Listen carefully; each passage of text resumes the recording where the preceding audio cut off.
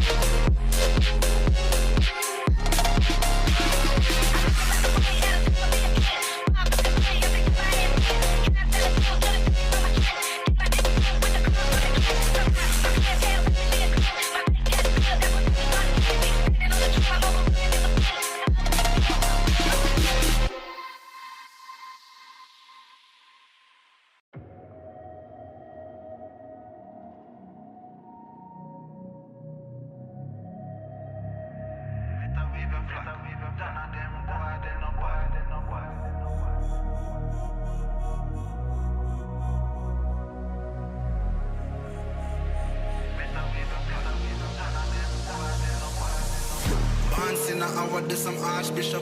Been a school them from when me in a khaki shot. Liverpool couldn't test the way me raw sit up quick draw. Him drop and can't get up, him not fast enough for my problem that you never solve. Send for the Dan brace for your firestorm, cause I turn into a monster. Ready for the war, better with your black. None of them boy, they no bad.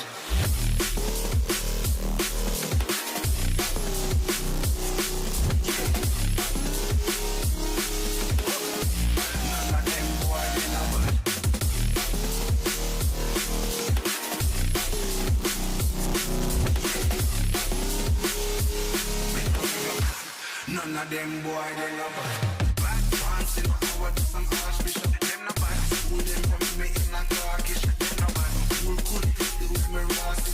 Drop, if I can't lift up, no fast enough for my Bible that you never solve. Send for the brand race for your fire song, cause I tell you to a monster. Ready for the war, better with your none of them boy, they no bad.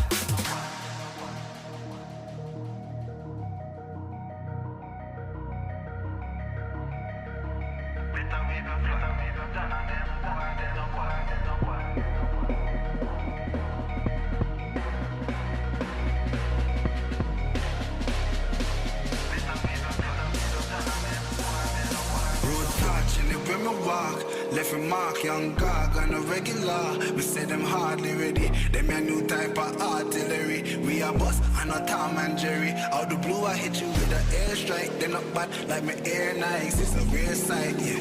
Steady aim with precision, make the vision with a clear sight. Better go get your affairs right. Them boy, they no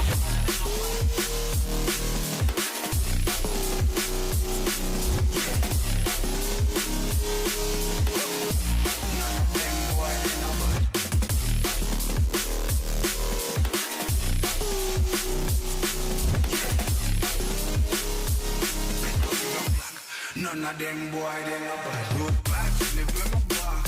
If you mark, them no bad, them no regular. We see them hard, them no bad. Me a new type of artillery. Me a bust, I know Tom and Jerry. All the blue, you by the airstrike, they no bad. Me air nice, clear sight. Steady aim, them no bad. And it's the vision, we got clear sight. Better to get your fit, them boy, they no bad.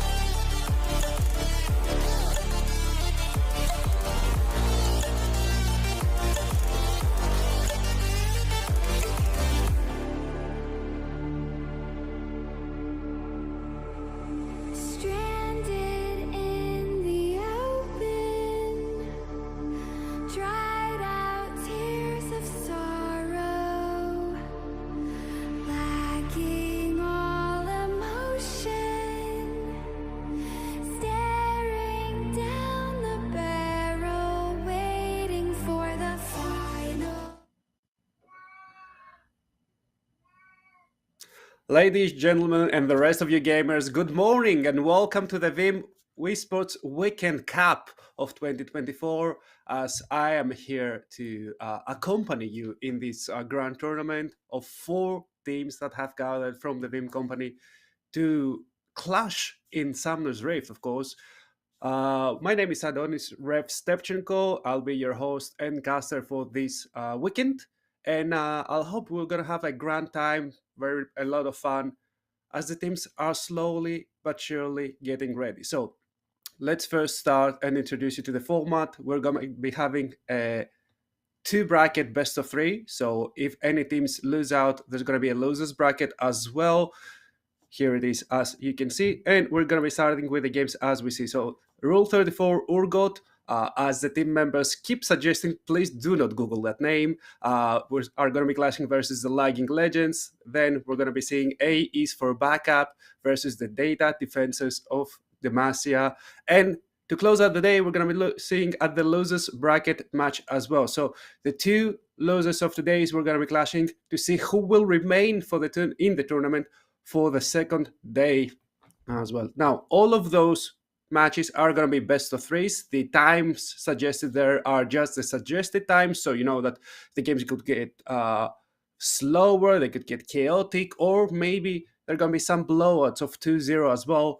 Nobody knows, as we don't sort of have any professional, let's say, players. We only have players with passion for the game and with some variable divisions as well. I've been looking through some of the players. Some state that they have the macro of a challenger, but the mechanic of a bronze. It's all here to prove as well. But it's all of divisions. I've seen from bronze up until diamond. So everything's going to be decided later. Now, here are going to be today's matches. As you can see on the screen as well, we're going to be starting with R34 Urgot versus Lagging Legends. Pretty soon, we're going to be seeing the first draft of the first game as well. And I think this is going to set up the pace and the whole character of the tournament.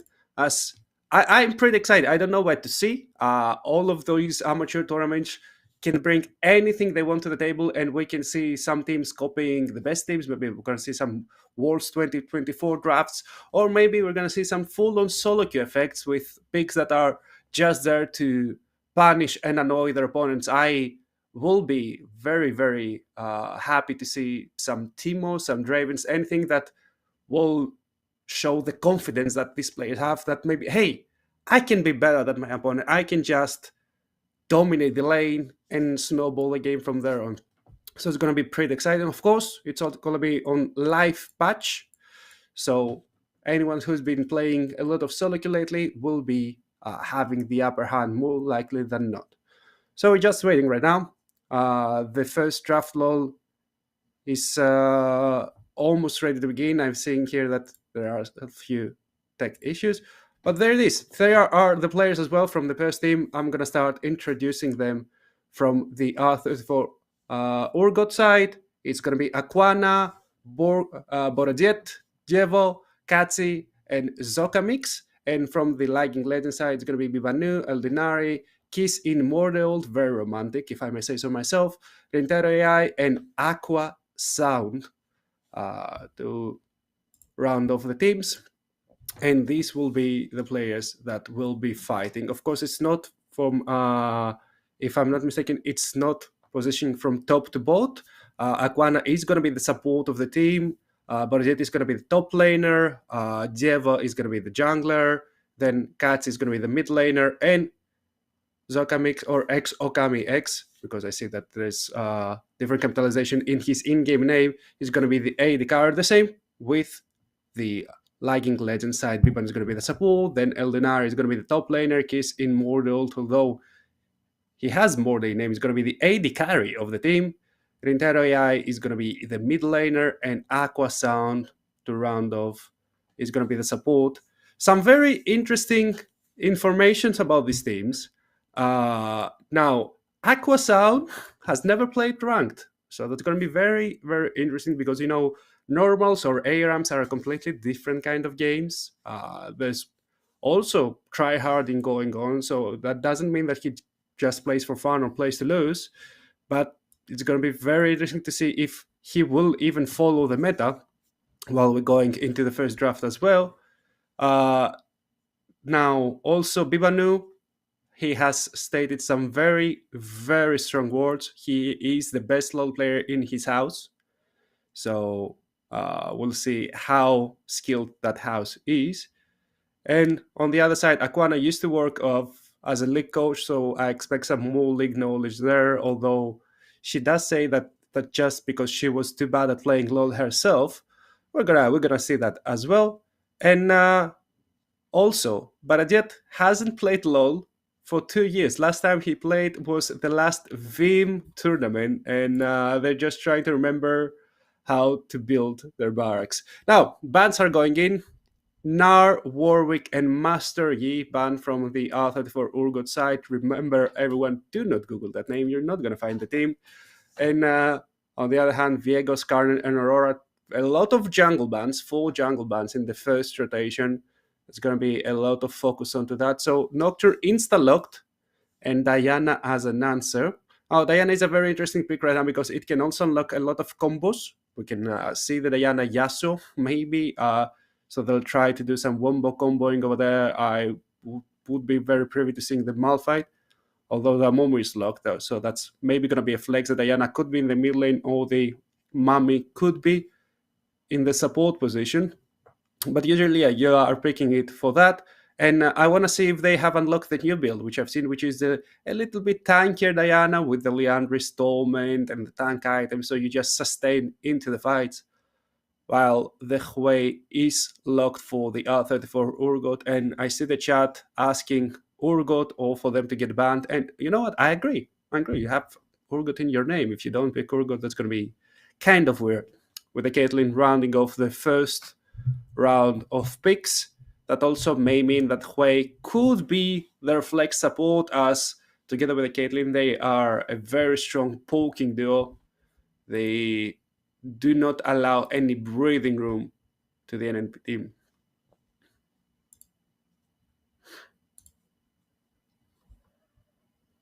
There's a lot of discussion for the last pick of the third side. It's Nunu. Wait, they have 3 jungle picks. Where's everything going? Okay, so I think it's gonna be Diana mid or top, Momo support, and Nunu jungle. That's what makes most sense to me. Unless they wanna really spice things up, or maybe I think, yep, it was a mistake. Let's see if they will allow for a rebuild of the draft, or maybe they just state which is they're supposed to pick, and we're gonna be seeing it there. I'm just waiting for the information. As soon as I'll see it, I'm gonna say it. Yeah, I think the draft will be remade, so we're gonna have a slight delay in the first game. You know, it's a live broadcast, everything's broadcasted live, stuff like that happens, unfortunately. So I'm gonna be asking you to be as patient as possible with us, and as soon as possible, we'll be going back into the draft. So rules are first 3 bans and 3 picks from everyone are gonna be the same. So we're gonna be seeing Nock, Hui, Caitlyn, Diana, and Amumu locked. The Nunu was not the supposed pick, so that's going to be changing. And of course, Nar, Warwick, Master Yi, Viego, Skarner, and Aurora will remain banned. So we're going to be waiting for those. Oh, as long as we're waiting, let's get to meet you guys as well. I'm seeing quite a few people here already. And how are you doing? How's your day?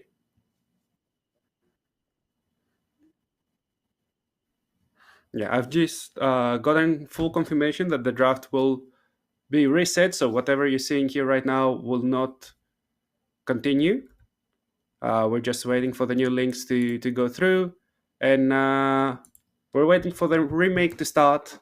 So yeah, how's your day, folks? How are you doing? Are you just waiting for your games? Are you looking at your friends playing, maybe to poke fun at them? One of the tournament plays T1, right? Yeah, I think they first have to go through G2 and then they play through T1. So that's the official. And then if they win, of course, Faker has to give them the World Cup as well by themselves, unfortunately. Them's the rules. So, today Faker has 5 cups. In 2 days, maybe he's going to have only 4. But that's in the hands of these Veeam players. So what happened is that there was a slide back in the draft low side. Sometimes it does do that when the time goes to expire and the pick isn't completely locked in. It just locks in a random pick. That random pick there was Nunu, and we're gonna be remaking the draft as soon as possible. We're gonna be seeing in our screens. So the first three bands from both teams will be the same. R34 Urgot has locked in their first three picks, and Lagging Legends have locked in their first two. And this is my cat Luigi, which is now locked out the screen. So we're gonna be seeing a repeat from the first um, drafts. Hey Shakito, hope you're doing good. And yeah, so as long as we're not seeing any new information, let me just introduce you. This guy, his name is Luigi. He is my first cat. I have four of them. He is a menace, but he does love me very, very much, and he's very cute. So say hi to Luigi, guys. He's stoked to be here. Yay! So yeah, you're gonna be waiting. It's gonna be everything the same for the next few picks. I really don't know what to strategize or what to think about what's gonna be instead of Nunu there. I think normally you should go either for an ADC because you already know the enemy DC, so you can kind of plan your next move around that, or you'll have to lock yourself a top laner there just to make sure that you can have a couple of bans. Though you should have hypothetically either your mid lane or support. So I think ADC would be the wisest option, especially if Amumu is in the support position. You can have something that actually synergizes with it, and try to build your team come from there. Try to build your team identity from that side.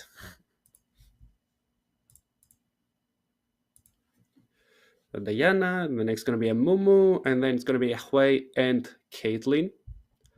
And then the mystery starts. We are not going to know what's going to be picked. I suppose it could be an ADC, something that can follow up all that engage. So if they want to go full diving, they can go for the Kai'Sa there. Otherwise, they can match range for range and try to play with the Jhin, although playing with a Jhin into a Nocturne is not fun at all. And they looked in the Nami. So Amumu is not going to be in the jungle. It's going to be in... sorry, not going to be in the support position. It's going to be in the jungle most likely. And Diana either mid or top, unless they... I don't know, unless they try and play some weird stuff in the bot lane, like Diana Nami. Nami is also like the enabler of all those weird, annoying picks. We've seen a lot of time, like Nami Rumble or Nami everything that you can empower the spells with your E, the Tide Color's Blessing. It's going to be very annoying to deal with. Mundo and Malphite are the next two bans, so top lane takes focus now. Already 4 bans for the top laner as well, and you're now banning away the Leona from Aquana. Of course, she used to be Diamond. She used to work as a league coach, so you do want to show some respect. We saw the picture as well, dressed in a Leona cosplay. Showing some respect sometimes is the wisest move. With Kennen rounding off the last bans.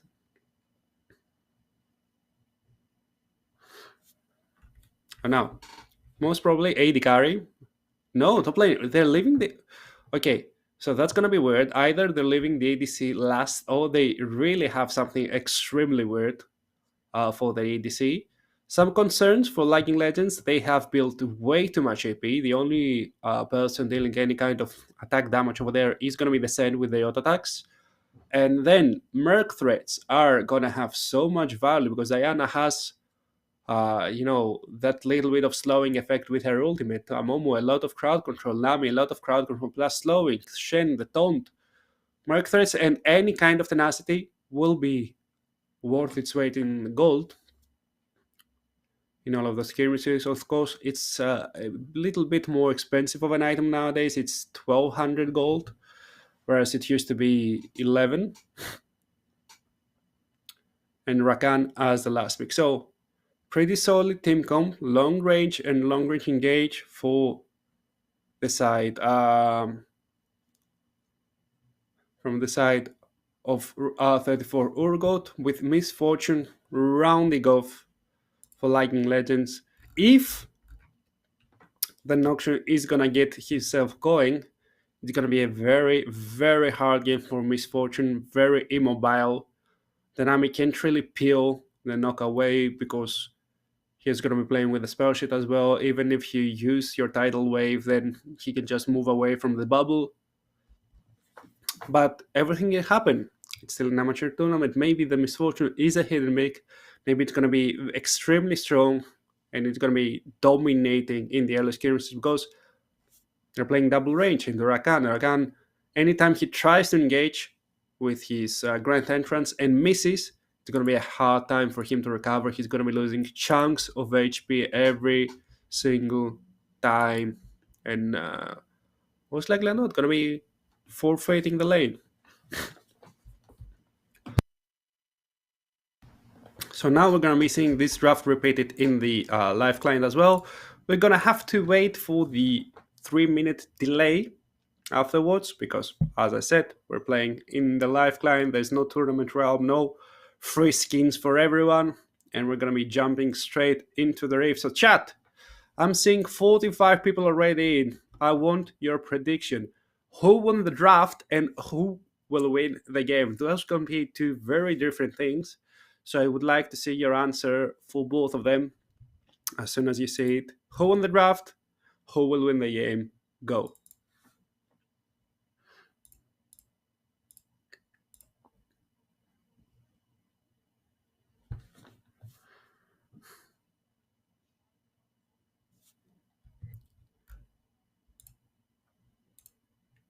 Still waiting for those answers. As long as we're waiting for the answer, we're getting ready to jump into the rift as well. Now, the names should be the same as you saw them in the presentation before. So we're going to be seeing, yep. Now, the order is a little bit jumbled over there. So I'm going to be going from top to bot. For R34 Urgot, it's going to be top lane Borazet. In the jungle, it's going to be Jeva. In the mid lane, Katsi, X Okami, X for on the AD carry position. Of course, you see them there as the Jinx. And Aquana at the support. There are do have champions that represent their roles right now, with the Aurora maybe being more of a top laner, but I respect that. And on the other side, Lightning Legends will have Eldinari as their top laner, Aquasan as their jungler. Their mid lane is going to be Rintero AI, AD carry, Kiss in Mordeult, and then support is going to be Bibanu. And some more information. All of those teams are new teams, so they have been drafted in the start of the tournament, except R34 Urgot. So Rule 34 Urgot have been pre-made, so they might have a slight advantage. I see chat preferring the right side draft, so they do like the wombo combo with the Misfortune ultimate, just making sure that nobody can move away from that bullet time. But do bear in mind that Rule 34 Urgot, the team on the blue side for this first game, is the pre-made team. Okay, they do have a little bit more synergy. They have played together before, most likely, and they are looking to dominate. So they came in swinging, and we'll see if that will translate in the Summer's Rift as well. So having that in mind, with that new information for you, do you still believe that the red side will win that first map? That's my follow-up question for you. So you see, I bring it in layers.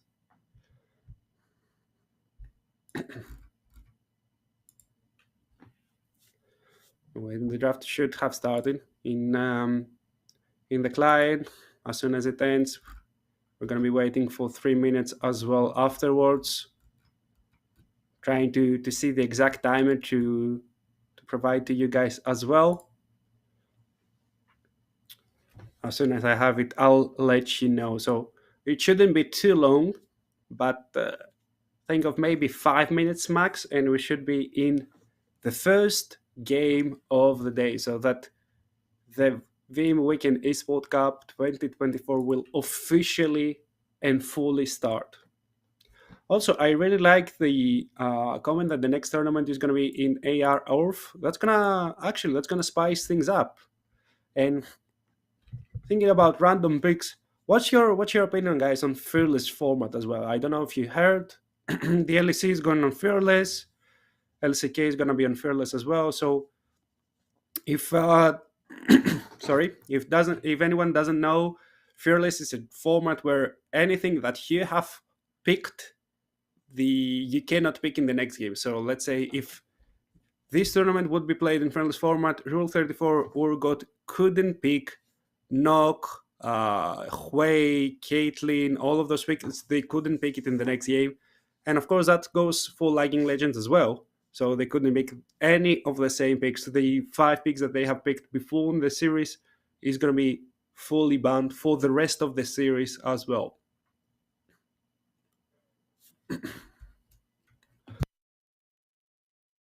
Fearless would be, yeah, I know, right? However, that means also that if you're gonna go into the distance, so if you're gonna be playing 5 games, it would be very, very weird. Suddenly, like, you have to bring something from deep into your pocket, because there's Fearless and there's Ultimate Fearless. If you're playing Fearless in the 5th game, considering that there are still 5 bans in each game, you will have 25 picks banned against you. So 4 in each position, and then you can like double down on a single position and have 5 more picks, let's say on top laner or whatever. But if you're playing Ultimate Fearless, you have the enemy's picks banned against you as well. So it's going to be extremely then awkward. Imagine like you're playing casual League of Legends, you like playing your champion, suddenly you're looking at your role, 10 picks from your role are banned away, 3 more in the next ban phase, and you only have half of the champions to play with. Suddenly Timo in the carry maybe would appear. You don't know. All of those solo queue strats will show their shy little noses over there as well. So it's gonna be fun as well. I'm not sure how it's gonna work in full competitive, but I'd love to see them in amateur tournaments, to be honest with you.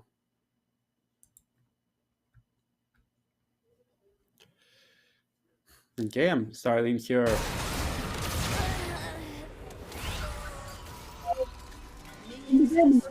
This draft, unfortunate for you who picked the red side. There's been an early invade. They caught out a Momo who is gonna be playing in the jungle, and they got him out kill going to the Caitlyn. And she starts with an extra pair of boots, which means that she'll be able to keep her spacing better and try and abuse the range advantage that she has. Like, it's not a huge range advantage, just a slight one, but it still can matter a lot when you have the movement speed in your favor.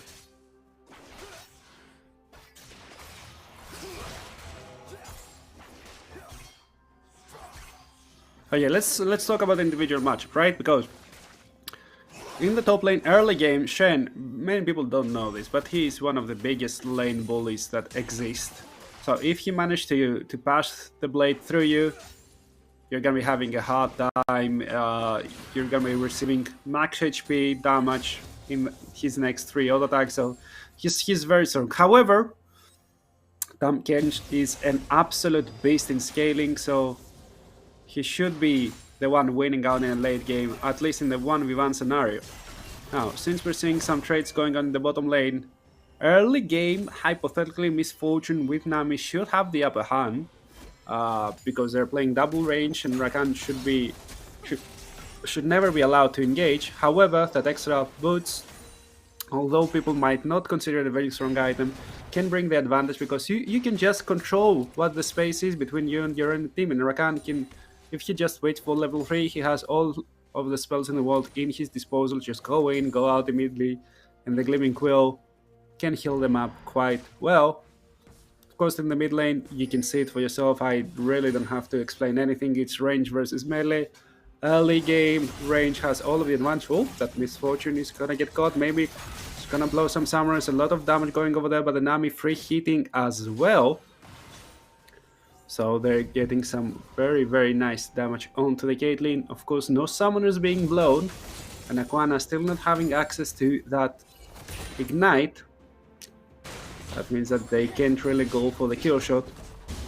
As for the jungle is a weird role. You can always think of it in a 1v1 isolated scenario, but if they do clash 1v1, the Nocturne should have the upper hand at least until the first item, maybe the second, as Amomo doesn't really have the burst and is only looking for some slow and steady skirmishes. Then engage, that's gonna get deep, the bandage toss sticks into a minion and the tongue lash doesn't connect as well. So the gank was not great. Oh, the Comet almost executed Rinterea, who has to run into that second tier tower to protect themselves. There's a lot of damage there. The barrier being blown away. Caitlyn already has her own distance with the 90 caliber net. The Nocturne is looking to invade the Mumu as well, as the little sad mummy has shown his face in the mid lane. But now they do find where Nock is. If they've started now, they can see the 32 CS means a full clear in the jungle, plus 2 Scuttle Crabs. So Momo checking there, seeing that the Scuttle Crab has indeed been taken away and will turn tail to his own jungle. Now, here's where the fun begins for Caitlyn, as when you can stack up those waves and crash them under the enemy turret, you'll be able to either take plates or poke the enemy away. Best case scenario, you can take both. And the observer very kindly shows us the first Drake has spawned. It's a Chemtech Drake, and honestly, guys, what is your favorite Drake? Because for me, Chemtech, I think it's my least favorite Drake in the game. Maybe if you have some healing, it's gonna be kinda nice, but otherwise, nope. Oh, the Ignite's been blown away. 100 HP for Misfortune. But that Q doesn't connect from the Caitlyn. So there's gonna be no more kill pressure. Maybe they're trying to force the MF away so that they're gonna get more of a CS and XP lead.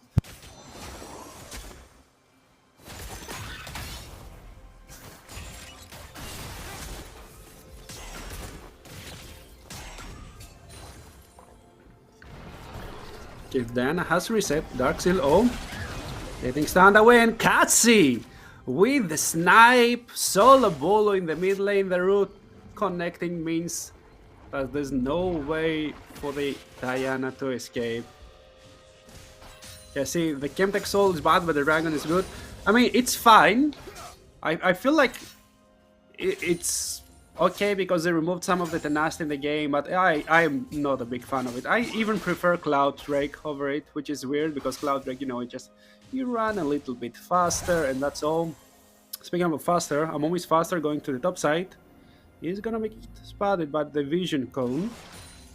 And Nock is gonna get started on the grabs as well. Now Nocturne with his passive is clearing those grabs super fast. I don't know if we can see the Nocturne, but we're gonna see the grabs disappearing extremely quickly, especially with him having access to the Tiamat. There it is, first grab already down, hasn't even... no, he has mited. But with the Tiamat, he's also collecting all the little mites, 5-6 gold extra each time. It can add up to more and more in the situation. So 3 grabs going for the side of 34 Urgot. That means that they're gonna have a lot more pushing power, which is excellent because right now they do have the range advantage in the mid lane. And Hui is playing the range quite well. He doesn't allow the Diana to walk up at any single point. Of course, misses it. Now that Diana walks in, has the ultimate. The Fear does connect, but Nocturne flies into the mid lane, and that's never gonna be a 1v1. The Nocturne does help, and Hui collects a second kill under his belt. Now we'll have some time to recover it as well. Nice trade on the bottom lane, however, Caitlyn remains on 1/3 of her HP, still has access to the barrier, not in any trouble of dying. But Katsi is getting stronger and stronger as we speak, and now with 3 grabs. He has already collected the first plate, maybe we'll collect the second before recalling.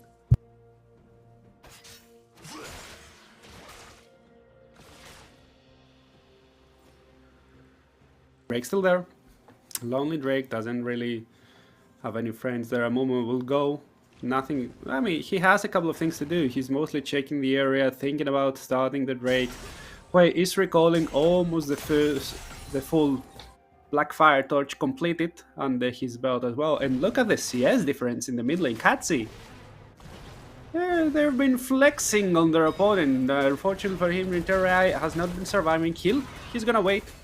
Diana is a pick that very, very much spikes later, and they're gonna be looking for their ultimate. Rinterai will have to connect a lot of people with his ults so that he'll allow MF to do a lot of damage, but there he's feared. And maybe even dead. No, the Spartan Despair not used. But Rintero will have to reset once again. Oh, will reset faster. He's sniped away. And Nocturne is trying to contest a Drake. 1200 HP, 1100. He stole it. And now Mumu is dead by that headshot. Okami X getting the kill. Okami. Oh no. Oh no. The blasting cone was the despise. Shen's trying to come in with the ultimate. Didn't have enough time. Gets the taunt, but that bullet time did not last nearly enough. Now there's another kill. There's a Nocturne ultimate. Double kill. Polnock leaves away with a sliver of HP. They're trying to get something back, but the Rakan slows them down. No mana for the Battlelands to get away. That's the first kill for the side of Lagging Legends. Rentaro gets it, then steps in the trap. Shen is there, gets the taunt, but the damage is quite enough. 200 HP, one more auto attack should do it. And it's not going to connect as the Amumu uses his ultimate, flashes in, gets the shutdown on the Caitlyn, connects with the bandage toes, and that's the chaos we've been looking for. Does he have one more? The answer must be no. Rintaro flashes, uses in, and one more shutdown. He might only have 40 CS, but he has 5 stacks on his Dark Soul already. That's so much action over there. So much gold going back into the side of Lagging Legends. But they still have a long way to climb. They're 3k gold behind. And let's see the replay as well. So it all started here. It all started like 2-3 minutes ago. Where they're checking in the Drake. Of course, Rakan is quite low. Doesn't really want to engage. Nocturne gets the steal. And there's the kill with the headshot for the Caitlyn, and they want to chase more and more. Look, Misfortune unfortunately does click on the blasting cone. That means that she will die, but then the damage is split. The Hui wanted to kill the Nami. Nami leaves with 200 HP, and that means that Shen can join the fray and deal so much damage. Nami will then die. 2 spells used on her, 2 tower shots taken from the Nocturne, and they're all so low but still want to fight. Rakan tries to give their life, maybe wants to battle dance away, not enough mana after using the Gleaming Quill. And then the Swell Stark connecting. Caitlyn deals so much damage, gets taunted, and that W from the Sin saves so much HP. Look at here. One more auto attack would do the trick, but Amumu with the Curse of the Sad Mummy, with the flash, gets the first shutdown. And then Diana with the flashy will collect the second, and 2 more stacks in the Dark Seal. There it is.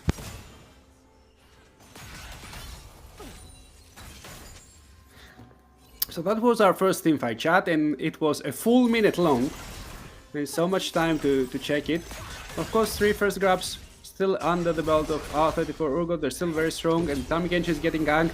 A second bandage toss, and then the Nocturne flies in. The Tongue Lash kills him for so much, and Shen, he's nearsighted. He can't go anywhere. No flash. Dievo gets the killing spree, 3-0-4, and can then easily collect the next 3 of grabs. Whereas Katsi is getting the 3rd plate as well. So I don't know if we can see the individual gold leads of those players, but the team goal lead is 5k, and R34 Urgots. Don't Google the name, but they are dominating. Look, mid lane, it's 1600 gold, bot lane 1k, jungle close to 2k even. And all of those roles have been snowballing out of proportion. Now, with 6 grabs and very few plates remaining in all of those turrets, it's going to be very, very hard for the side of the Lagging Legends to keep those structures up. Oh, there's this fight in the bottom lane. Nami is 1 HP, use the tidal wave. There's still the ace in the hole, trying to get the Misfortune. Misfortune gets dealt a little bit more damage. And now that they stayed in the lane, and with Amumu having shown his face in the top side, they may even go to collect the rest of the turret. Bullet time is up and available though, and his Immortal will threaten them just enough not allow them to connect to the tower. Turret plating will fall soon. Diana is getting slightly tankier now, with that Kinder Gem, of course. Hui has gone with the slow burner of a build. Doesn't really look to one-shot you. He has a mask, so he's going for the Liandry's. He will be getting through all those thick HP bars, but we'll be seeing the Herald of the Rift spawning into existence as we get into the 14 minutes of the first game and in the mid game. Still the goal late 5k in favor of R34 Urgot, and there's an X-Drake. So my two least favorite Drakes are up, and wait, that's a third or a fourth solo kill? I mean, Katsi. Wow, they're making a statement over there. Well played. A second Drake starts to get collected from R34 Urgot. Amomo is close, but he's gonna walk over Vision, I think. So Kachi will be aware. But now the plates have fallen. The towers are not as tanky as they used to be. And of course with 6 grabs as well, they can just look at them with a mid-look and they will evaporate. A lot of items have been completed. We're seeing the Heart Steel proc on Eldinari as well. So the Tamkens will be stacking his HP over and over again. Without HP. Oh, there's the ultimate. Nice flash from Kachin on the other side. The quickness is going to pop. They're trying to save the Caitlyn. The bullet time does not connect to anything. As Noxure used his paranoia, so the vision was not there. Hui, he's looking for something. Caitlyn will connect the traps. They will not entrap anyone just yet, as Kate made quick deal of the bot lane tier 1 tower. Got the first tower blood before connecting with her team. But that's 2 flashes down, however, for the side of R34 Urgot. They need to be kind of careful for the next 4 minutes or so.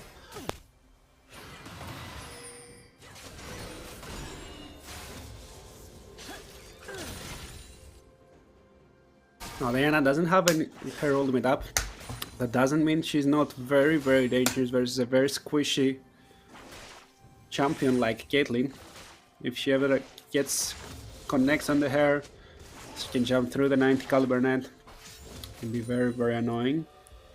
Amomo showing his face in the top side, trying to maybe gank or at least allow Eldinari get something here. We're seeing the levels, and they're all actually very nice infographic over there. Kudos. Now the Rift Hell has spawned, but I'm seeing R34 Urgot doing the greedy thing. They are delaying the Herald. They're saying, okay, we don't care, we want to accelerate the game through other means, collect as much from the enemy jungle as we possibly can. Eteka. And then, if they take it close to the Baron and they collect the Baron almost together with the Herald, they can then look to end the game with both, as their pushing power will be unmatched. The tower needs a single out attack. Caitlyn isn't willing to move forward to use it because maybe she'll have to use her flash afterwards to escape. No bounty on her head, so she may feel happier to give her life or something like that, but giving items to Diana, giving more stacks to her Daxil is not something you are very willing to do. Rift held, finally collected, Shelly in the pockets of Jevo, who is almost 2 items strong as well. And they're pushing all 3 lanes. They're not looking to group, they're looking to spread Lagging Legends thin. Lagging Legends need to be as 4 in the mid lane. That means they're losing a lot of CS, a lot of XP from those other ways, as Hui, Katsi keeps on pushing. He needs to start resetting, maybe even teleport. If they check that brush, he might be in trouble. But it seems that Kissing Mordor is more concerned in collecting some of that wave. Oh, there's a paranoia, then jump on the dynamic, quickness on top of her immediately. Amomo sees all that and runs away. The fear does connect through the flash, and Kachi teleports in the mid lane. They're looking for Diana as well. Diana flash preempted, very nice flash as they get the flash from Aquana as well. Amomo Stepson and Trap, that's a lot of damage, as well as Kissing Mordor, and they're looking for more. Knock, trying to poke away, has the Rift Herald as well. Let's not forget that the Gnashing Bow does connect. Amomo needs to go in, and Okami X gets the kill. Ace in the hole will connect on the Misfortune. 450 HP remaining, not a lot of tankiness, and they do pop the Herald as well. Can they take more than one turret? Most likely not. Oh! And that's a traffic violation over there. The Reef Herald did hit its head on the already broken tower. They still get the inner tower in the mid lane. Let's see if they will use the Herald to go to somewhere else. Nope. So that's the 4th tower for the side of R34 Urgot. We're not looking at him, but Tam Kench in the top side for a Jet. Does get one more turret, 124 extra HP in his Dark Seal, Heart Seal.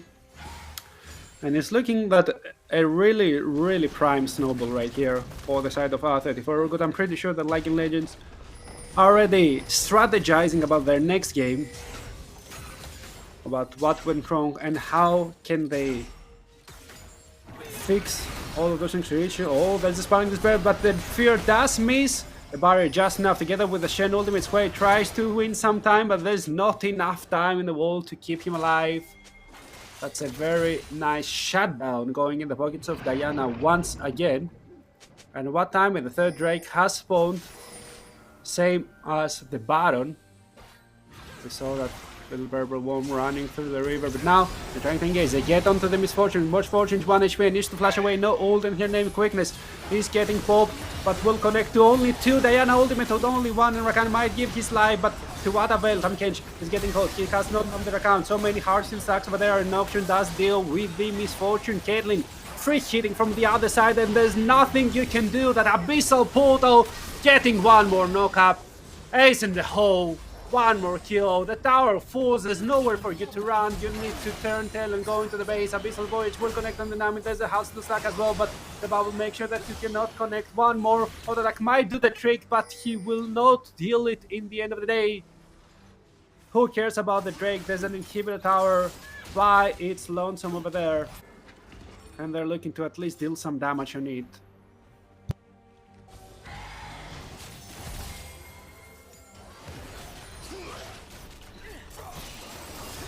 Nock is dealing with the tower by itself. Shen, that's the tank of the team.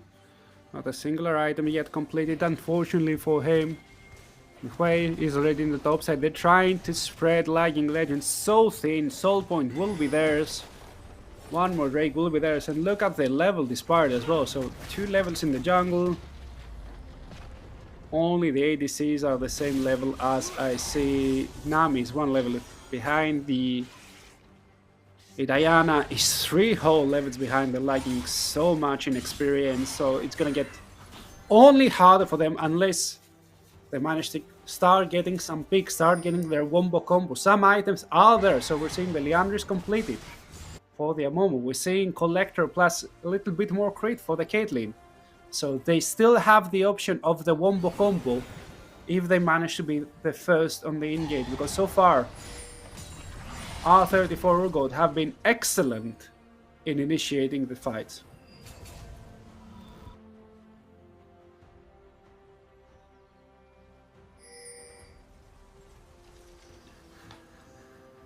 The Baron is up. Don't forget about that soul point for the Urgot team. They only have the inhibitor towers plus Nexus towers to stare them down. And they're trying to slowly but surely build the vision up on the side of the Baron. If we look, like there's a lot of blue trinkets over that Baron area. There's only one red one. The vision from the side of Lightning Legends is very little and very thin so far. So it's getting harder and harder for them to face it. Even if you have some tanks, they cannot really sustain through that Caitlyn damage, especially with the last Whisper through that full anti-tank build from Katsi. The Baron will be taken down quite quickly as well from R34 Urgot. Alright, this Baron taking 23 minutes in the game, so until the 26th minute mark they will have that neutral objective. And the goal lead is huge, it's already close to 14k. Oh, Hui is 1 HP. Hui dies and gives. Is it a shutdown? No, it's not a shutdown, but gives some more gold to Kiss and Mordor. That's one Baron down. A little bit of greatness is showing its face from the side of R34 Urgot, but they still have 4 Bards strong. Kachi will have the flash up as soon as they go in. That's a decent chunk of damage on the Tamkins. Unfortunately for them, he will heal some of it up.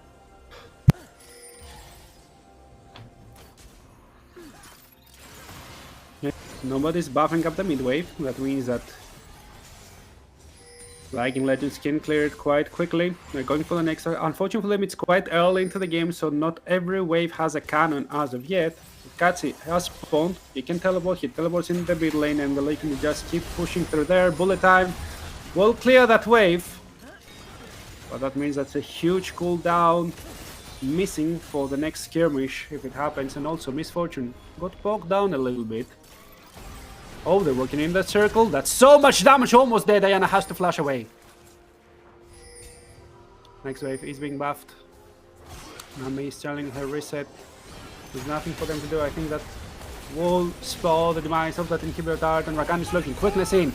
2-man knock up, and Misfortune will have to flash away because of the chat. Mami is there. 3 members are getting immobilized, but doesn't matter. There's no bullet time. Flash Rakan, Grand Tenders are getting the slow, they're getting Spiraling Spear, they're getting everything they want.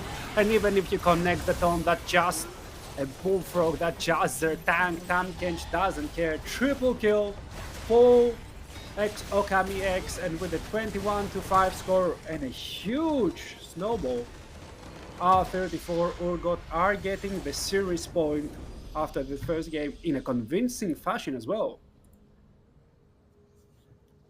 Chat, I want to see you. I want to see the wall plays from fans of the both teams, even from the Lagging Legends. Lagging Legends are still not out of this series, so it's only 1-0. Rule 34 Urgot has shown the dominance, but now Lagging Legends have the side selection. They do have the choice of that. I think there's going to be a little break, as I'm seeing. I'm looking at the chats as well. Yeah, I think we're gonna have a short break for the teams to gather their breaths to make sure they're on the best form. But what a performance, honestly, from Rule 34 Urgot. Do not Google that name. Katsi getting all those solo kills. Everyone's being on the top of their game. Jevo with his jungler was so strong. I'm not sure if we're going to go into a small break in the broadcast or we're going to go straight up with the next draft as soon as it's ready.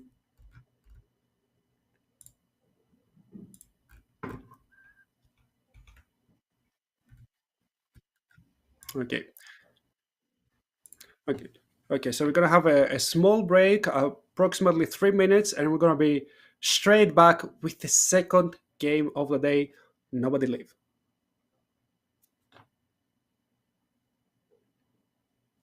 All right.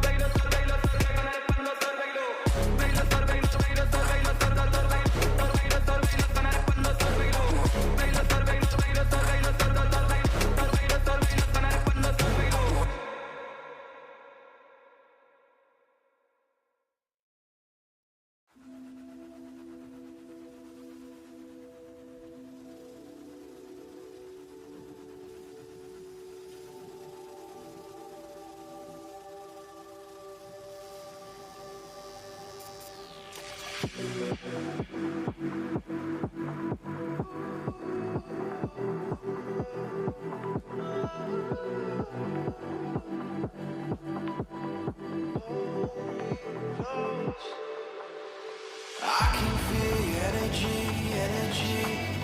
It's like you're standing next to me. You're forever on my mind. You're forever by my side. Won't you hold me closely? I don't wanna fade away. Please just watch over me. It's not easy. Your love is immortal.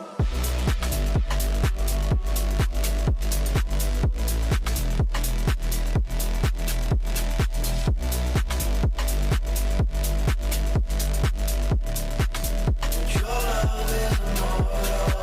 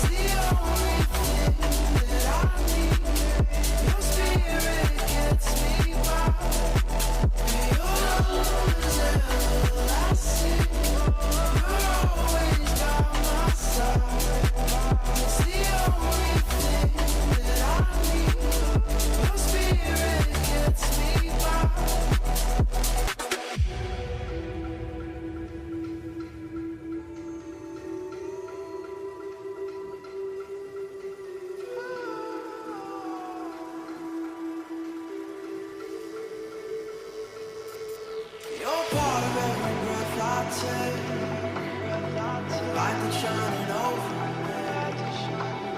You're there for every choice I make, guide to help me find my way.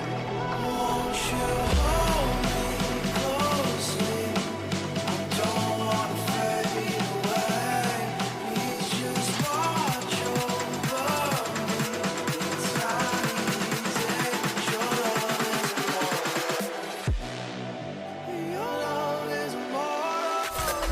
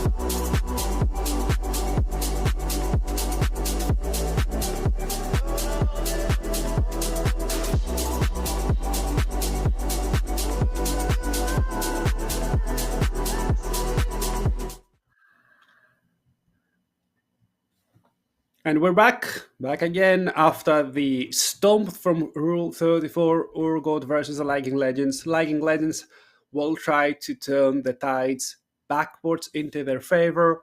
I think they've selected blue side, if I'm not mistaken, and we're pretty soon going to be jumping into the draft. Now, pretty excited to see what they will be switching up. I really don't know what the internal meeting in that break was. Maybe they didn't like certain picks. Maybe the Nocturne proved a little bit too difficult to handle, and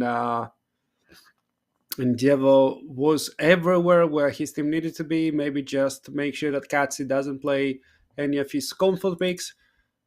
And here we are, second draft. Once again, Viego and Warwick are getting banned away, and here is the change. Immediately, the Hui is getting banned away from the hands of Katsi. He was excellent in the mid lane, and Teroyai could not manage to decipher his code and play against that pick. Master Yi is still the same. R34 Urgot don't really have any reason to stir up their draft as they were just dominating left, right, and center. And there's the Aurora as well. I think that's from Kachi's hand, as he does play a lot of Aurora. Yeah, it's his most played, honestly. And the other then remaining is going to be either Syndra with very few games or Ari is getting a few games in Ari as well. Knock, the last ban from Arthur for Urgo. They don't want to give it away. Zyra first pick. Okay, that can be either Zyra support, which been climbing a lot in priority, honestly. It's not bad at all. Or it's going to be Zyra jungle, which was extremely prevalent for a couple of months, but then it's getting slightly, slowly, yet surely nerfed down and down and down. Now, I'm looking at the stats. I don't see Aquasan having any Zyra games, honestly. But no, he has just one, at least in the latest split. Maybe he has more in the earliest, but there's a lot of Zyra games from Bibanu. So I think it's going to be a Zyra support. They're locking in instantly Scanner plus Leona, saying even if it's a Zyra support, we're going to engage on top of her. We're not going to let her breathe at all. And together with there, I think you kind of need something poking, something long range. We're looking the Jarvan, so there's going to be some at least engage. That's the comfort for their jungler. But apart from comfort for Aqua Sound, let's see if they will lock in their bottom lane as well, just to complete that trio and allow their solo laners to just exist in the second phase of the draft.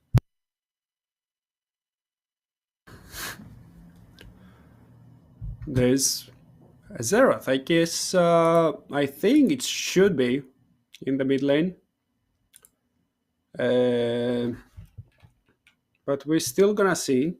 It could be some weird switcheroo with the Zerath being in the bot lane. Not really sure. The Caitlyn gotta get locked again. Since it worked the first time for Exogami X, why wouldn't it work this time as well? He was almost never pressured. Very long range, can follow up on every engagement. If Thelona uses her CC combo quite well, then you have a very easy time setting out down your traps and getting a lot of damage onto the enemy team.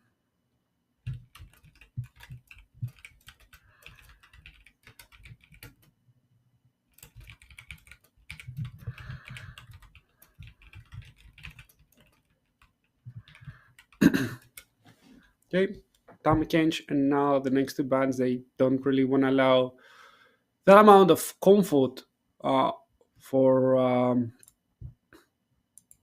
for Borodjet. He was pretty chilling over there with the Tamkench. Kennen once again the last ban from the side of R34 Urgot.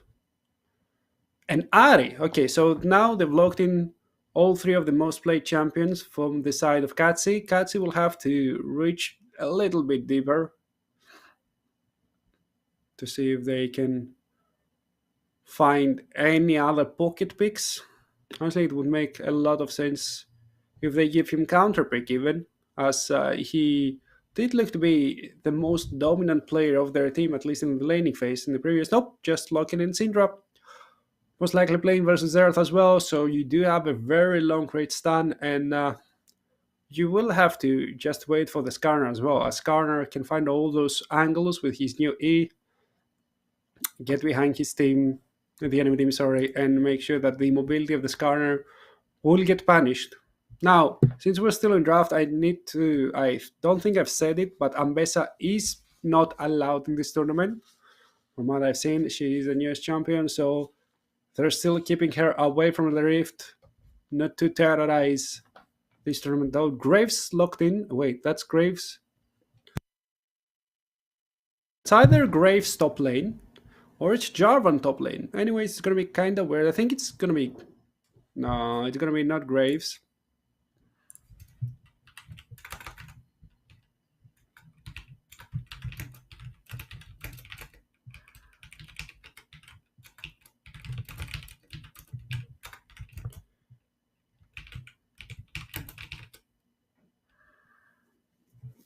Okay, it's not gonna be Graves here. That was a mistake, misfortune.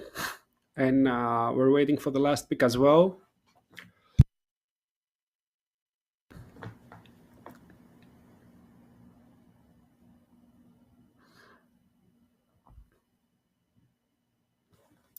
We're still waiting for the communication. So the grade's gonna be remade, and it's Cho'Gath from what it seems. And now we're waiting for the answer. So as soon as I know, I'm gonna let you guys know as well. Cho'Gath and Misfortune were the last two picks for the side of Lagging Legends, and now we're waiting for the answer from.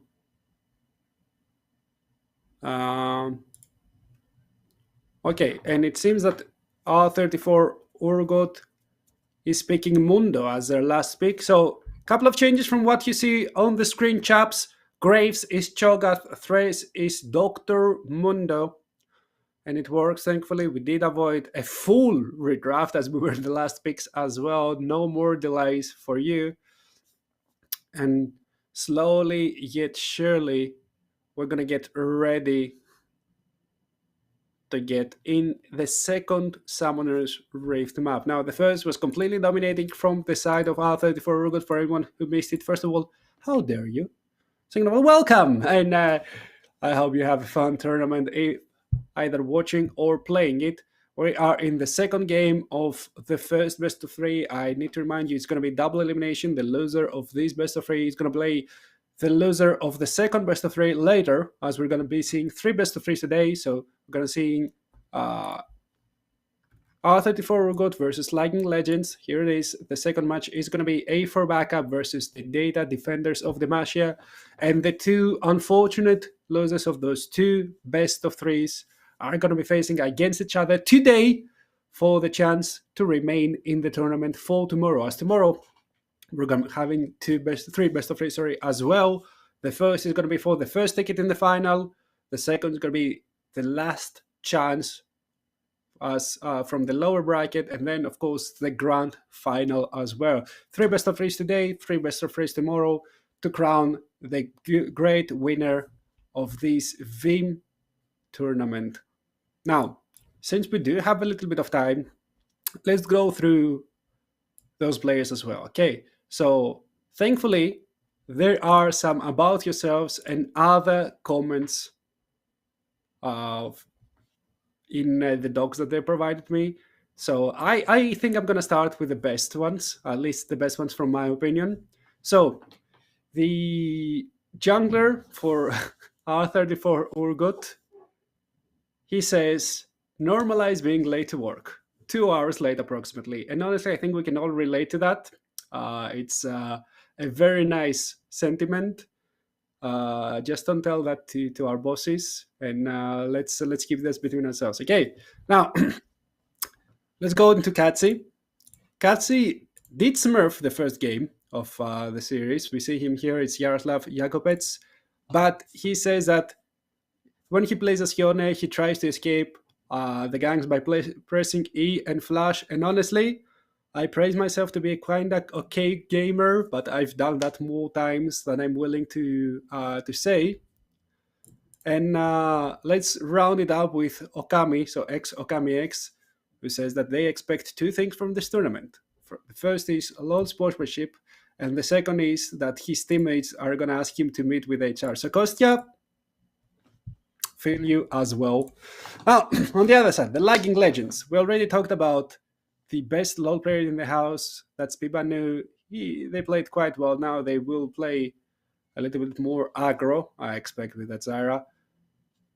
But who does know something about Eldunari? We see them, Maria Trubacheva, sorry, she used to be a streamer back in the day, and she then decided to turn that gaming obsession for a slightly more professional king. So what she's doing here, she is, if I'm not mistaken, a recruiter, and that's how they got their recruiting skills. They used to be a streamer, they know how to talk to people, they know how to be entertaining and to try and read the other person. So that's how you're getting your people here. That's sometimes you need to know that you can get some skills from gaming. Now, a little fun fact about Aqua Sound is that they got their nickname in the middle school and still use it. I, for once, changed it, I think, once. Yeah, I used to have a little bit of a different one. And they started playing the game not so long ago, so don't expect them to be faker. But I think we're going to call this a lie. They played pretty well, honestly. Especially from someone who doesn't play ranked. I saw some pretty nice moves. And the last move is from Rintero AI, who said that they love the spaghetti code. Honestly, I just love the spaghetti. That's all from me. So these are the players. We get to know them. Some of you know them more from work, maybe from your private lives. You're friend with them, but this is who they are. You see them on your screen. So let's give them our best. Let's support them, as we're very very close to getting into the second map for that first best of three. And see, I honestly would love to see all three best of threes go into all 3 games long. So we're gonna have some very very high intensity matches. Well, we'll see, because maybe Rule 34 Urgots have a different thing to say to us. Maybe they're here to just dominate.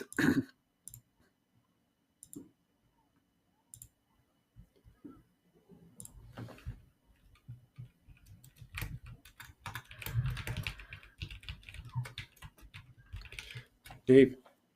So, as I asked in the previous game as well, guys, I don't know if you remember the draft, but if you do remember the draft, who do you think won the draft? And follow-up question: even if they don't, if they won the draft, do you think that they will win the game? That is my question to you right now. You do have a little bit of time to answer it. We should be getting closer and closer into getting that in that draft. So for the Liking Legends is going to be Graves, Jarvan, Zerath, Misfortune. Cho'Gath, Jarvan, Zerath, Misfortune, and Zara. And for the Rule 34 Urgot is going to be Cho'Gath, Skarner, Syndra, Caitlyn, and Leona.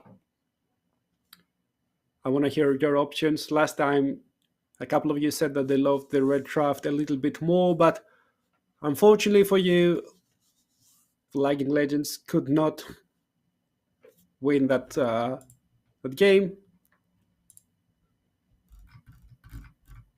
So we see if you manage to find the winner this time around, as you do have a little bit more info. We already saw those teams clashing on the Rift once.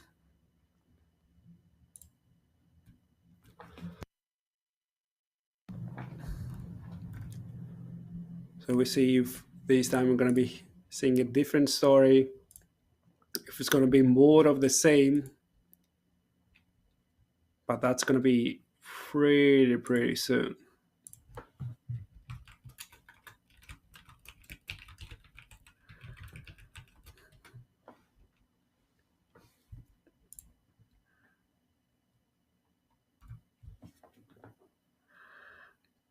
So, chat, tell me, what's the weather where you are right now? Is it snowing? I've heard that's a lot of snow going around everywhere. It's getting colder and colder. I do love the snow. Unfortunately, there's no snow here. There's only a lot of humidity, and I hate humidity, if I'm gonna be honest with you.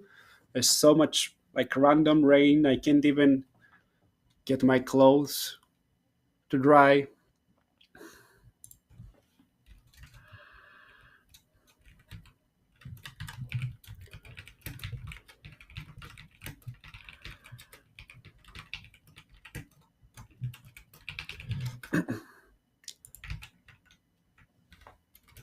And also, yeah, I kind of hate that. But yeah, it's fine. That means that there's more time for me to stay inside, to watch or play video games. League of Legends, getting into TFT later lately as well. So, if you want to have some TFT cups as well, just let's do it. It's gonna be fun. Maybe less mechanics there, but more, mind power.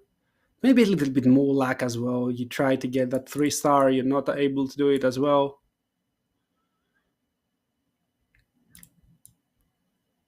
It's still fun. You can. It's a very chill game. In League of Legends, yes, you can still listen to some music, but you have to lock in. You have to be completely serious for all those like 30, 40 minutes.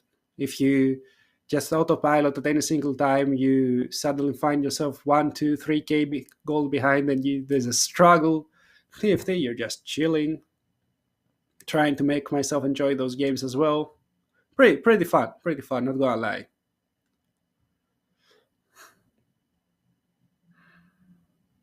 And also like as well as the MVP and etc. I'd like for you to guys to vote who has the best picture from those 10.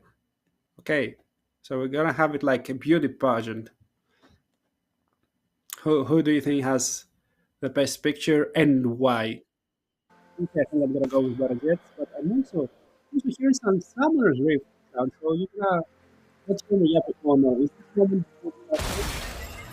That moment for disaster? The flashing game, they're getting the flash from the Zyra.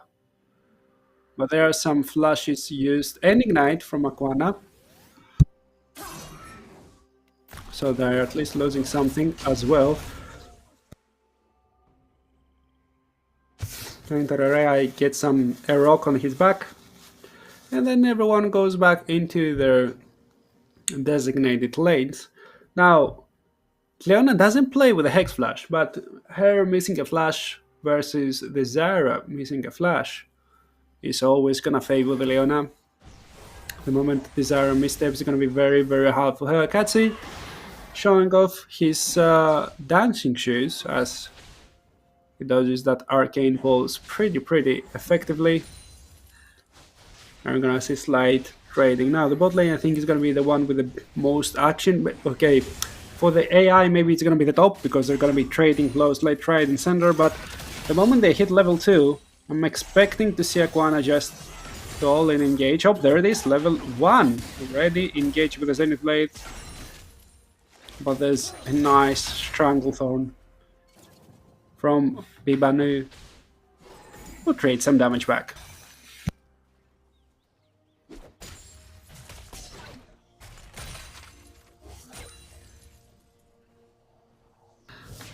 Now, Dr. Mundo into the Cho'Gath is a very interesting choice. It's a very sustained matchup from both of those teams. In the early game, Cho'Gath should have the upper hand. All those whirlpool spikes are very effective in pushing in the wave, dealing some damage as well, and with his carnivore passive, he makes sure that Eldenari will not stay out of mana or out of gold. Oh, there's a gun going in. Bibanu has no idea. There's a E. He goes to the wall, catches the Zyra. The Zyra is pinned to the wall. There's a Leona following up. A trap that will connect. And the first blood goes to Okami X. Once again, that Caitlyn is being set ahead.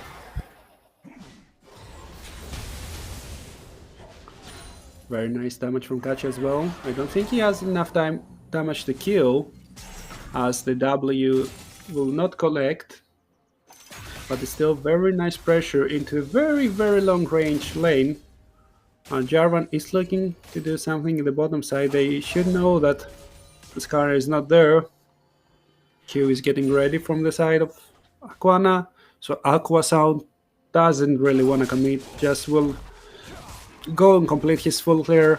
He's quite further ahead from the side of Devo, as Devo did get his team ahead with that first very, very early gank as well.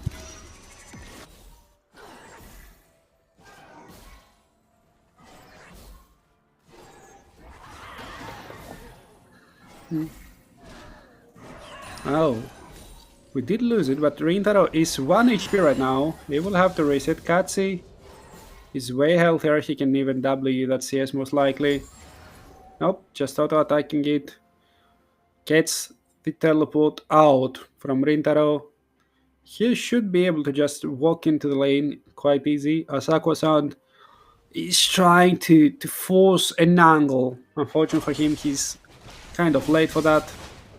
Instead, Ivan will just help them get the Scuttlecraft Warriors in the top side. Devo with the flash spent into Eldonari forces Eldonari flash down, and they force the 1-for-1. Mundo will just drive his way backwards. Oh, that's a nice trade from both sides. A lot of damage. Kachi is getting trimmed down by the wave. Connects with one more dark, so he has to dodge the Arcana Bolts. That means that they do lose one more CS.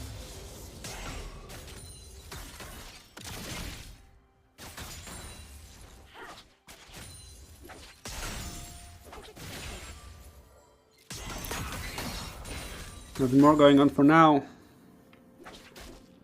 Wait, 3 kills? Which one was the third? For some reason it says 3 kills versus 1, but I only can count 2. Where is the third one? Are we further? Oh, there was a flash for some reason. Katsi tries to look for an angle. Instead, he just didn't want to get low enough to be threatened with the ultimate. Skarner goes in the mid lane, dodges the stun. There's the unleash power. One more issue, do it. One more auto attack. The Rogue Devo collects his second kill. That was the third kill.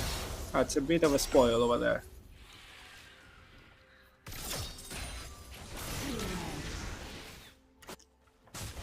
Zyra almost got picked up there.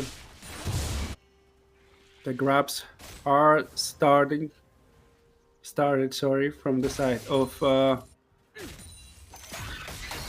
Lightning Legends, and they should be able to get all 3 of them as the resets are coming through. And we see here once again the gank from Devo. One more rock, doesn't tank more than he has to. An excellent gank. He's been everywhere for his team. 2-0-1 already. 2 Giant belt under his belt. We'll be getting to that hard seal quite quickly.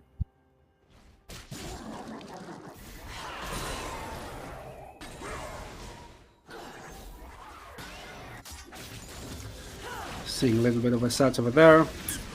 Slower game than the last one. Just 1k of a gold lead. For good. Still a gold lead, which feels nice. Without the grabs, the Caitlyn can't really push as fast as she'd love to.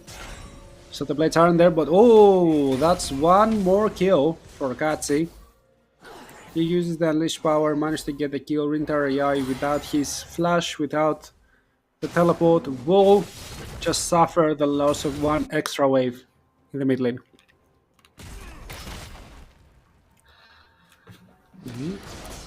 A bit of a trade going on the top side. They're both only Barazet has his ultimate, so he should be able to run Cho'Gath down if he wished to.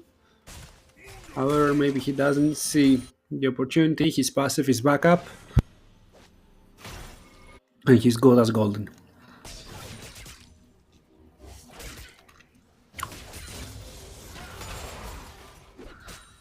Now being slightly handling speed means that there's more stats now for the Cho'Gath. She's looking to find the matchup using the ultimate immediately, so I think Barjet should be able to engage. Still very afraid. Oh, there's the ultimate onto Katsi. Katsi gets a lot of damage onto him.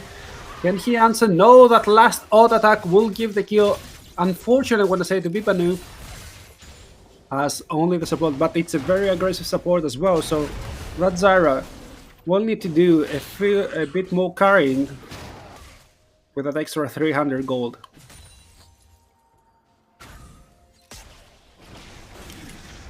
The Drake is still up. It's just the first Drake of the game. A mounted one at that. So tries to regain control of the area. Gotlit is very, very slight right now. Only 500 gold, 600, let's say. As a side of Rule 34 Urgot. They play very, very cheekily around Vision. But they're still looking to contest that first Drake of the game. Maybe after a gang, as Rintar AI hasn't got access to the flash. Oh, that's a solo kill. That's a look way easier. I need to be a lot of damage on the Caitlyn. There's a headshot. One more should do the trick. Kissing more will flash away. Face in the hole. That's a heal. But no! Somehow he threads the needle and gets onto that misfortune. A one-man ultimate as well. They're catching the Jarvan. Jarvan needs to flash away, but there is another trap waiting for him and a double kill for that Caitlyn. She's at 3-0-0, building towards that Collector this time, going full aggressive.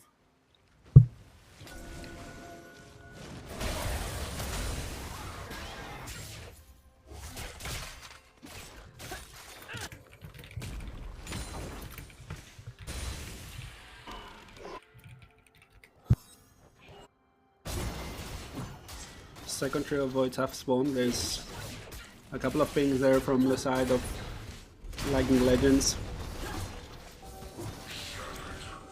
Nobody really moving though. There's a flash from Kachi. He's looking to execute, and that's one more solo kill. Kachi, I mean, is your race hanging from how do you perform in this game? I'm not really sure. But yet, doesn't really want to allow them to take the Rex drops. They've already taken the first though. There's a ghost. He can even ultimate if he wants to use the W. Nobody gets a blast call. The ult is still up. Skarner coming into the fray. One more briefcase will slow just enough, and there's the passive as well. But yet, with the kill, Zyra is there. There's Gase ultimate from Borjet. He's taking a little bit more than he can chew, but there's so much damage from the Syndra. He gets locked in into the Cataclysm. He tries to dodge, but how much can he dodge when he's getting strangled in? Still, a very, very nice lead for the side of R34 Urgot. They're getting their goal lead closer to 2k, and now can play for the last two grabs as well.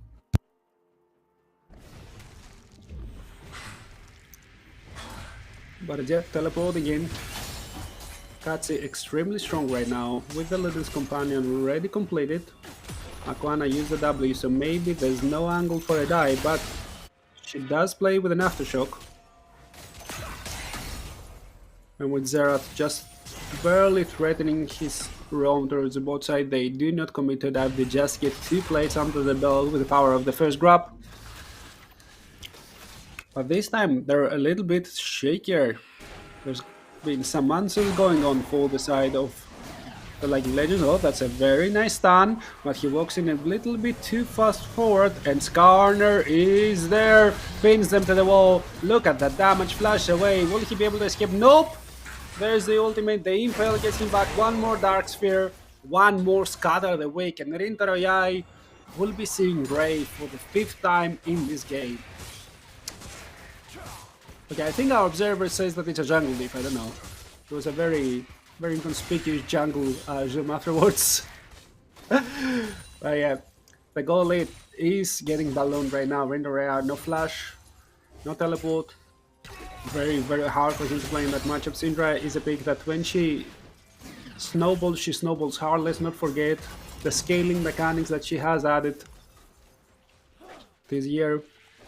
So she should be there at least at 40 stacks. So no, 72 stacks. So she already has 2 abilities evolved. That's 40 and 60 stacks. And the moment she hits 80, the Scatter Awake will be wider. The slow will be more as well, and the angles will be way easier to hit.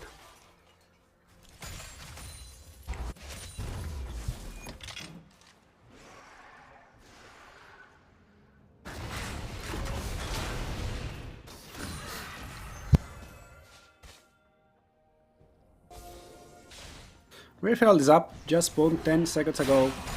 Catching no flash. We'll have to be careful, but look at the damage already. We're looking on the Jarvan. Jarvan getting pinned into the wall. There's a lot of slow. The hostile stack going in. And Aquasan will have to abandon the lane. 2/3 of his HP missing. The reset is getting cancelled by the passive of Scar as well. Doesn't seem to have realized. Whereas on the bottom side, both carries already have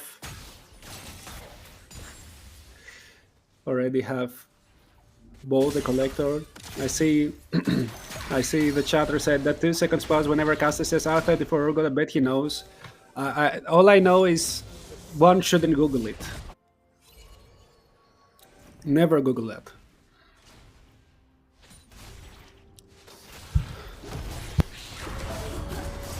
Rifthold easily going towards the side of R34 Urgot. They will have the chance to execute the tower as well, or at least I think most towers they won't. Oh, the Skarner is getting stunned this time. The shield still quite nice, will not get really threatened.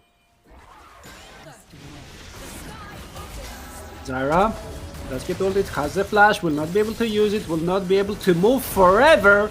As Devo, he does steal the kill with that boulder toss.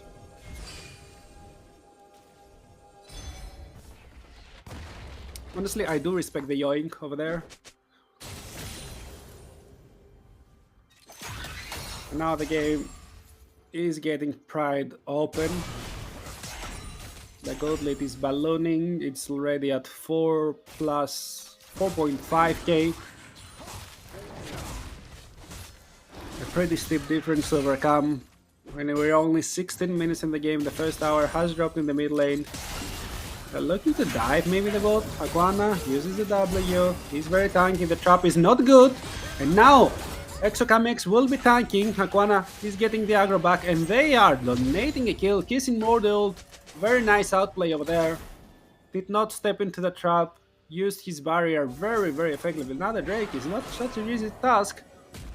But Katz is looking for something more. It's a 4v3. They're pinning the Skarner down. One more hard seal stack. Doro has access to that ultimate, so they may be looking for something more. Cannibals is there. But Devo is just looking to poke a little bit. There's so much damage on top of there. Ace in the hole will not be enough. One more shutdown and Kissing more the ult's pocket. And Cassie will instantly teleport off. Will try to play the map. As the Drakes are equalized, lagging legends, they're stating that they're not here to play, they're here to fight.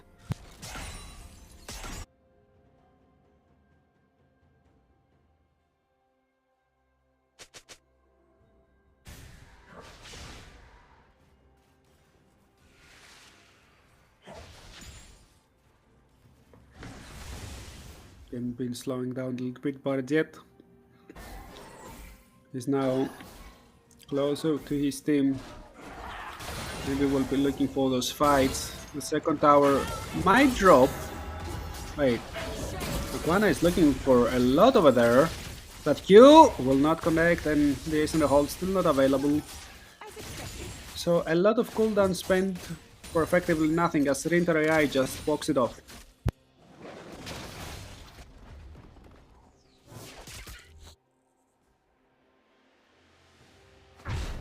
Gauntlet is getting less and lesser. Was 4.5k last time we checked, now it's slightly less than 4k. So I think it's time to check about the lane, the scaling. I think that Mundo scales very well, but Cho'Gath scales as well. Also has that little bit of AP, going for the roll of ages, the greedy build that needs a little bit more time to scale, but still does work. In the jungle, I think that Skarner will be way stronger in the later game. A true tank versus just a Jarvan, and an engage option as a bruiser. Look something more. We're already spawning, but bullet time will just clear the wave, not the Herald. That gives the third tower for the side of R34. They caught the misfall. Barry will not be able to save them. There's an impale onto 2 targets, but they're getting knocked up and nobody hits. That's an excellent ultimate from the Leona, but they can do nothing. And the Leona is getting chomped. At the same time, Katz is still in the top side. They don't have a teleport. Zerath is trying to connect with more spells. And everyone else is running for their dear lives and turning tail. Katzi got the second tower in the top side, so the play is kind of equalized because check out the goal. Now it's 5k already, whereas this fight was lost. And making sure that the reset are interrupted, so they're winning even more tempo. Honestly, I tend to agree with what Take My Bear said. Diego MVP, give him a car. What kind of car, however? He's already playing a Scar nerf. I will not apologize. Oh, there's a flash going in the mid lane. I don't really see what happened. Who flashed is the real question. I think Aquana just flashed. I think she tried to find an angle.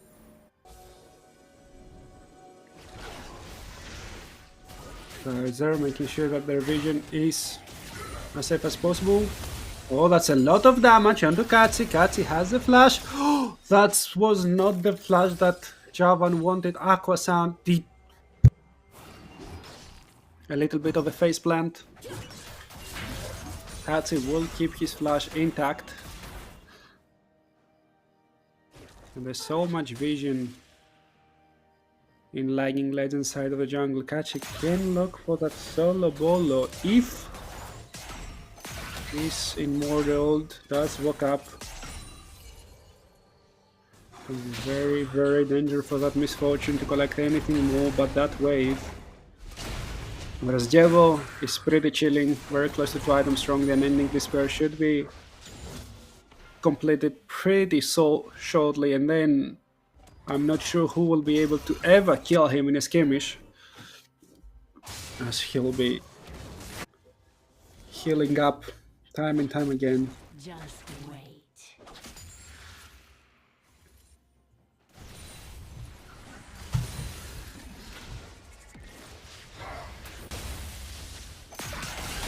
The game is getting quite slower this time around. It's not as easy for Roll 34 Orgo to do anything, so what they're trying to do is they're denying resources. Jevo is playing very nice in the enemy jungle whenever he has time. No buffs. Oh, looking for the Zyra. Zyra has a flash. Will flash away last moment. Wasn't really sure if she gets away from that E.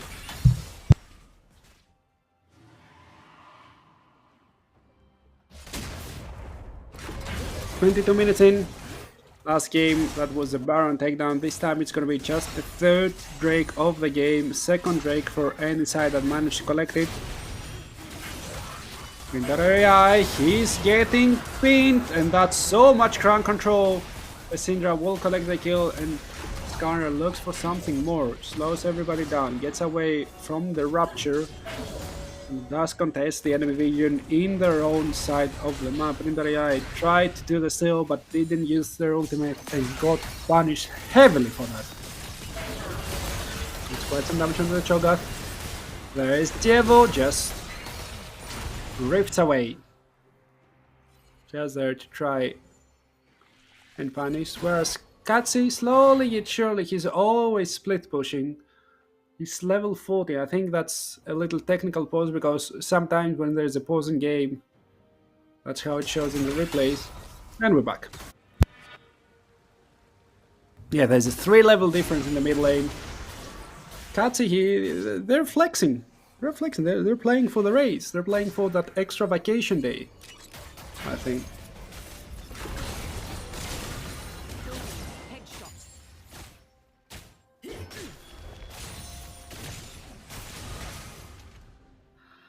A lot of damage stinging onto Aquana. There's a trap trying to dissuade the Cho'Gath from joining in the fray. And dealing as much damage as possible. Mundo bashes his head on the tower, but there's no demolish as of yet. And now Jarvan is looking to connect with his team, as both of them are playing on 2 waves. Oh, Katz is on a rampage. He got the solo. No, this was not the solo bolo. Jevo did help, but now how will you contest 2 waves? You can't really. If you're lagging legends, you will be always losing out somewhere on the map, and that somewhere is bottom side. Cat's level 15 now, very close to that level 3 ultimate. That unleash power can one-shot almost everyone. He's 2.5 items strong. Devil just drifts, just trying to pressure without ever committing.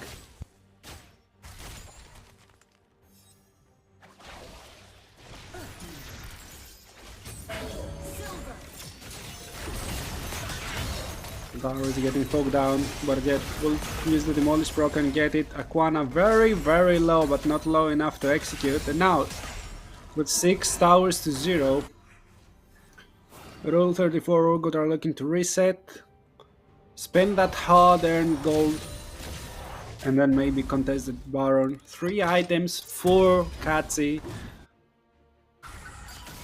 2 items completed for Diego as well. 2 items for Barajet were completed for quite some time, I think. And everyone has their spikes up and available. When Caitlyn should be getting closer to the 3rd item, waiting in base a little bit. Maybe will buy a full item right now.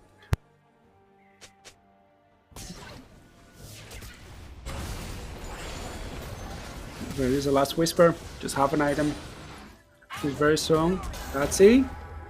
Aquana connects with a slow. Flash into Rintarayai. And there's the scattered away. Rintarayai, there he is, and disappears. And Eldenari flash away.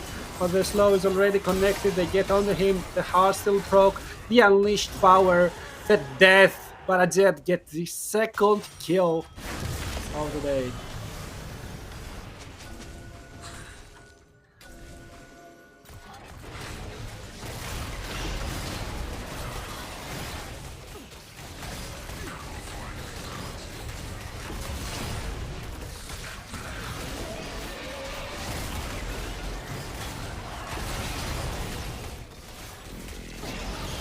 The Baron will be taken down. Nothing for lagging legends to do, unfortunately for them. Immediately a teleport bot. They're trying to spread them up open.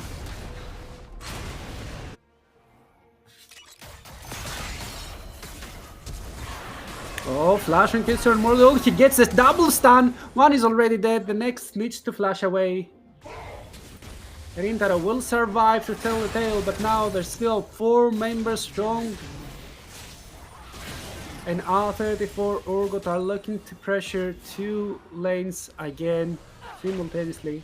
Katsu will have to be a little bit more careful as they're missing a flash, but for now they're dodging everything magnificently.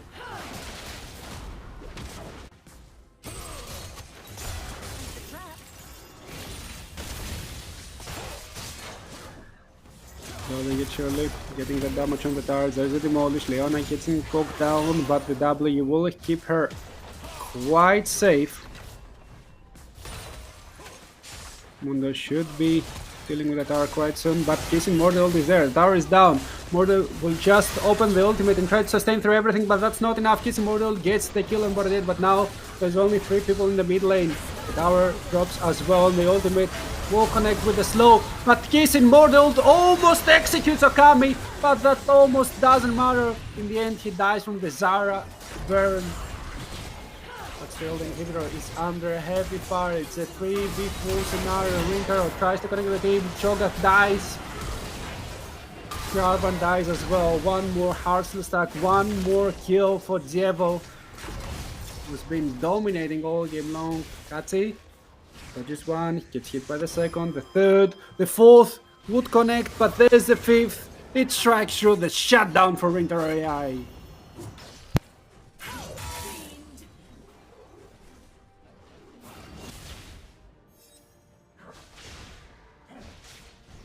There's a last chance for the lagging legends to fix their internet connection and come back into the game. The soul point is connected for R34 Urgot, but the Baron will expire in 32 seconds time. And they just need one more push, one good fight, and this series will be over. Yeah, 2-0. However, this game was way more of a fighting show from the side of the Lagging Legends. They are here, they're trying their best, they're getting kills, they're contesting waves, even the 4 grabs. Now we're gonna see the replay of the last fight. It started here with Barajet going to execute the tower. Unfortunately for him, he couldn't survive the incoming barrage in the Cataclysm. No flash to escape it as well. On the other side, they're trying to fight before the rest connect. And look at Kissing more deals so much damage onto Akami. Gets hit by the Scatter the Weak. Gets executed as well, but that's a 1-for-1. And then they're trying to play. Lunari says, okay, look, I'm tanky, but that's plain HP. And Syndra doesn't care about your plain HP. She has a execute as well. There's so many kills, but look at the Zerath. Rintaro doesn't give up. His AI will allow him to connect the rest. That stopwatch looked like good, but it just kept him in place for the next ultimate to connect with no flash. There was no way to escape. Now there's no Baron, but there's a lot of power for the side of R34 Urgot. The Zyra is behind enemy lines, but will complete a reset. Just getting away there. There's a 33. They're getting Kissing Board the ultimate will connect, and there's Impale onto 2. They're using the Unleash power as well, but there's a Cataclysm on the cards. He uses the stopwatch once again. The Zyra will get knocked away, and that Leona has Spike. You can't really kill her. Misses his end play. Try to hit with the Shield of Daybreak, but the range has been gained. Nice Rapture there from Lunari. But their top lane inhibitor is under fire as well. The 3v3 here is not fair because there's 2 more on the other side. Lunari is getting pinned back. Ace in the hole, tanked by the Cho'Gath. 200 HP, needs to back away, and there's a Mundo. He goes where he pleases. 3 inhibitors down. Maybe they don't need the bar, maybe they don't need the soul. They're just so strong by themselves. Looking for an angle. The Feral Scream will not connect with anyone. And for now, R34 will go to turn tails. They'll be looking to collect the Baron in 40 seconds time.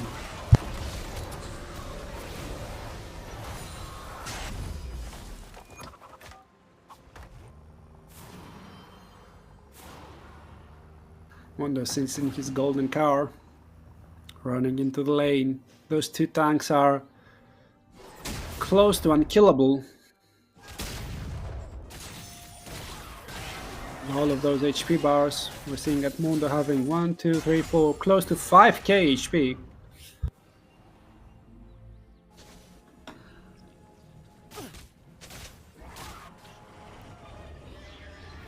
And then just in the enemy jungle, Lunari gets so much damage, needs to flash away that briefcase hits with current HP damage.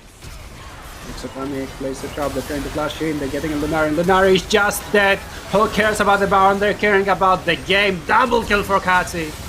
Impale will connect on the Zyra, getting it back. Oh, everyone's in the Cataclysm, and Okami will drop, but so will most of the enemy team. Rintaro is just the last target, and that's a pentakill to close in the first series of the game.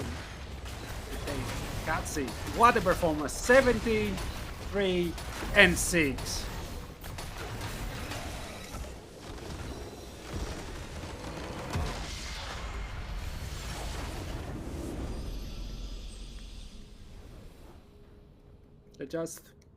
Let's everyone clap. GG, well played.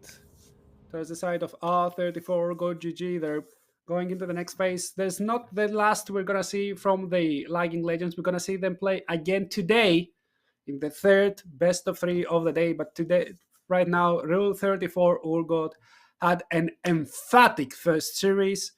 Katsi rounding up the series with a pentakill on his Syndra as well. Poetic, chef's kiss. Excellent from their side. I'm here. We're gonna have an interview pretty soon, so nobody leave before the next team start getting ready. We're gonna be talking to some of the players as well.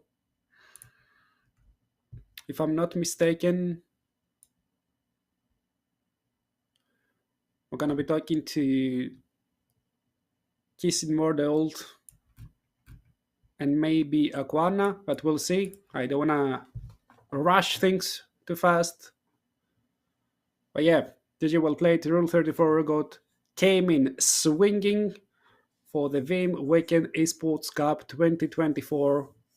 We see 2-0.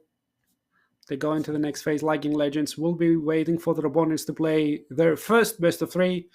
As the next best of three is going to be A is for backup versus the data defenders of the Mashi. Of course, we're going to be introducing you to the teams a little bit later, talking about the players.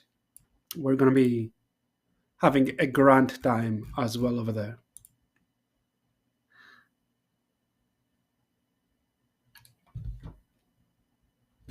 Now waiting. We're finalizing the interviews. Waiting for the players to set up the cameras, waiting for them to connect.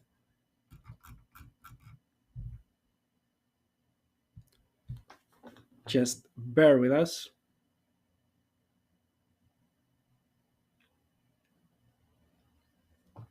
And we're going to be there pretty soon.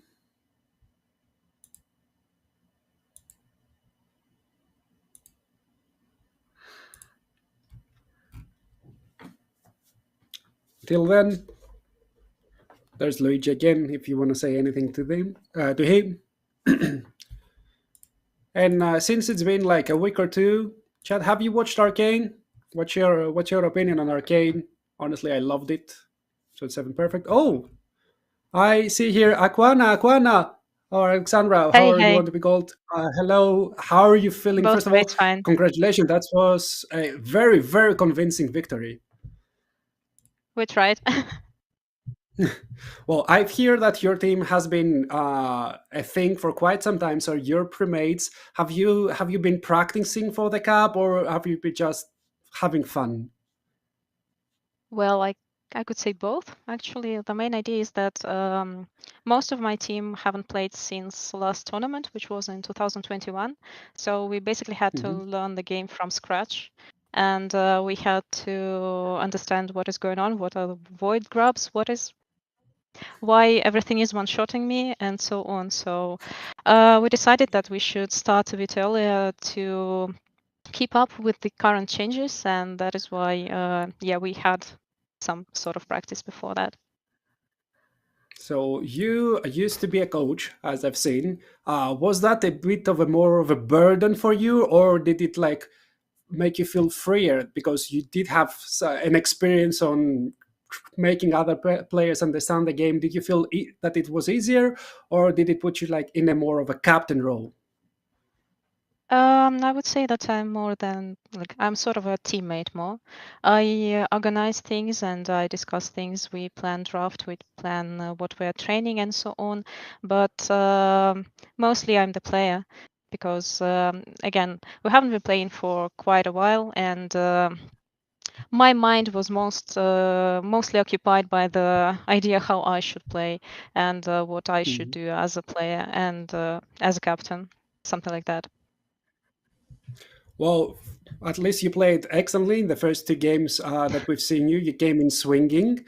Do you expect to find more of a resistance along the way, or do you think it's going to be a statement? Hey, we're here and we're just going to be better than everyone else. I'd say I cannot tell honestly. We are treating our opponents as equals, so I cannot say that, well, it's an easy game and so on. Because as you can see, when we win first game, we try to do a bunch of stupid things, and we start to kind of blow off Mhm. our success, and that is why we're slow in the game. So it is better to be humble and to treat your opponents as worthy ones every time, even if you are facing, I don't know, guys that have started playing like 20 minutes ago. Yeah, I mean that's fair, honestly. Now, to give your opponents a little bit of a fair chance, who would you say that is the star of your team right now? And if you want to say anything about them. Uh, Honestly, I'd say that all members of the team, they are shining their own way. Of course, we have Katsi who got Penta, and you should have heard how he was shouting, "Give me Penta, give me Penta." So I'd say for this game, he was mostly the MVP, I'd say. Okay, so we keep that in mind that he was the MVP of the game. Maybe the next games we're gonna be seeing different people stepping up. Now, before I let you go and celebrate your first win with the team, do you have anything to say from your side? Anything from your story or your team story to the chat? Oh, we're just a bunch of funny guys that, well, we had played quite a while ago, and this is just a way for us to spend time together and also to show that we're still worthy, I'd say. Like Hmm. old guys that are still trying to do things that mostly better done by younger guys. Well, one last thing before I let you go. Uh, it's about your name. How did it happen? And I see in the voice chat you say just Google it, but mostly I've been hearing to not Google it. What should we do? Please don't. I don't want to speak to HR. Okay. Well, thank you very much for your time, Aquana, and congratulations for your victory. Hopefully, we're gonna speak to you and your team again, and have a nice rest for today. Thank you very much. See you. So that was Aquana. She is just a player, it seems, maybe even the coach for 34 Urgot. Do not Google it. As I said, we don't have to do anything with HR. But we'll see what happens later. I think we're going to have one more interview with Kissing World, if I'm not mistaken, just before the second series starts rolling. But that's going to be pretty soon. So if you want to root for R34 Urgot, these are the players. You see, they're just people. I love learning about the stories, love getting to know how they play, and maybe Katsu will have a couple of more fans with his pentakill screaming performances.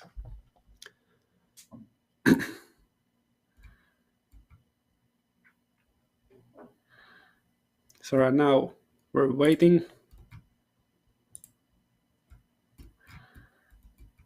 for the second interview. Should be pretty soon. As soon as we've seen, hopefully pretty soon. So Shad, do you have any favorite moments maybe from the first series? Any mishap? The pentakill, of course, it's a pretty easy one. I don't want to speak about. But first, let's speak to Kissing World. Alexandro, hello, welcome. Unfortunately, we couldn't have you here victorious, but how are you feeling? Oh, thanks for having me. I'm feeling good. It's my second So, tournament in Veeam. oh, I participated in the one in 2021 as well, and we faced the same team again, and we got beaten the same. It was a different team back then, but it's the second time we faced Rule 34 Oregon. oh, well, it might turn into a revenge story at some time in the future if that keeps on going. But you did have a little bit of a hard time. I want you to introduce me to your team. So, what's your character? Did you just get formed and played in this tournament, or are you guys friends and are playing with each other in your spare time as well?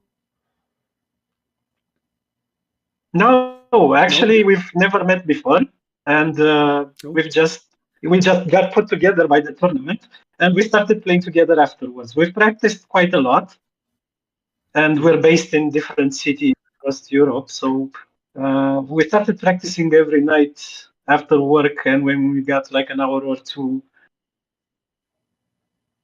free time, and we've gotten a bit better than when we started, but it seems that we still have a lot of work to do.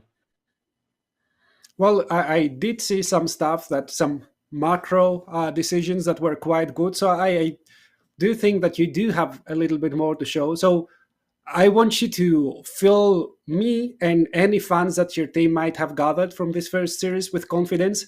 Why should we root for you in the next best of three? Why should we believe that you will smash whoever loses in the next one and keep going into the second day? So this was our first official game together, and I think we were a bit too nervous.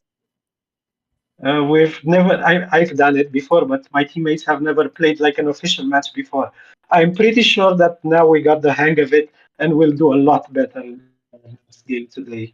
We still have some time to prepare until the next set of games finishes and our starts. So I think we will do a lot better. You are in that advantageous position. You will be able to see your opponents play and their weaknesses getting exposed as well. So before I let you go back to your team and start strategizing for the next series, anything you want to say about yourself or your team? Anything from your side?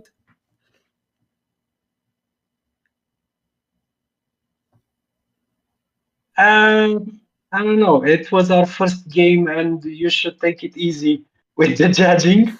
Um, we want to win. We really want to win.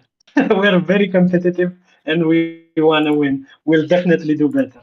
Thank you. Well, best of luck from my side, and thank you a lot for your time. I'm gonna allow you to go rest and start strategizing for the next series as your day is not done for today. And I wish you the best. Yeah. Thank Bye you. bye. Thank you. Good luck with casting. Thanks. Thank you. Bye. So that was Kiss Immortal. He really did try his best. We saw some excellent ultimates there in the end of the game. Unfortunately, it was not enough for him to get this series back to the game 3, but they will still have a second chance. Let's not forget that they will play again today versus the loser of the next best of 3, which will start pretty soon. It's going to be A is for Baka versus the Data Defenders of Demacia, so the Triple D, and it's going to be starting pretty soon. We're going to be introducing you to the players as well. As of now, not really sure if we're going to have a small break or if we're going to go straight into the second. Okay, so a 3-minute break. We're going to be back pretty soon, so nobody leave. We're going to be seeing the second best of 3 start quite soon.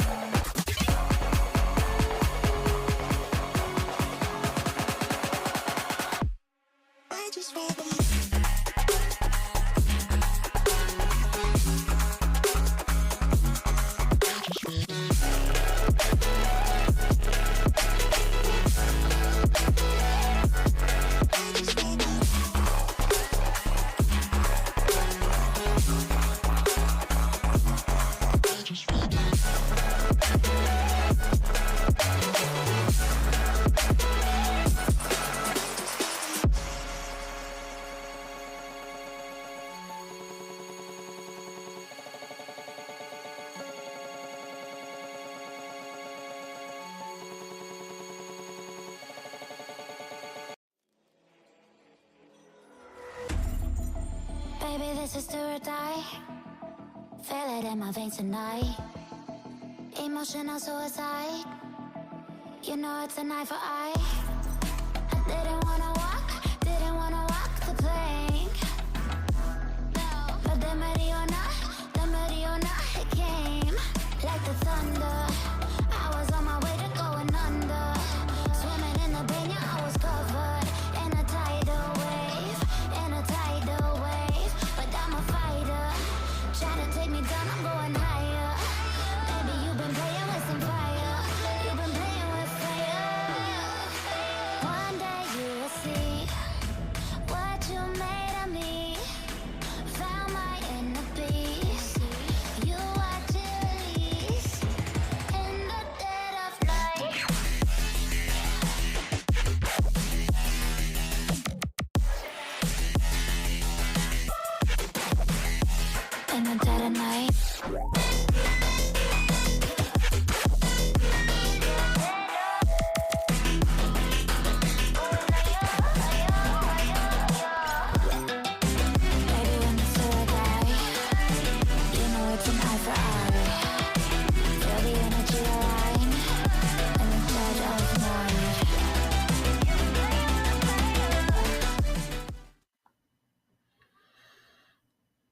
And we're quite back, like nothing changed. Ready for the second best of the game. A is for backup. Is going to be taking on the data defenders of Demacia.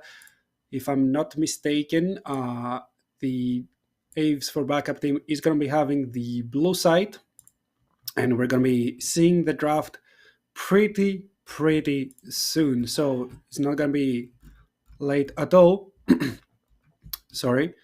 And yeah, we're going to be seeing them start the draft pretty soon. I know that for a fact that both of those teams have been strategizing the moment they've been seeing the other teams clash, and now we're seeing them in person as well. So for the side of the A is for backup team, it's Akbar, Stormy Q, Pain Dega, Unicorn, and here we go again.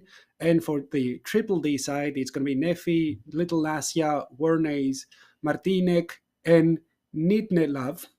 Now, once again, it's not exactly the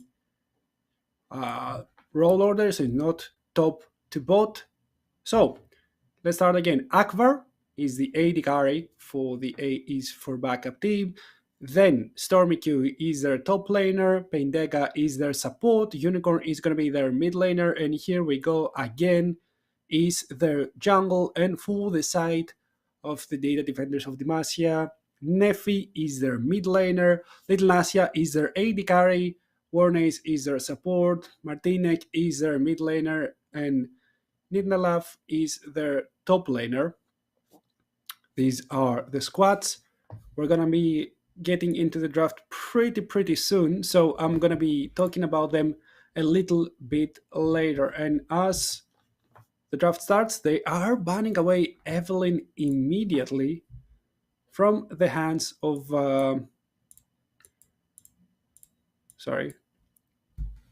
from the hands of the data defenders of Demacia. Mordekaiser is the first band from the red side, and Skarner, nobody wants to play versus that pick. It's too annoying to deal with. Needs a lot of communication to play around. It's very tanky, tons of damage. And of course, they are also extremely proficient in ganking from multiple angles. Nock is the next hover. Nock is the next ban already. 3 jungle bans. It seems that jungle is not really loved in this tournament. We've been seeing jungle bans left, right, and center.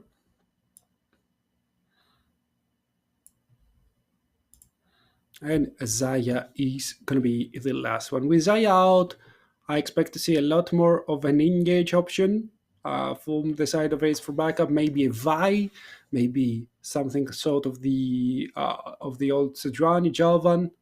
But now they're insta-locking Fizz for their mid laner. So they are prioritizing Unicorn's comfort, it seems. And we'll see how will that go. Fizz is a champion I haven't seen for quite some time. And that's one of the reasons. Galio is an excellent counter onto Fizz, the magic damage shield, the pure tankiness, and the high base damages make sure that he can survive the early game and can dominate and can become way more useful. As you see somebody getting Fizz ulted, you just ult on top of them. That magic shield will make sure that they cannot die.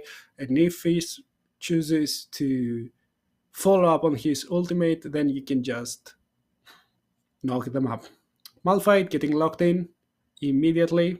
It should be the top lane for the data defenders of Demacia. And the Zara is the answer. Once again, we see the Zara. Not sure if it's going to be the support or the jungle for the side of Ace for backup. I'm not seeing any Zyra games for their jungle whatsoever, but once again, maybe just because they don't really play jungle.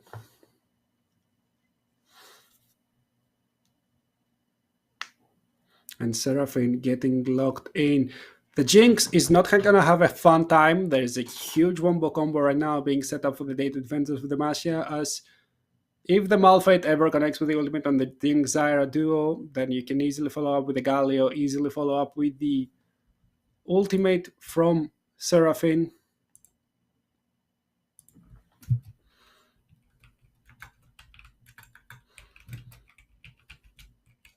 And then make sure that the Jinx and the Zyra can never deal any sort of damage.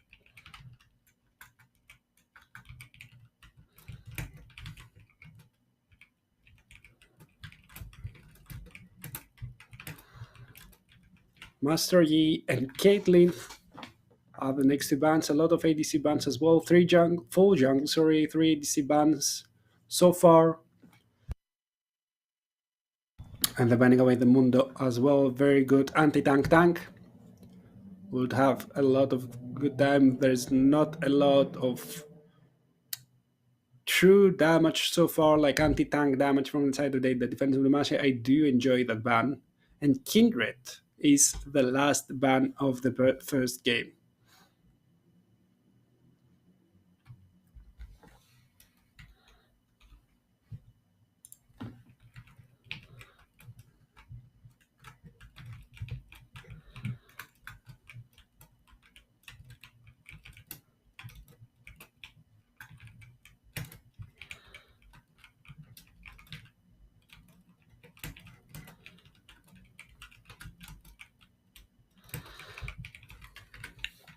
So we're getting closer to the completion of the ban of the draft. Aloy is going to be extremely awkward to deal with. You want to be running into the Ace for backup team comp, and Aloy loves those situations. You can just make sure that you get somebody's soul, you use your ultimate, suddenly tentacles everywhere. Not sure if the R34 Urgot knows about it. Maybe they should. Wukong, a very nice answer. There's a lot of AP damage though from the side of the defenders of Demacia, and you're getting armor with your passive, so maybe that's not the greatest option. And there's a Volver. So wait, that's a Galio support and a Malphite mid lane? Or is it a weird bottom lane there? Maybe a Galio with a Volibear or something. I think, okay, so the weird thing for data defense of the Massa is that they don't have a traditional marksman. So their scaling is going to be weird. They are playing the full all-in wombo combo.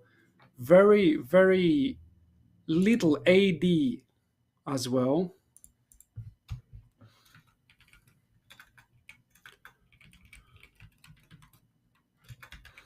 On the other side, a little bit more of a traditional play. They do have now a very specific target they want to execute. That's going to be the Seraphine. Of course, with all the shielding and healing, that's going to be very difficult as well.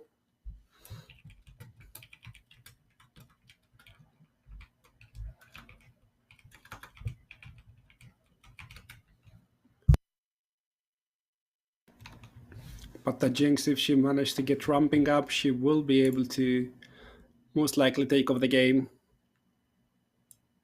Akvar getting his pick.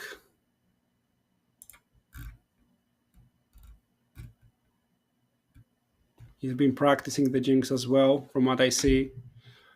Last game he had a pentakill, so the expectations are very, very high. Now we see them again. And since we have a little bit worth of time, let's go through some of the players, right? Now, let's start with, let's say, Warnace. Okay, so what Warnace says is that they play League since the very first official beta many years before, but has never played any rank. Honestly, that's some dedication to avoiding ranked, and maybe that's the way to enjoy the game as well.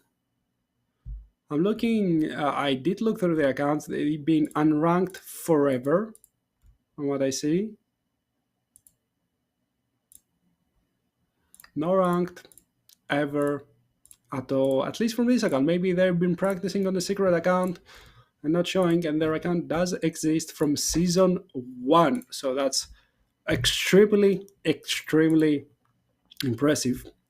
Now, let's go on to the other side. Akbar. He has been listed as an AD carry, but normally they play support and they say, well, they're lazy enough to use their own name as a nickname, as their name is Akbar Maksutov, sorry. And for the same reason, they don't like farming. Why bother when you can play support and earn passive income? But for this tournament, they'll have to farm. Unfortunately for them, they've been placed as an ADC. They have been selected with that jinx. Last game, they got a pentakill, maybe. They're gonna be seeing more of the same, maybe not. Now, on the other side,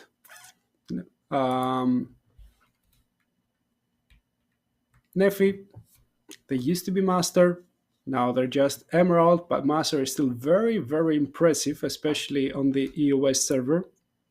What they say is that they have Challenger macro and Silver mechanics.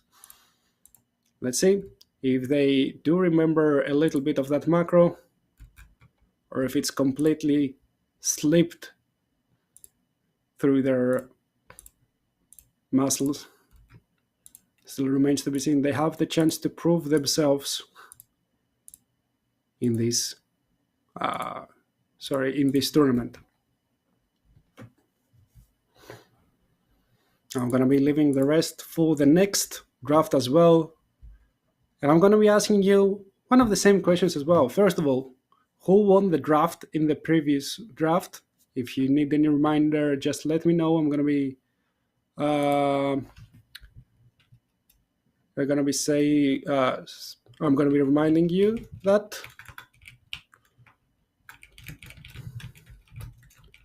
And who has the best picture as well? I think it's Stormy Q for me.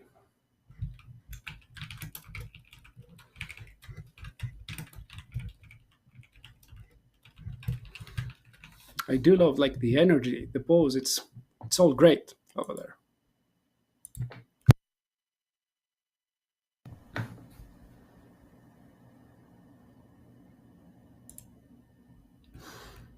We're still waiting. Pretty soon we're going to be jumping in the second series of the game, chat. It's 2 hours since we started. And now we're getting closer and closer to the second one. The first, for whoever did miss it for some reason, the R34 Urgo team did manage to secure a 2-0 convincing victory with a pentakill as the cherry on the cake. It was very nice. In the first game, it was a blowout. They did dominate. In the second, there was quite a bit of resistance from the side of the lagging legends. Unfortunately for them, they were not able to turn back the game, even if they did fight valiantly.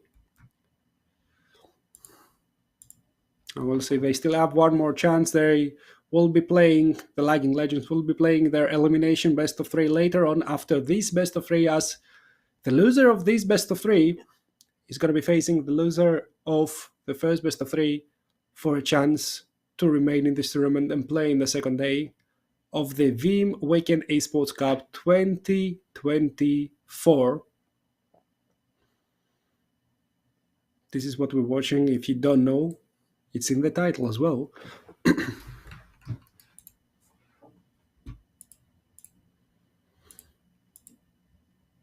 And we're getting there. Very soon we're going to be hearing the Summoner's Rift sound for the second series as well. So keep me company. Gonna get there. We're gonna see a lot of action. We saw many kills in the first 2 games, more than 1 kill a minute. So I expect this to keep on going.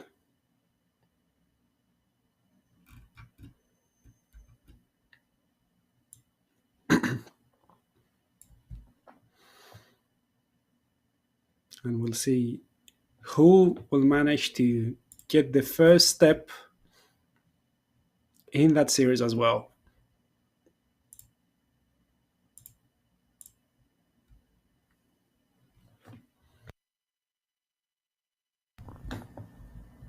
I saw a lot of fans of Ninja, but I really like the Stormy Q will carry. Oh, with energy like that, if he has the same energy as he has in his picture, I'm pretty sure he will carry. Like 100%, 1,000,000% as well, I think.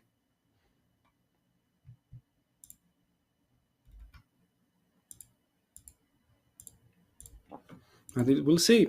We'll see, because last game we saw, let's say, Katsi coming in strong, never allowed Rintaro to get a footing into the game until very, very late into the second series. We'll see if something of the same happen. He's the man. It's Anton's time to show it. Also, some fans of Martinek. There it is. Is that the Colosseum in his picture? I think it's the Colosseum, right? Flexing his holidays to Rome as well. Gotta love it. Although, guys, let's be honest. Okay, Nephew also stole the show with this picture. We gotta be fully honest with each other, right? Look at the picture. Look at the wig. Look at the glasses. Look at the little smirk on his eyes. Like, it's there. It's there. Look at it. He has that sort of energy, that sort of aura.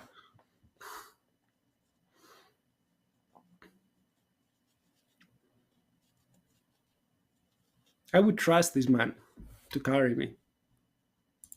Wouldn't you? I think I would. But still, of course, remains to be seen. They are already in the game. We're waiting for the game to start for us. Gonna be there pretty soon. Now, I want to remind you, it's Malphite support from what I see. So on the one hand, it's Laoi, Wukong, Phase, Jinx with Zyra. And on the other hand, it's going to be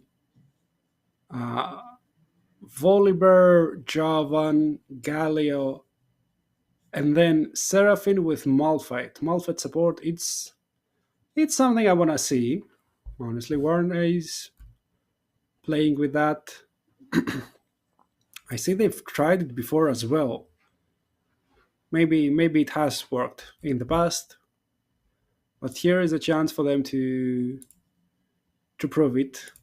Martinek is Skibidi Sigma. I'm getting too old for those. No, I'm gonna lie. Some fans from the data defenders as well. We should be getting there, chat. It's been quite some time. Maybe there's a pause in game. That's why we're not going in. As soon as I have any sort of information, I'm gonna let you know as well. You know that I will not keep you in the dark.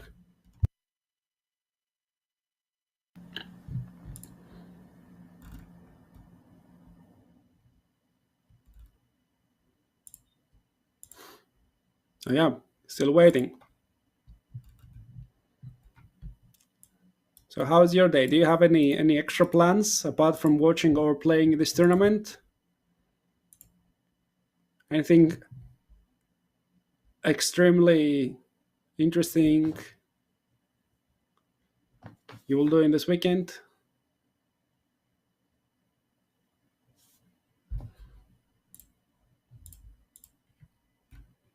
It might maybe paused. It's getting quite late, so I think it's gonna be the game should be paused.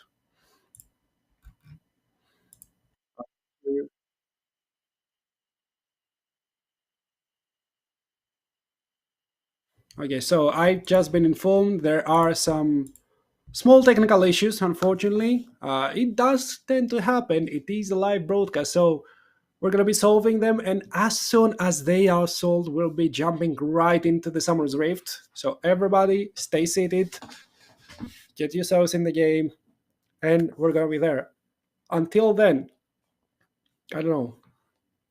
I'm thinking of a game to play with you. If you wanna chat, if I find some sort of like talking game we can play about League of Legends, do you wanna play, or do you just wanna sit and wait for the series to start? I'm gonna leave it up to you. Okay, completely up to you.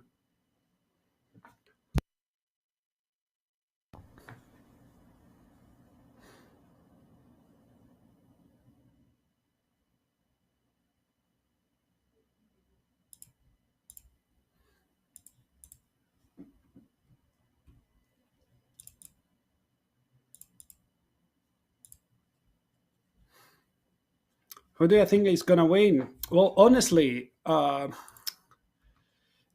a huge fan of the Malphite support. I'm gonna be honest with you, but thing is, I can see the data defenders of the Masha draft working. They do have a great lane, okay? And if Jarvan starts rolling the game, he has so much backup. He has the Seraphine as a backup. He has Kali ultimate, Malphite ultimate, so they should have the upper hand. So I don't really like the lack of ADC though. Normally they do have two ADCs in the team. It seems that they have made sure that nobody can play ADC from those two, and we'll see how it goes. Uh, you know what? I will be betting on the data defenders. I am a huge fan of cooking. Maybe not if I'm cooking only for myself, but if I'm cooking, I want it to be a little bit more extravagant, a little bit more wild. And they have cooked a lot. They have cooked so much. So if it works, it might change how I look at the game.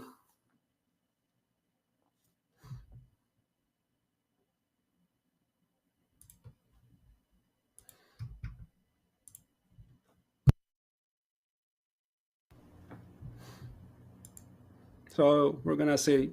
Maybe the Jinx is gonna show us why any team need an AD carry.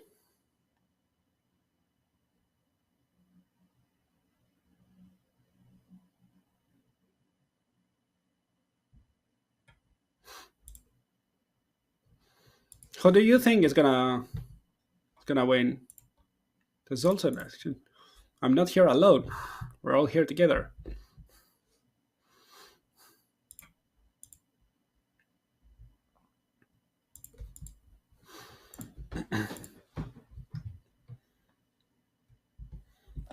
Still waiting those tech issues. I got 100% is Korean LCS draft. I see it. I see it. Faker would play this. Okay. And honestly, a little bit of a fun fact. I've talked to Faker once, a lot of years ago, but I had the opportunity, just since I have a little bit of time to flex. But let's not talk about me. Let's talk about these teams. Okay, let's talk about the rest of the players who gave some insights on on what they're doing. So, a little bit of insight on Martinek is he says that he chose his in-game nickname a long time ago. So that's the Baltic West. I'm not sure what that says about the man. Maybe that's he doesn't sway from his conviction. That shows that he's committed. Why not? I had the nickname for a long time, but I have changed it twice or thrice afterwards, so I'm not as committed as them. What to say? Now, next one. Let's talk about StormyQ, who says that he's a little man with a little dream of playing League of Legends for his company. So if you hear that Veeam, if he wins that best of three, just create your own esports team. Go into an ERL. Why not? I can cast you there. We can go greatness. We can achieve our dream of winning the EMEA Masters. Maybe then a spot in the LEC. Never know. That's a wise investment. Oh yeah, he also said that he can play mostly all roles. The roles that he prefers are top, mid, support, jungle, ADC. So he prefers all roles as well. Uh, and the last one who has given us any info about themselves is Unicorn, who says that she's just a fun mom playing LOL.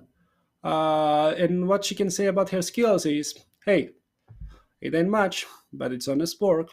Cue the farmer meme. And honestly, if you're a mom and you do have the time and the energy to play LOL, I should respect. I can see myself doing that. I don't have the energy to play LOL most days, and I don't even have any children. I only have myself to take care of. So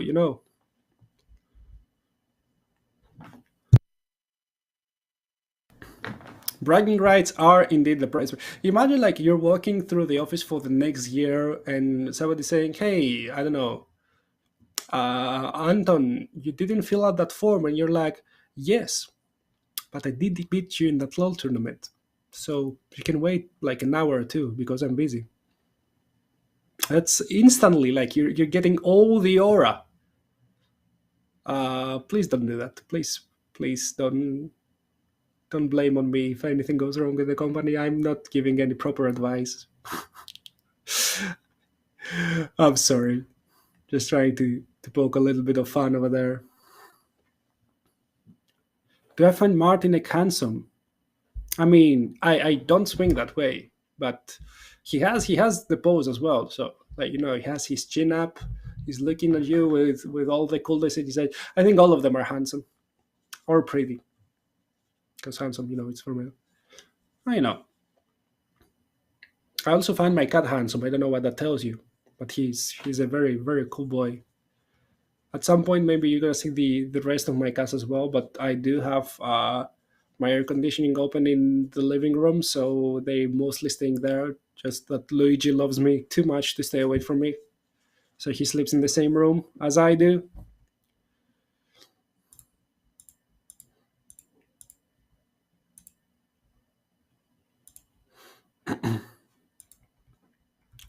Let me see.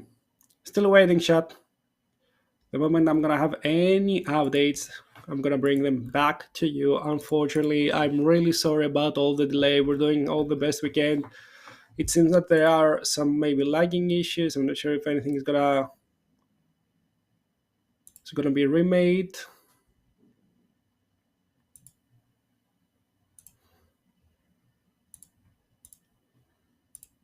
But we'll see pretty soon.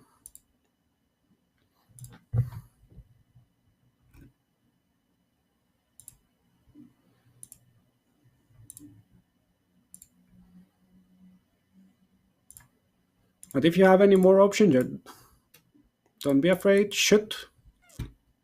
I'll be more than happy to answer anything and everything that comes my way.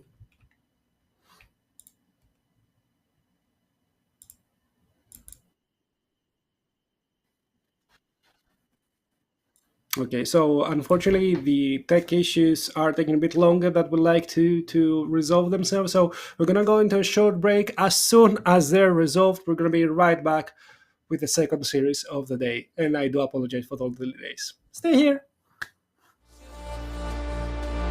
Thought it was you. Thought it was you. For a second, I thought it was you. Thought it was you. I thought I had awesome. For a second, I thought it was you.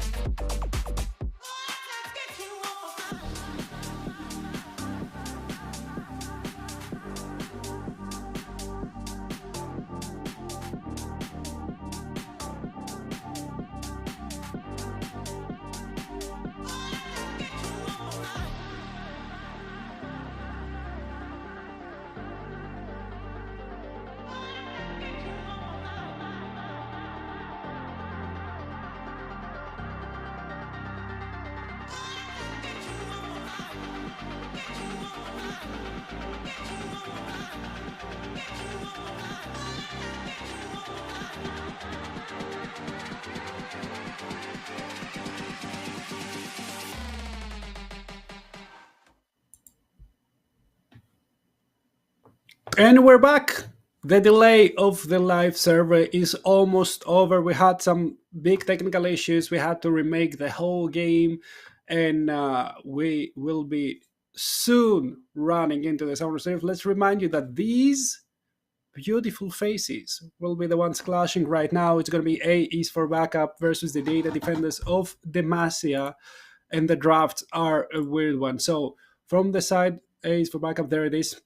It's going to be Ilaoi, Wukong, Fizz, Jinx, and Zara. And from the other side, it's going to be that that the Volibear is going to be the top laner, Jarvan in the jungle, Galio in the mid lane, and the bot lane is going to be the Seraphine with the Malphite. They haven't played this combo before from what I've seen, but they have played the Malphite support before. It's not worked in the last game they played, but we'll see if this time it's gonna go even slightly different.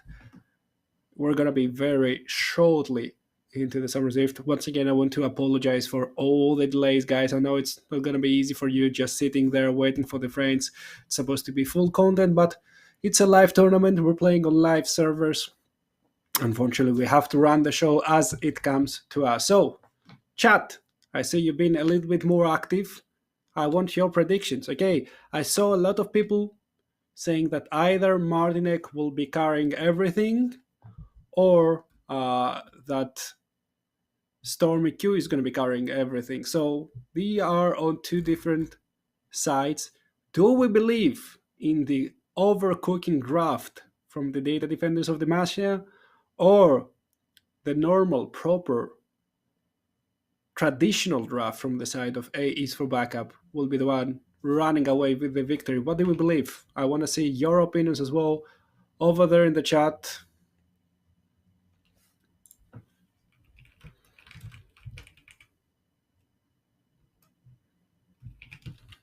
And soon enough, we're going to be seeing some results as well. I'm hearing some Rift noises. That should mean, and that does mean, that we're finally in game. Let's go. We're going to be seeing those teams fight for the right to continue. Okay, I'm not reading that, Piotr Barva. I'm sorry. We're going to see. So, Malphite support. That's going to be an interesting one with the tier from Little Nasia Seraphine. I don't think that they're going to be looking to fight anytime soon, so they're going to be spiking at level 6. And let's see if they're going to be spiking hard. Minions are coming closer and closer. No early invades this time around. There's been some good ward coverage as well, from what I see from the side of the A's for backup. Although it's B's for backup, should be at least. Galio should be very, very dangerous indeed. For now, he's playing kind of scared, and Warnace, with that comment, is looking to poke a little bit. Some good trades coming in from the Volibear as well. The E-spell, extremely strong, especially early in the game. You're getting the shield, you're getting a lot of damage, and then with your passive you can even keep on trading quite nicely. So far so good. Chill game, no Summer's Loan, so maybe it's the R34 Urgot that makes it a little bit different. Akbar, that's a lot of damage on the Malphite. Malphite needs to flash away. Little Nashia getting her fair share of damage as well on top of her. Well, the rest are just playing, you know, the bro lanes, the chill lanes, the farming lanes. They are there. They're making sure that the crops are growing strong.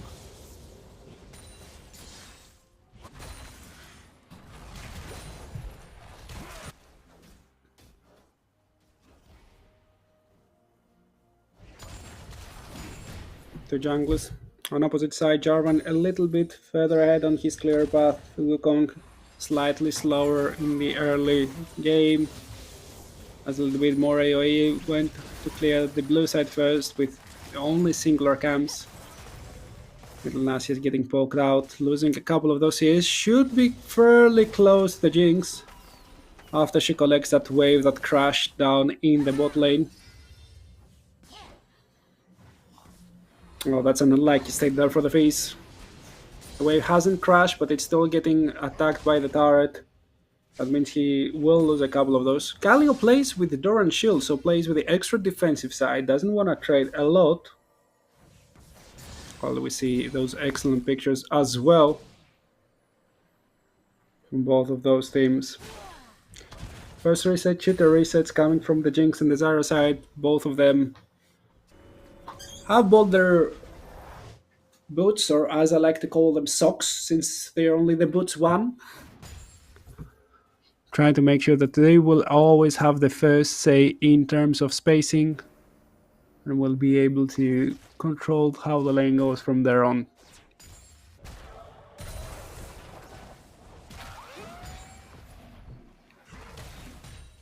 Now there's nothing else going on. The Drake should be spawning in 35 seconds time. A lot of damage there. Oh, the first gun coming into the Galio. There's the Winds of Duran that gives both the aftershock and the damage reduction.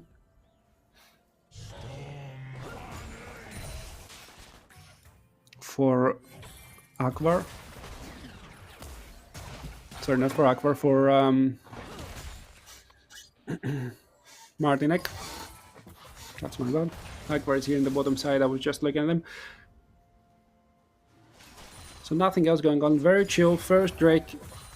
Mountain Drake, as far as I see. That root misses. If it had hit, maybe we would be seeing an awkward state for Little Nasia. She has no defensive, no aggressive items, only mana.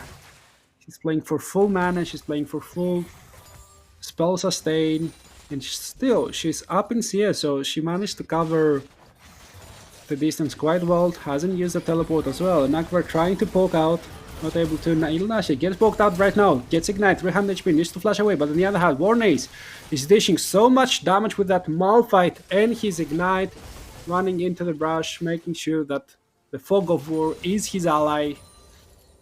Very nicely played from the Malphite. He regains control of the lane. Whereas on the top side, there's Tentacle Nation. Oh, the damage there. Seeing the graphic as well for those two teams. Oh, Belay gets the challenge as well, gets the grass plugs on that. A lot of damage over there. Warnace gets stunned by the traps, but there's so much damage on top of them, while the Fizz has to flash away. Missing the ultimate means that they can't really stay there. They can't really fight.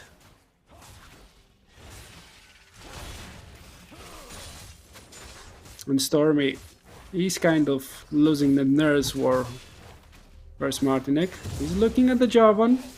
He's just staring them down. Nobody gets hit by anything as of yet. There's a Trickster.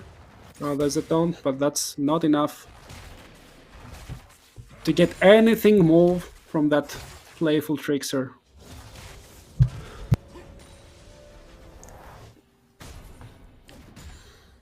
After the Wallberry is a level up.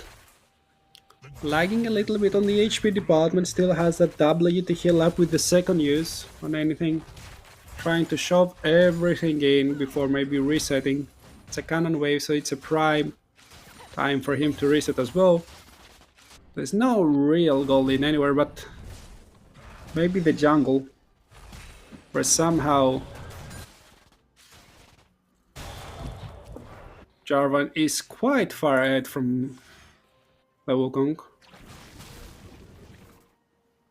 Not sure how, but Neffy is farming excellently. And here we go again, he's just trying to play catch up.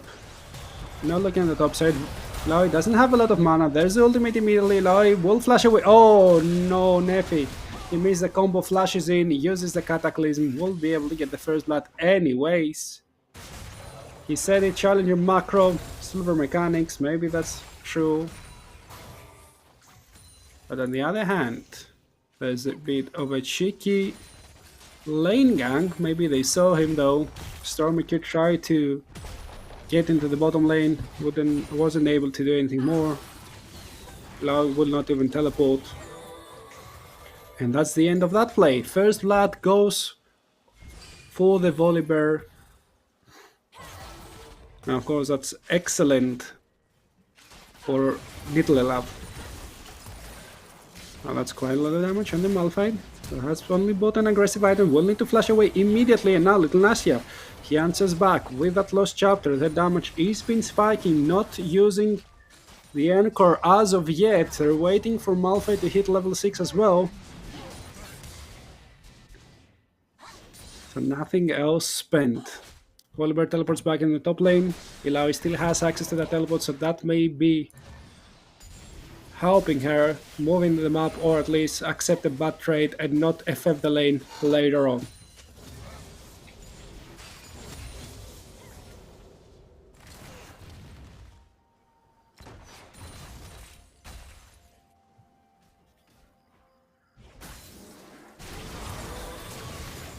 Oh, that's a lot of damage on Ignatia. There's the ultimate though from the Malphite, but the Encore misses everyone. Mindega pops the Stranglethrow. There's a Jarvan. Neffy gets a knock-up. No, he doesn't, but he does get the kill, and I think that's better. Galio holds in, will get one more knock-up. They're getting the toll. The barrier will not save anyone, and Veeam is there. But here we go again. Says here we go again. I'm playing jungle, and I don't have time even to farm.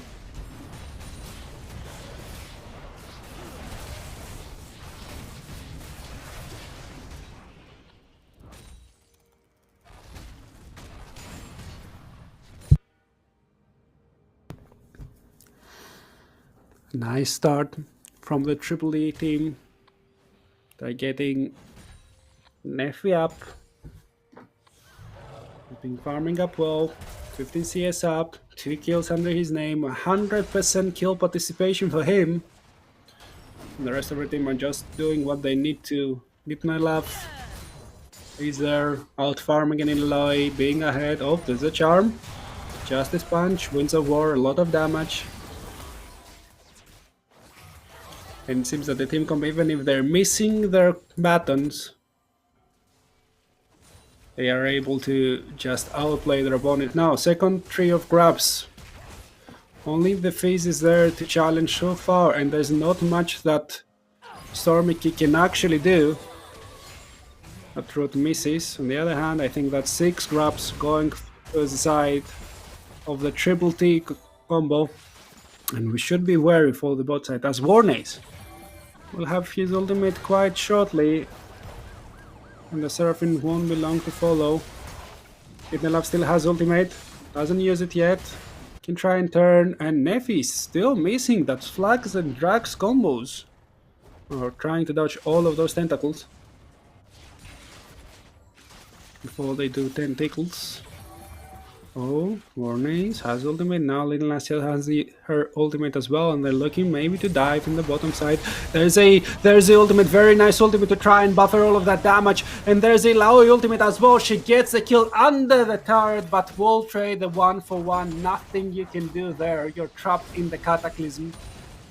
Kind of the best case scenario you were hoping for, to try and make sure that this Volibear can't really farm everything up. But now, Galio tanks, has the damage reduction. Nice flash! From here we go again, smites him down. Tries to run away, 200 HP, one more kill will do the trick. And there comes FaZe, there comes Stormy Q to get one more kill. 2-1-1. Let's go for this FaZe. Oh, that's a nice route. That's a nice Stranglethorn. They answer with the double ultimate combo, but he managed to flash away for now. Flag and drag from Jarvan to get in place, and there comes Akbar. Nothing he can do to escape. Little Nashia flashed over the wall to just assist their team. And here we go again. Needs to run away as he finds himself in 1v3 scenario. Score says 3-7 and the gold lead suggests that there's a 3k gold lead for the side of the Triple D. Nice engage onto the Wukong. He can go nowhere, but there comes the ultimate from the fish, dealing 0 damage so far. Here we go again, use the clone. He's at 1 HP, but can he get away as the fish is getting chased down? No, there's a Justice Punch together with a passive, and Galio collects the kill.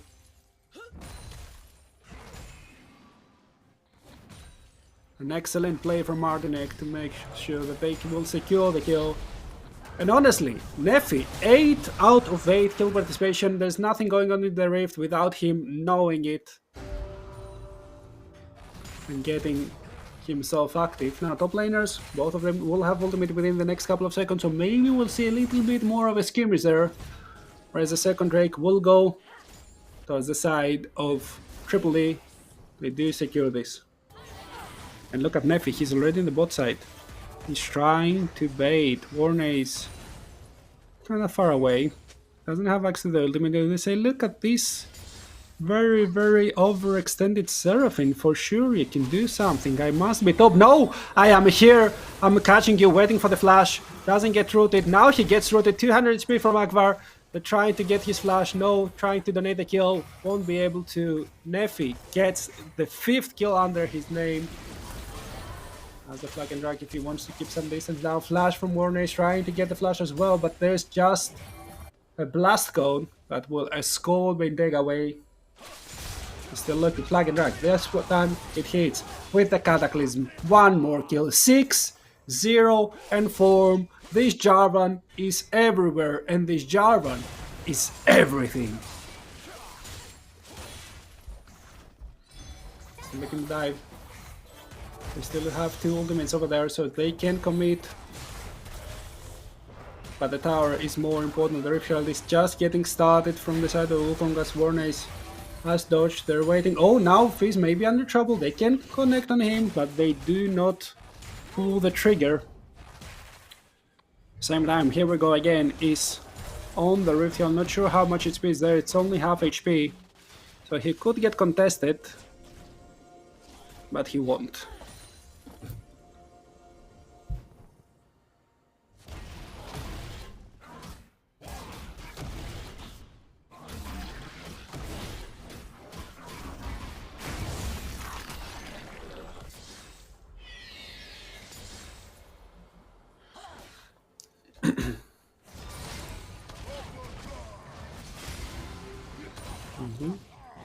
But Galio with the Hollow Radiant right now is very, very painful to deal with, especially if you're a melee squished target with just a Legion's Companion. They're hurt. She's in the mid lane. Wukong tries to drift his way into the mid tier 1 tower. He will hit the tower. He'll try to run away, but the tower will stand strong.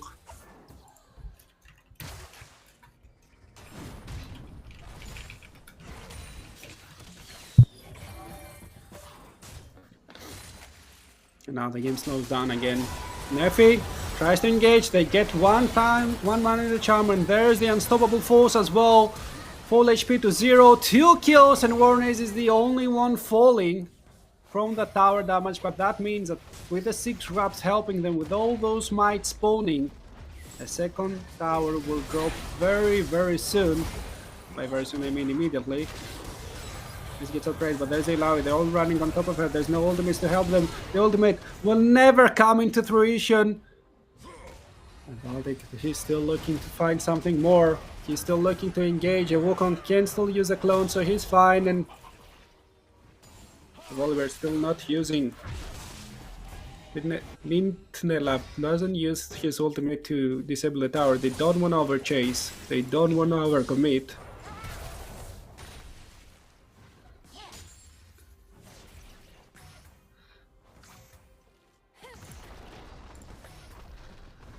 As they're just playing for the towers.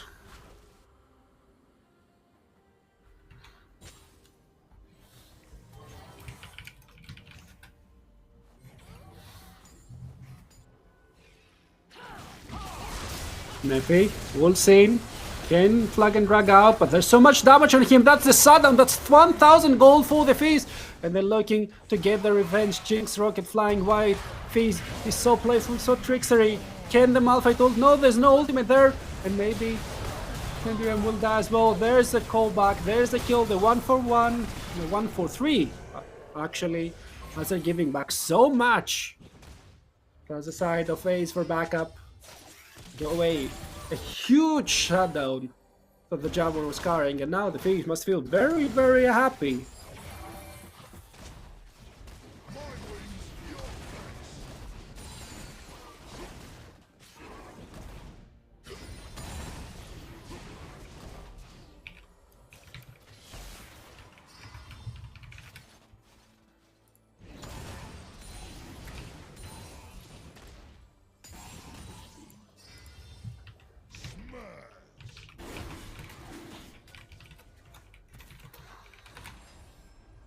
Game's chilling down right now.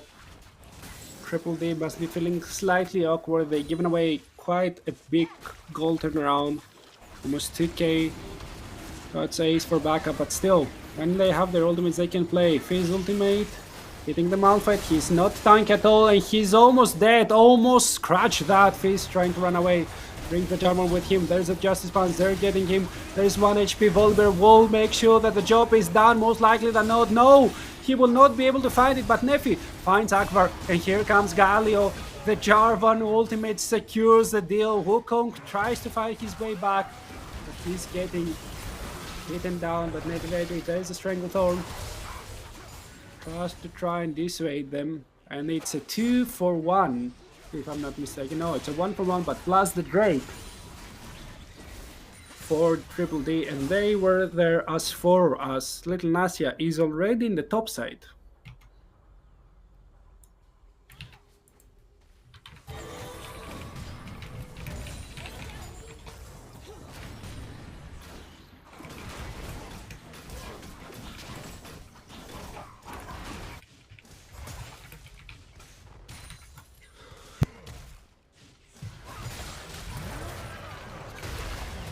Oh, that's a nice outplay.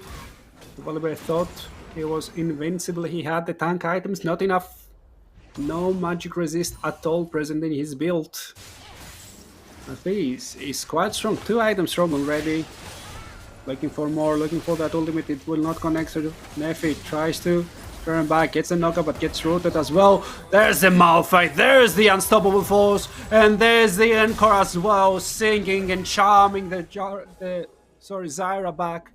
With Malphite collecting a double kill, the full AP Malphite, may I add. He's getting 1 more kill, he's getting closer to his second item as well. There's nobody in the mid lane. Maybe they can even force something more. Jarvan, if he uses the flag, that's a lot of more attack speed for his team.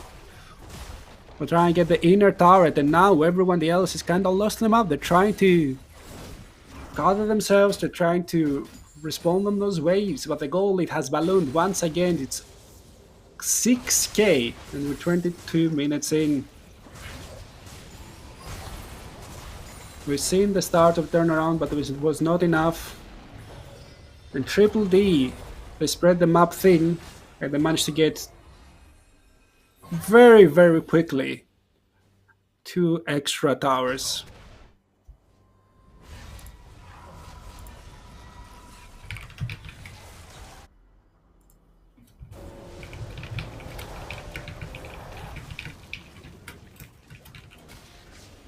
Missed, but maybe that's a chance. Everyone else reset. Do they have the damage? The Jinx is not as strong as they want her to be. The Baron is taken so slow, and Akra just reached there. 10k. Do they realize? Do they know? No, they don't. Jarvan has started the red buff. Maybe that's the start of something great. Maybe that's the start of a turnaround. Now they see. Now Jarvan is coming. He has the flash. 2k. 1k. He's in. He stole it! And now the fight erupts. 1 is already dead. The Illaoi couldn't even say a word. Her god abandoned her. And they're looking for the rest. There's a flash. The Galio flash in Justice punches his way, but he gets rooted. Tries to slow everyone as much as he can. Nefi flashes in, but not in range to use the Cataclysm. That's the flash blown for nothing. But they already got the Baron. They already got whatever they wanted, and now they can even try and dive if they want to. As the Volver still has access to that ultimate. Uses AE. Tries to run, but now they just rotate into the top side. That's the risk that you're taking. You want to get back into the game, and unfortunately they did not strike through on this might. Oliver Stanking has the ultimate, never uses it preemptively, and gets punished as well. One more kill for the side of A is for backup. They get something back at least. But there's a Baron up for 2 more minutes. They do have the Baron buff. And there's nothing to do on the Rift as well.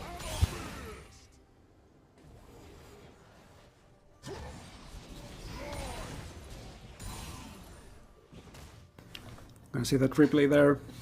It was so close also. We see the Jarvan starting the red buff on the side of our screen.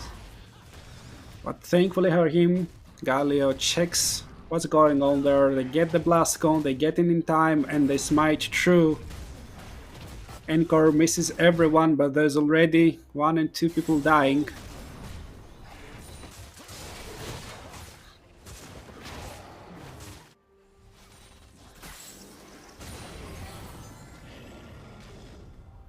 And that's gonna be all she wrote for that Baron. Now the Baron is still up for a minute. 1 inhibitor is open, 1 inhibitor is exposed, and maybe they wanna push through the bottom lane to tear down the last inhibitor down remaining.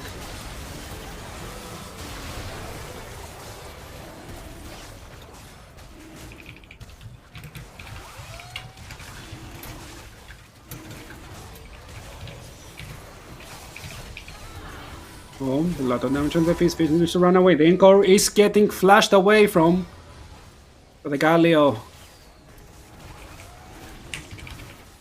Doesn't want to allow the fight to end. Lau is still alone in the top side, pushing by her lonesome, trying to make sure that those Mega Minions are not in their base. But they will still come. The mid wave as well is knocking on their exposed inhibitor. Phase is there, but so is the Volibear right now, trying to put on some pressure. The Baron will expire right now. And that's all.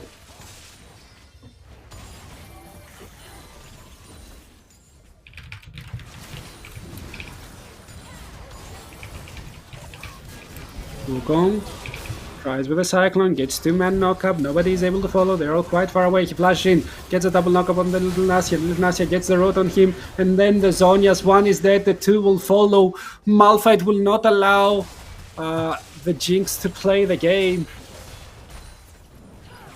And now it's looking way harder, the middle inhibitor is down as well. The Zyra will get uprooted. And there's nothing that she can do. 20 seconds for the Jinx, 15 for the Wukong, but there's no flash, there's no ultimate. There's nothing for them to do down, and the Fizz gets taunted in. The Encore will not connect. Close, but no cigar. But they will get the 3rd inhibitor of the game as well, and I think they will turn tail and run. They don't want to end the game right now. They don't want to risk giving away huge shutdowns once again. They'll get what they can on the exit and come back stronger for one last push.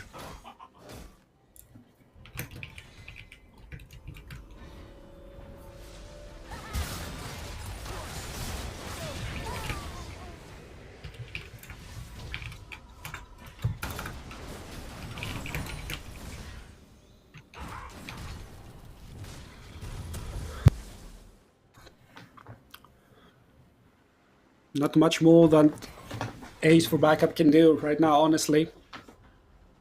All they can do is hope that the sustain will not be enough, but double Mega Minions from 3 waves coming in is gonna prove mighty difficult to clear when the Jinx is only 2 items, and the Jinx is under fire as well. 2 more auto attacks will do it, and she's done, it's over. The Wukong is getting caught in the stun, but will run away from the Thunder.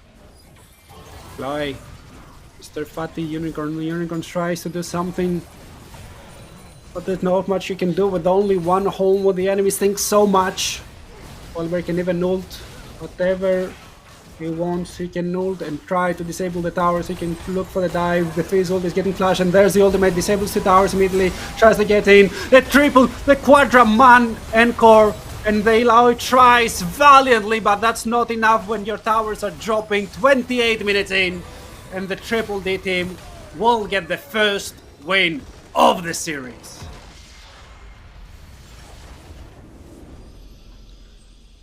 Slower game than the last series, but it was still very, very much one-sided from one moment onwards. And the Data Defenders of Demacia do get their first dub and need just one more to chill for the rest of the day and send the A is for backup team into the lower bracket, where, let's not forget, they already have a mighty opponent waiting for them, as the Lagging Legends are looking and searching for any weakness that you might show in this game. And we'll see if they will be able to bounce back, will be able to bring this into a 3-game series or not. For now, that's it. GG, well played. Let's give our respects to the team playing. And actually, valiant game. There was quite a lot of chances. Like, that Baron attempt was pretty nice. Not gonna lie, from the side of Ace for backup, they almost got it, but it was not enough. Now we see exactly how the brackets are going. Ace for backup is with their backs against the wall. No, an interview is going to happen after the series ends. So when either Data Defense of Demacia win 2-0 or 2-1, or they lose, if A is for backup managed to bounce back in the series, then we're going to have an interview. For now, we're going to be waiting for the second game of the series. Hopefully, nothing's going to break this time, and we're going to be back pretty soon. But if I'm not mistaken, we're going to have a very, very short break, and we're going to be right back to see the second draft of the game. So 4 minutes break, and we're going to be right back to see the second draft of the second series.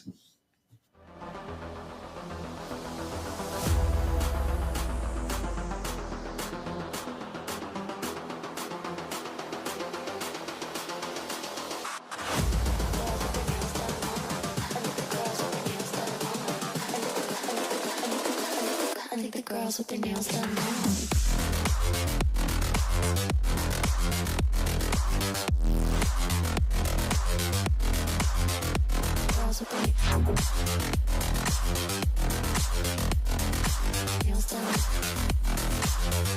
Girls with their nails done.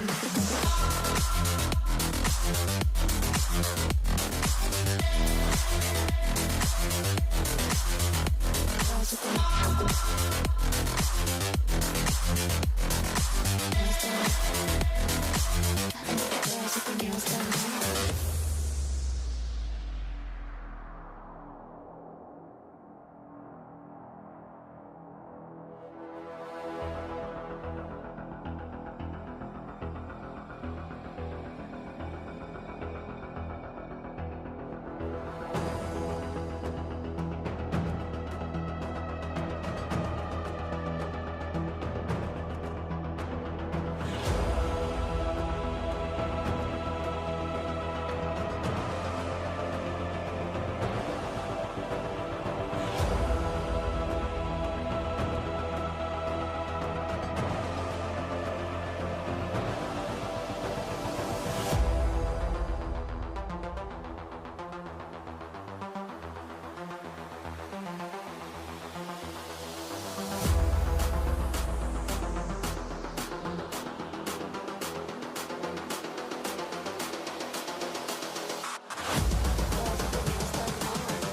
Girls with their nails done. I like the girls with their nails done.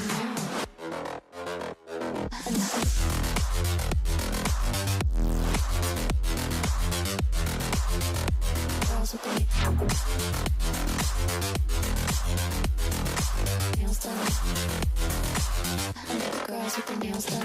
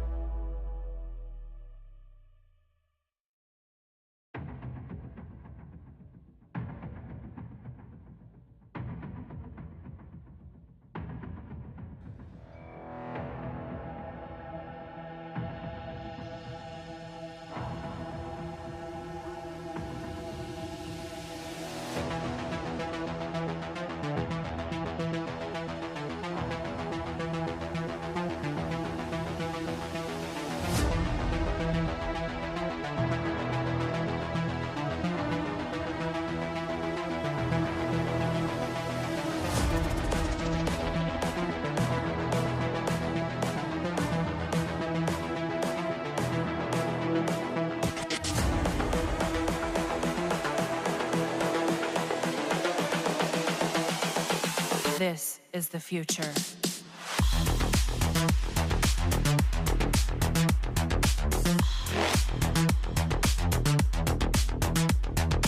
Evolution.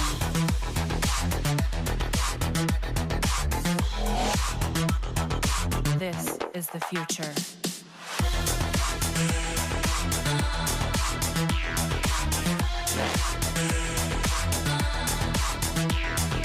Evolution.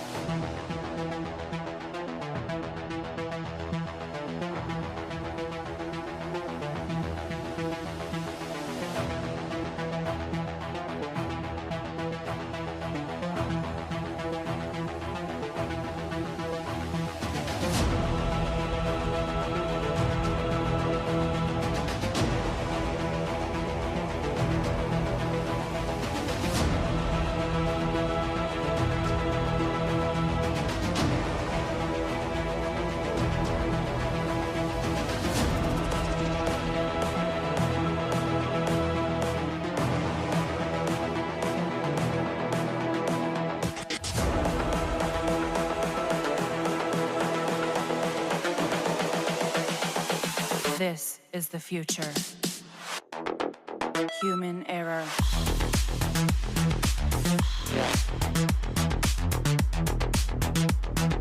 Evolution.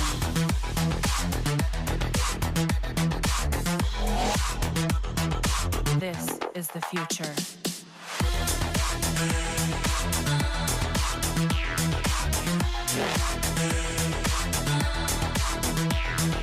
Evolution.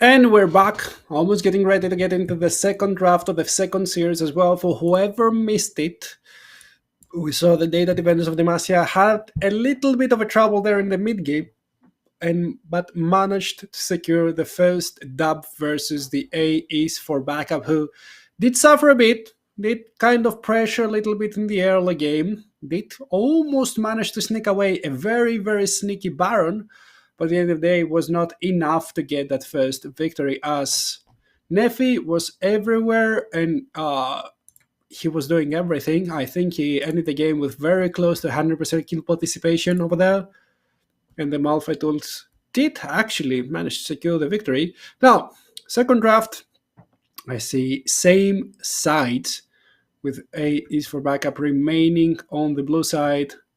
We'll see if anything else changes. Yep, they immediately pivot on the draft. They ban away the Seraphine. On the other hand, it's still Mordekaiser. It's still Nocturne. You know what they say, if you're winning, there is no need to change anything else. Jarvan banned away also from the hands of Nefi. So we'll see if anything else changes extra. With the Gene being banned away.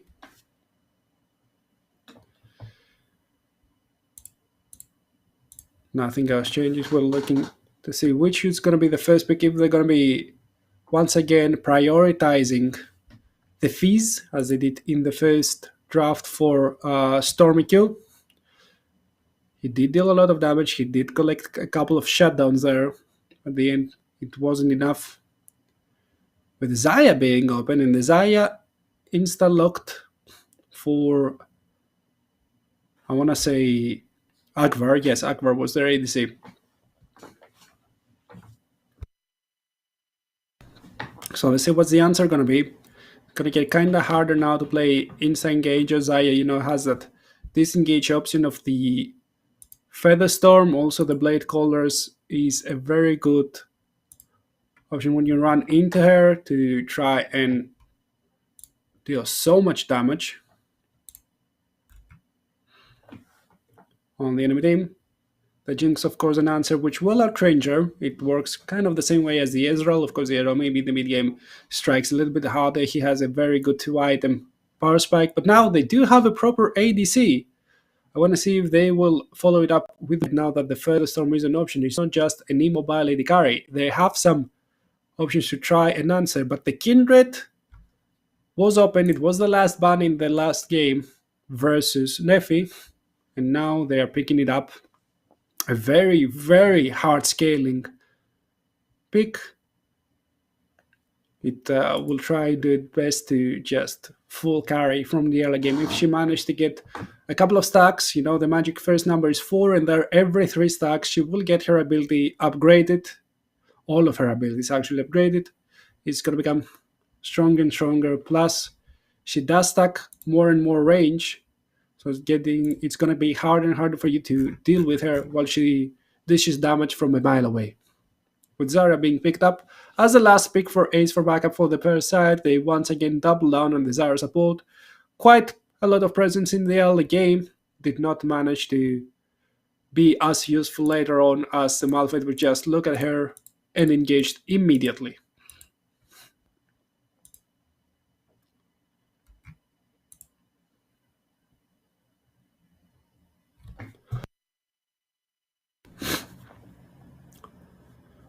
The Vi is now locked in.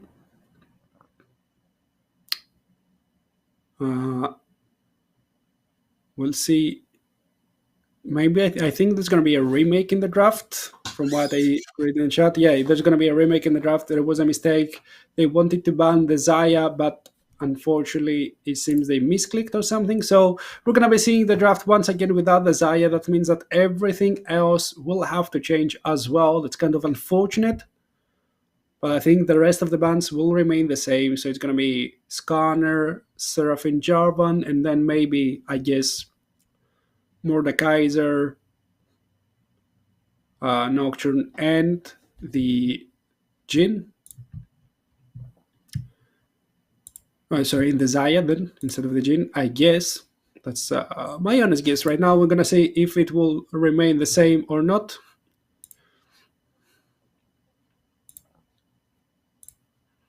As we'll go back into the draft as soon as humanly possible. Yeah, so we got I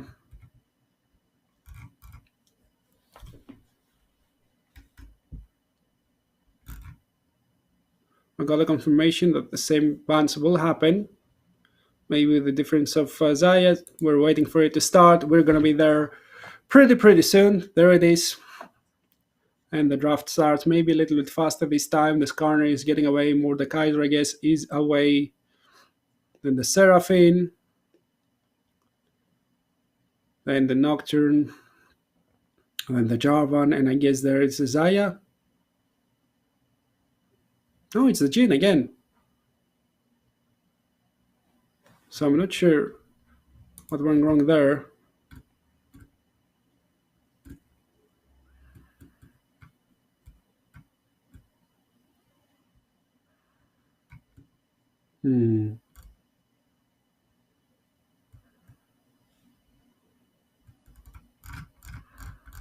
Okay.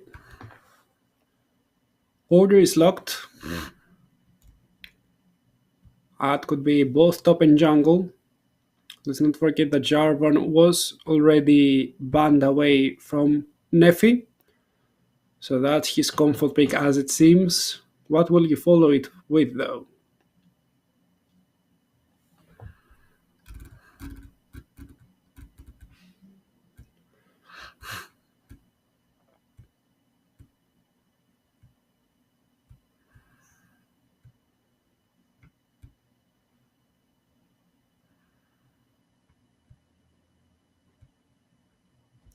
Wukong is getting locked in this time for the side of the Triple D team.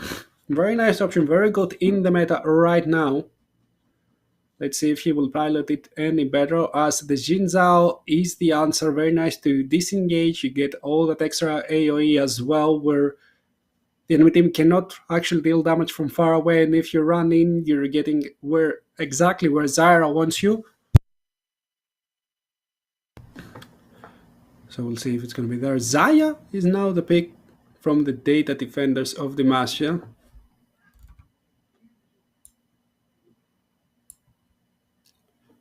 Not exactly sure what went on there, but it's fine. We're getting into the second ban phase of the game with Vex getting banned away. They don't want to allow the little Yordle to stop their engages, or maybe disengage from further away with your ultimate. Rakan, an excellent ban, especially when you pair him up with the Zaya. That extra range on the battle dance can prove extremely difficult to deal with. Plus the extra damage from the W in the laning phase, mostly it can be extremely strong. And Caitlyn is the last ban from the Triple D team, with Silas beating Adieu from the side A is for backup.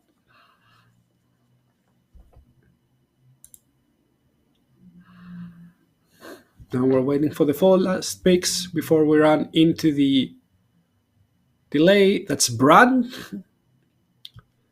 And they're going to be facing an Oriana, which is excellent paired with the Zinzao. The Zinzao is one of those picks who really love having a sort of Enchanto in the mid lane, and Oriana, especially in the early game, does serve that utility role with the shield, the movement speed, and the slow towards the enemy. That's very nice to have. But that brand isn't in the mid lane. It's one of the picks they do select for the bot lane for Warnoise. And now they did get the Galio again in the mid lane for the Wukong. Very nice if you manage to engage deep into enemy territory. Even if Zaya uses her Featherstorm, you can then engage with your ultimate once again. As soon as she lands back on her feet, she will get swept up from them again with a hero's entrance.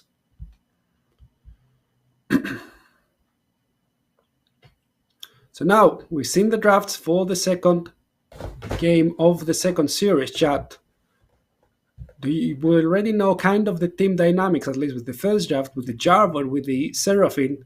Do you think we're going to have the same result, or will A is for backup into the series and show their A game? I want to hear you chat. I want to hear your opinion. Let's start a discussion there. Honestly, big fan of the Zaya. Not sure if you do have enough to deal with the Mundo if he managed to get ahead. Of course, he will have to go through the Udyr, who is extremely annoying, I want to say, in the early game. You just double press R. You're able to get the whole wave, poke out the enemy laner as well. And it's very, very annoying to deal with.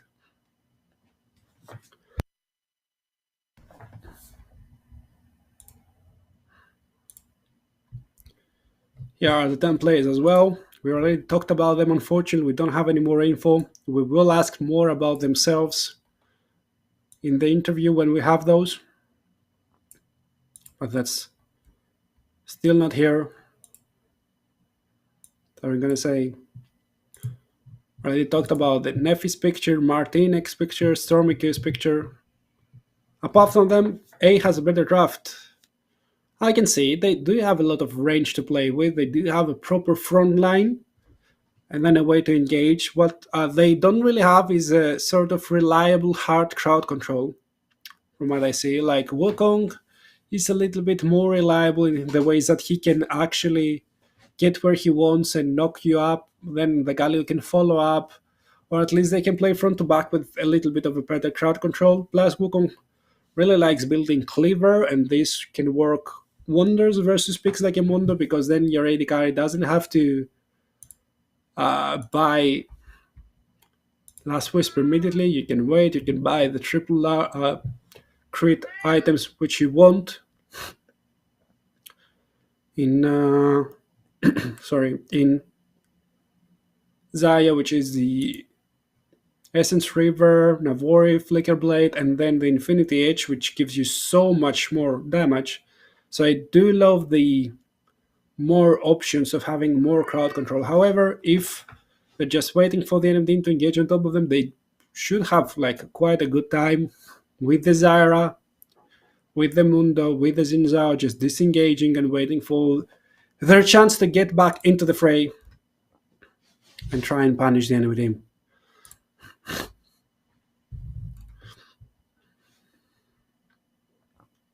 Of course, we're also gonna check Nefi's Kindred.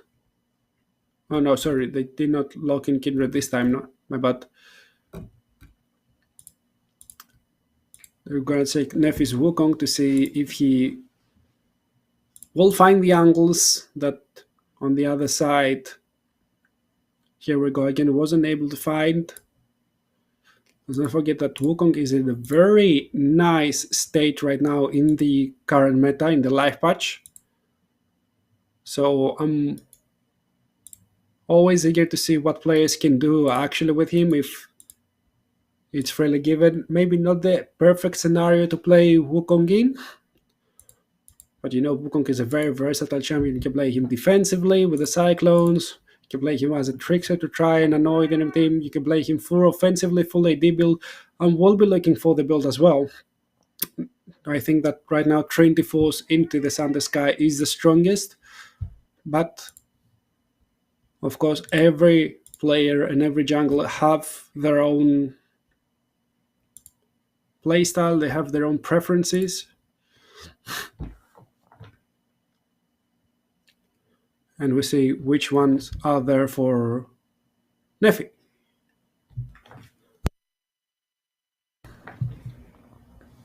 Of course, chat, the draft will get remade in the client. Right now, we're getting in the draft because not everyone has the time to go and collect all of the champions. You know how it is. It's very annoying. There are like 170 of them. Most of them cost way too much blue essence. So we're making the drafts in the tool where everyone has everything, and then we can remake them in client in order for you to have the best experience, the most competitive experience as well. Hi, Luigi. What's my rank? Well, I've picked master right now. I like diamond 2, I think, or something. But I haven't played too much in this split. I've played like 15 games. And there are times where I play like a bronze or even worse. So I really don't think that rank always matters. Mostly it matters of how much you're willing to grind the game. Nothing else. What is your rank, chat? I want to hear your opinions as well. He really needs this. I'll give you to him. He just needs some cuddles. I'm talking with other people for way too long, so he needs attention. You know how it is.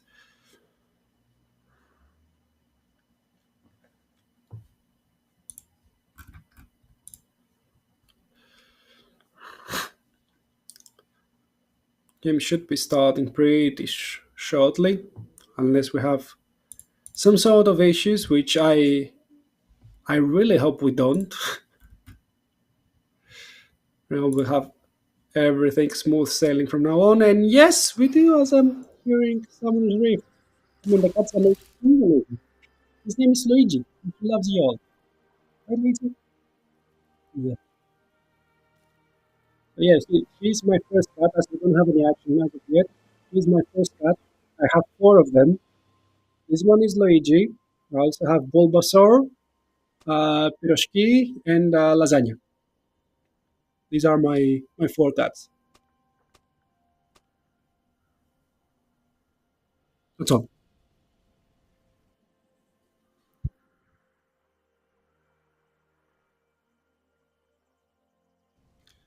Yep, we're back into Summer's Rift. Nothing happening on early into the game. Zyra will let her tank, it seems, for Xin Zhao. They won't help a lot with the clear, so Xin Zhao will get accelerated into that first clear. And let's see if he's gonna make the best of that advantage later on. Haven't seen Udyr for quite some time in the top lane. Pretty annoying champ to deal with. And let's see if he was properly nerfed or not yet.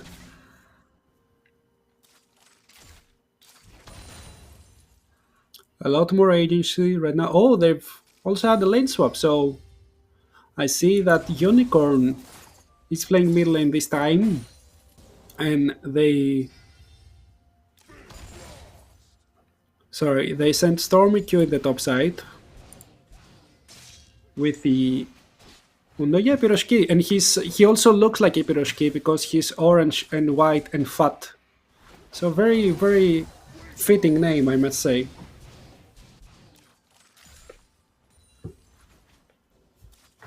And yes, he looks like multiple Piroshki, not just like one Pirozhok.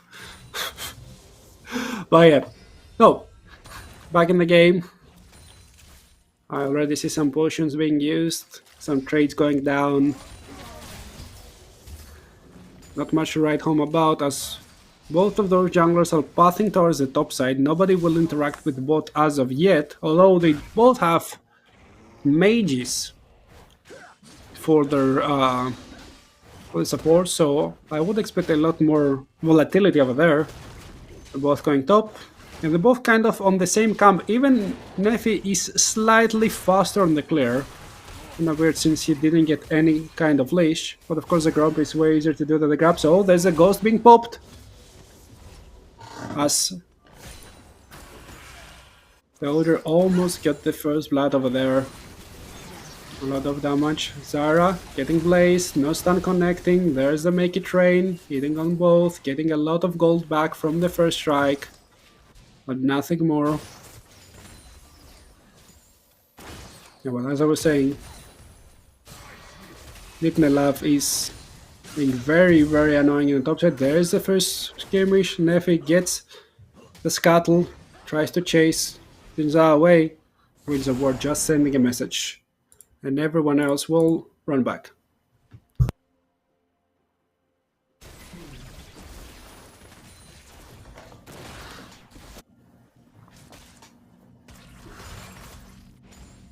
Not much else for now. See small trades going left, right, and center. The first resets are coming. Both jungles getting exactly the same thing, as they both started with the same items. I want to see if somebody will go and play for the second scat grab as well, or if they let it die for now. And a lot of wards on the top side for the side of Triple D. We see on the minimap 3-4 together with the scuttle grab red wards, and Mundo is close to dying. He's 1 HP, and he'll have to run away again. No one has a reset from the two top laners, so both of them have access to that teleport. Should be able to go back by a Ruby Crystal if needed, and just teleport back in the lane, losing almost nothing. Oh, they're looking to fight on the bottom side. Like Nasya has the flash, but the flash will not get her in the safe distance. Roots 2. First blood will drop. Zara collecting it. There's Wukong now. Doesn't have the clone, doesn't have any other gap closing abilities, no crowd control as well until he hits level 6, so he'll just push out the wave to make sure that it's not in an awful state where that Zaya returns.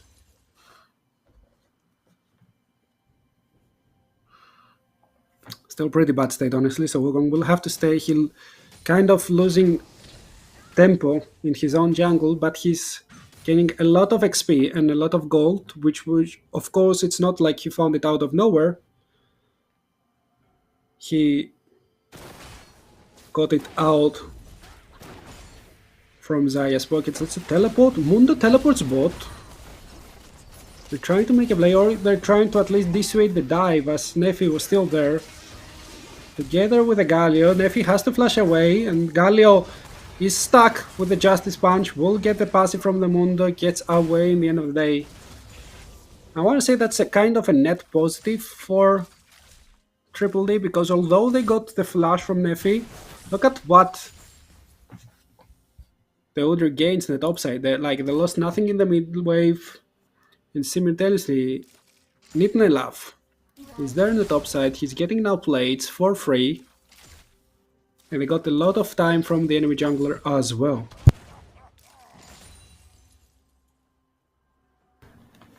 There's the stats, there's the levels, there's the summoners, and who's playing who for you. Just as a slight reminder, first Drake is up, nobody touches it, it's a mountain Drake, kind of a tanky Drake to deal in the early game. I see Niffy once again contesting the vision from Veeam. Here we go, again tries to find the angle in, he gets the win, becomes like he's a level up. Neffy loses the smite, but who gets the first? That's still them. The hero's entrance being blown. Neffy has no flash. He's level 5 now, but they will give up the distance. They're running top. As there's a Mundo, there are no ghosts, no teleport, and their enemy team will just collect the Scuttle Crabs. Mundo is dead. Neffy got the kill, more XP. Now they're running. They're trying to get the second one for themselves as well. As it's now 1-for-1. Neffy has smite. Here we go again. Has smite as well. 1000 HP, 600 is the smite. Wukong gets in, gets the smite, but that's a very nice shockwave. And the Wukong tries to run away. The ignite runs the wrong one. That's the flash. Unicorn, one last Toto gets the kill. And the Udyr never moved. Jin Zhao still looking for something more. Wind becomes lightning, hitting, but does not commit to nothing else. And that's the derby we were promised. That's a very close game so far.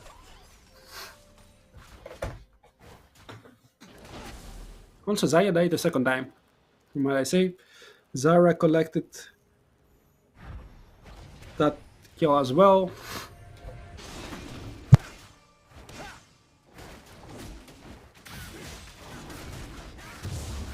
And Jin Zhao uses a timer to steal away the enemy red buff.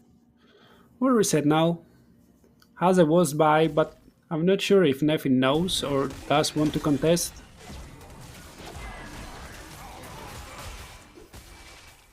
Trades on top side. Oh, that's an AD order. That's not even an AP builder. So he's gonna be playing mostly with W and Q, I guess, instead of his ult. His ult is just there to be annoying. He doesn't want to allow Mundo the opportunity to go full MR because, you know, the MR items are way stronger Mundo, especially the Spirit Visage. And so far, so good.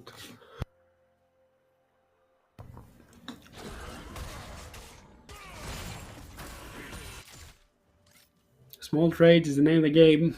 Drake is still up, nobody contests it all. Everyone plays from top side, neutral objective. It's a very nice trade from both of them. Now, Mundo, if Udyr could spend 2 more auto attacks on the enemy team, he could get a huge advantage. That Blaze misses, and there's the ultimate. Picks up Brand, who uses the Pyroclasm. That's only 1 bounce, however. And Little Nasia gets the root, gets 1 kill. That's excellent spacing. The Little Tempo is up and running, and she has the ultimate, but doesn't want to risk it for the biscuit. She'll just get the wave. She'll accept graciously the kill that was donated to her, and Gali almost gets another with the Winds of War. Jin Zhao is there. Little Nasia still has ultimate. Very nice root with the Blade Caller. Tries to weave in a couple more auto attacks, but the tower is standing there, deferring Rem from doing anything else. And now Unicorn pushed in the wave and not even fully. Will reset. She plays with Ignite, so there's nothing more he can do. Udyr, no mana, so can't change the stance. Unfortunately, that's not the most aggressive stance. The moment you get that passive out, that's all you can do.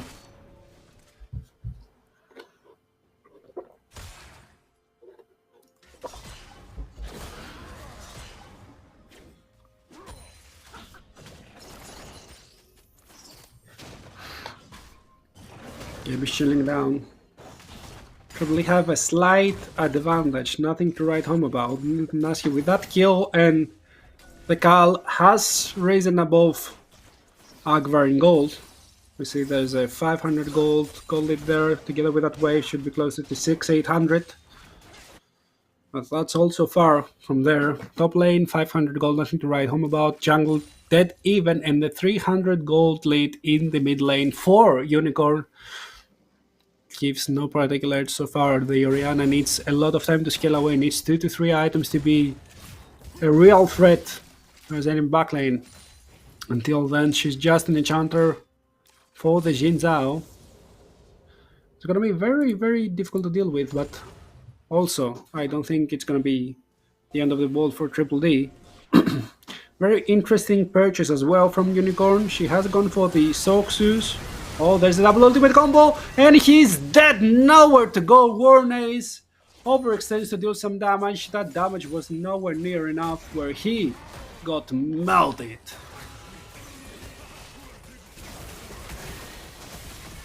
Okay, that's a lot of damage. That's the isolated Q, the Tiger stance. Maybe Little Nasia will have to ult away. Oh, the flash! Was it enough? No, the potion ticks and saves. And now, there's the engage from the Wukong. Very nice Cyclone, but the Orianna managed to get away. No, the last bonk will deal with her. And there's a Hero's Entrance together with the Cyclone. That flash also was not enough. But Galio also face plants. And there's Mundo. He goes where he pleases.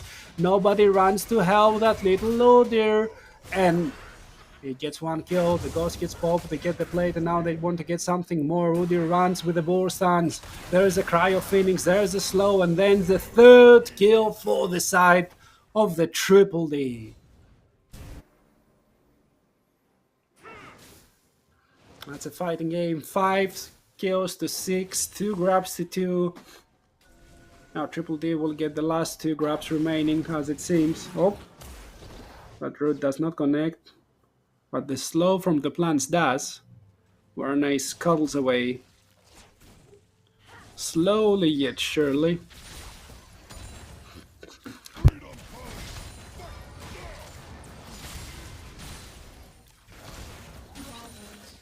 Martinek starts dealing a lot of damage there. He gets Windvigil's Lightning. The flash was not in a good timing. There's a flash route from the Zara. One more Justice Punch is not enough. And here we go. Here we come, and here we take another kill.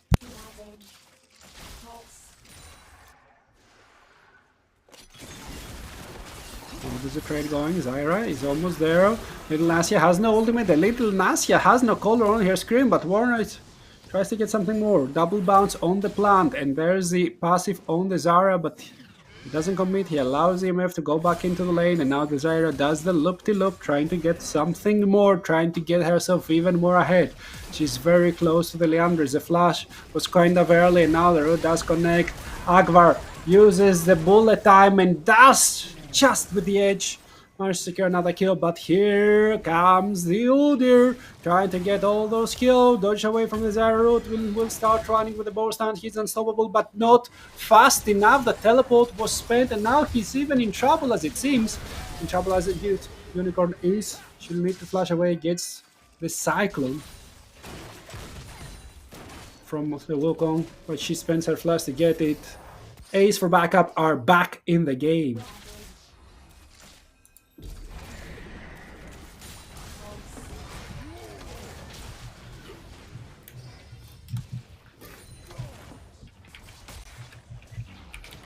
Ritual dropped on the top side, trying to get that first tower. Mundo using his head will be able to get it. Rift Herald even survives with a sliver of HP. And if we look at the goalie, that's the first time in the whole series that Ace for backup have a gold lead in the game. Zaya getting close to the Infinity Edge, but it's such an expensive item to rush. And the income is not enough if you're not stomping the enemy lane. One more reason I usually prefer the Essence, but there's the engage, there's the ultimate immediately. Little Nasia has to use the Feather Storm, the Blade Caller, not enough. But now you're catching the Jin Zhao once again, and here we come, he's falling down. Mundo is 1 HP. And the other is tanking the tower shot as well. The ultimate will keep him kind of healthy so far, but the bow stance is better in the long term. Both of them have HP. Bow stance helping so much.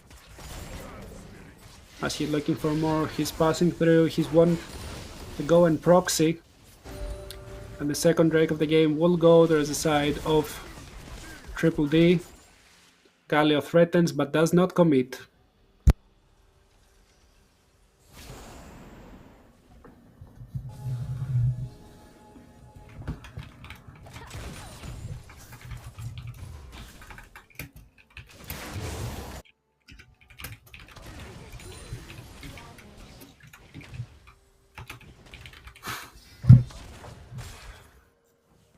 The game is back on a completely even footing. Top lane, tier 1 tower standing on the sliver of its health. If you sneeze, it's gonna drop. Another is there ready with his allergies to sneeze all over the tower. Get that extra bag of gold in his pocket. Make sure his team is back in the lead, even slightly. If you're looking at the items, there's very strong items completed for both the Udyr and the Wukong. I want to say the Galio as well. The Hollow Radiance is very, very nice to have. Only Zaya, only little Nasia is still missing her big ultimate. Now going onto the Brand. Brand doing some damage, but little Nasia answers. There's the flash, there's a barrier. The other attack went the other way, but there's just Dego. Tries to get away. The Cyclone picks him up a second time. He misses the road, but there's Mundo. He doesn't even get the stack because Galio is there to help with his ultimate still in cooldown. He just teleports the way. Somehow everyone from the side of Ace for backup survived, whereas Warnace ends up dropping 1, 3, and 2. That's a score for both the bot laners for Triple D. They're the ones struggling versus the Misfortunes are lane, a very, very oppressive lane.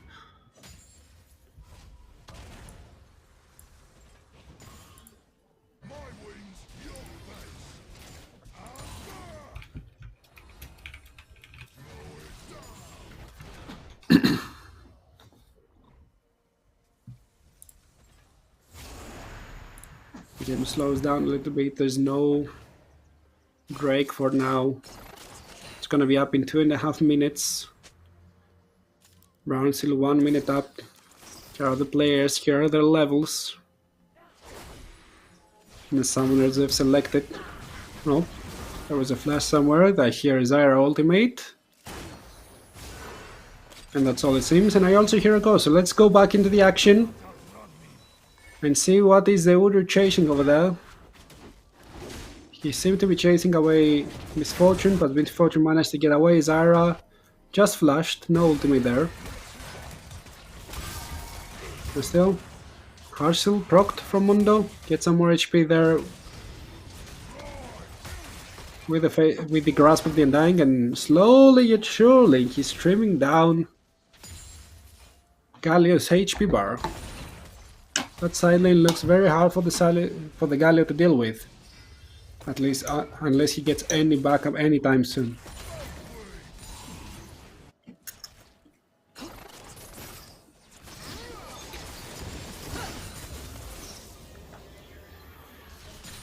Only the top lane towers have suffered, only they have fallen. The rest are still up even though there is a grab difference. But now Triple D has that lead. They're still not deciding to send the Udyr bottom lane. Udyr has been spotted entering in the jungle. He's been rooted. There's all that extra crowd control, but he's unstoppable. He tries to run away. He's burning down from the Ignite, but Ignite is not enough. But now, Warnace needs to flash. He uses a Pyroglass to try and do some damage, and it does spread, but no passive proc. Little Nasia weaves in as many auto attacks as she can, but that's not enough as well. They're getting the charm onto the Mundo, but they're just turning tail and running. The passive wasn't proc. Little Nasia still has the ultimate. Does not use it. Will drop with the ultimate up and available, but Neffy, he will save the day. The double knockup gets a double kill and a triple kill as the barrier will not be enough. The shutdown goes to Little Nasia, and she thanks you so much for that donation. They beat a bit more than they could chew, and now Rico is back. Never died. Unicorn flashes away, and the slow will be enough to just keep her alive.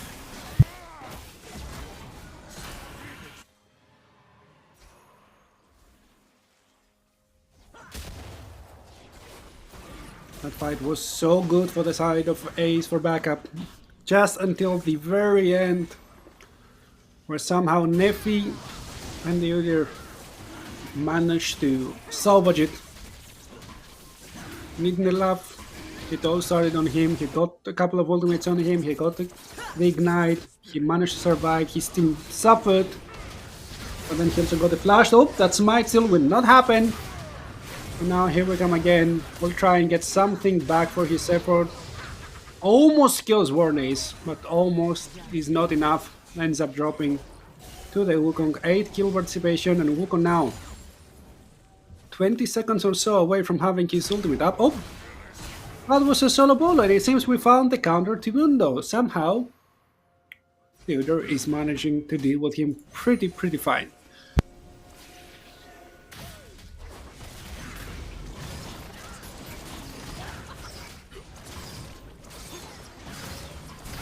And with the jungle down, no flash on him. And with the top laner down as well, 10 seconds until he can teleport into the fray. Triple D starts the Baron, it's already at 5k.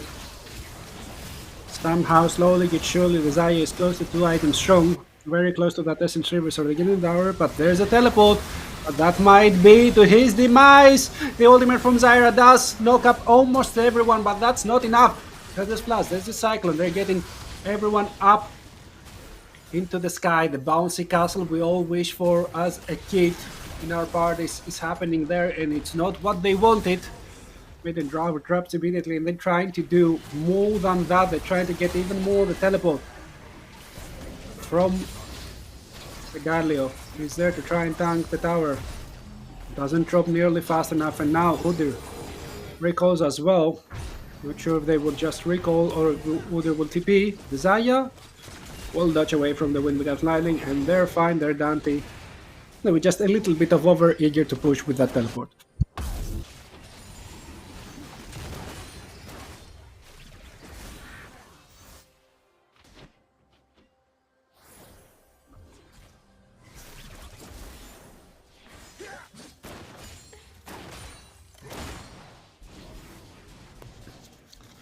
The gauntlet is still not too high. We're already 24 minutes in 3k. 24 minutes in the game is not as high as one would like to. Especially considering that some of those items are incomplete. We see the Winter's approach still not happening.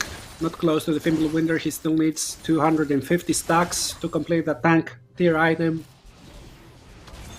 There's a good difference in the mid lane, but that's more or less it. The two marksmen are now very close to those items. And Nitnelaf teleports back in the top lane. 3-0 and 1. That order is looking mighty scary, and I'm not sure if you are able to ever poke him out with his W, sustaining him for so much.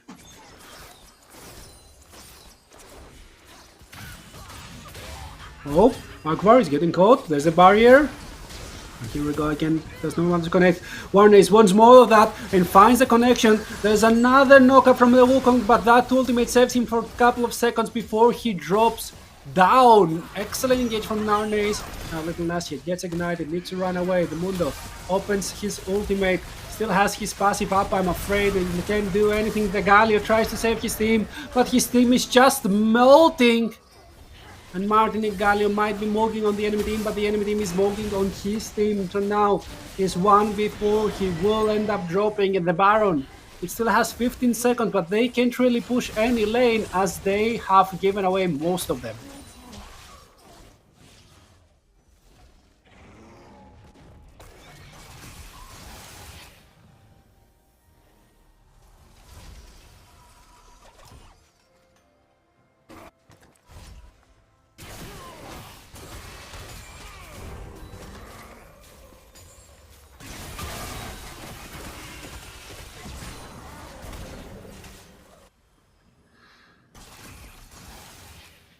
Game slows down again. You could not open the enemy base with that bar on the goal lead. Struggling between 2 and 3k for the side of Triple D. Nitlelaf, the only one still immortal in this game from the side of Triple D. Dega hasn't died once for Ace for backup as well, but now we're very close to a very important timer. In 15 seconds time, the 4th Drake of the game spawns, and it's very important because the first 3 all went towards the side of Triple D. So now they are at soul point. They are contesting that very, very important neutral objective, and if they manage to get the soul point, they're gonna become so much stronger for the rest of the game, no matter how long it lasts.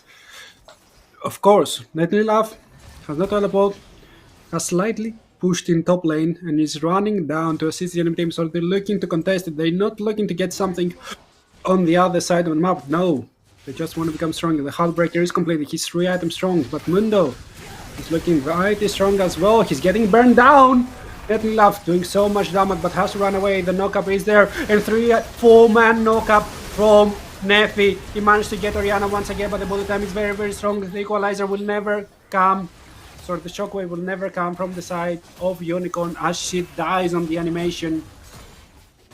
And that's a 2 for 0, and a lot more summoners that Soul will go towards the side of Triple D, and they got one very, very strong win condition.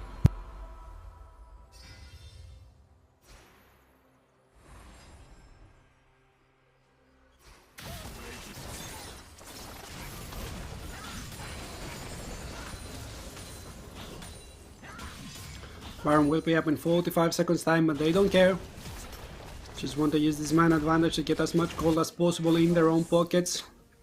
We're expanding the gold lead. It's close to 5k right now. It's over 5k actually, with that tower dropping. And now that Soul together with the brand passive could be extremely annoying to deal with. We're trying to get the Netwave, but the Zinjao has to use the ultimate. He has the Orianna ball on top of him, and big shockwave comes and only hits 2 and pushes them back to safety. One more kill, the jungler is dead again, and now they can even turn to Baron if they so like.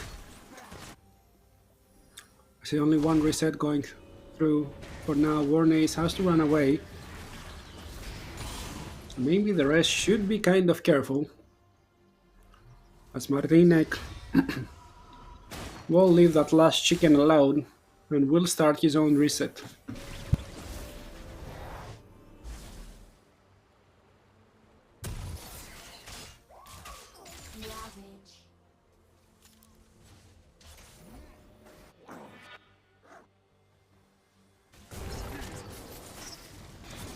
They're gathering outside the Baron pit.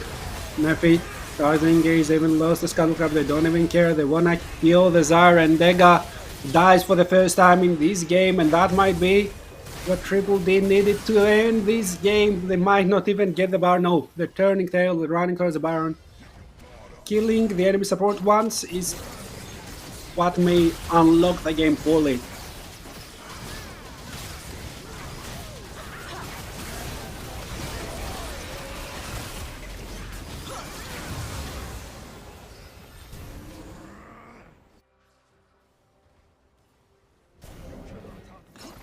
There's only one inner turret, and that's the one in the top side. They don't even care about it. It's so late in the game, we're already 30 minutes in, and that means that every wave has its own cannon.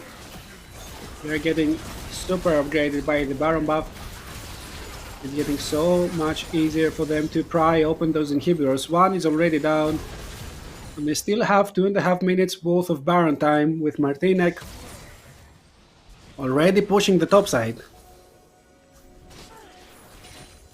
Not a lot that Ace for backup could do right now. They need to find the perfect team fight. They need to find the equalizer into the bullet time combo. That MF is still very strong, 3.5 items strong. Even the bullet time is used preemptively. There's the feathers fly, she roots everyone, and Nefi is 1 HP, and they're getting the kill. That's the heal from the Crypt Loom. But can they still fight? Martinek will manage to secure the kill together with Little Nasia. But it's still a 4 versus 4 right now.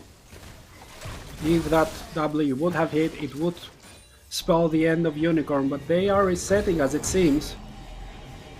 Of course, Martinek and Nivedi have teleports, but they're just using to go bot. They've pried open the inner tower. They want to use the last minute and a half of Baron to go towards the other side of the map now.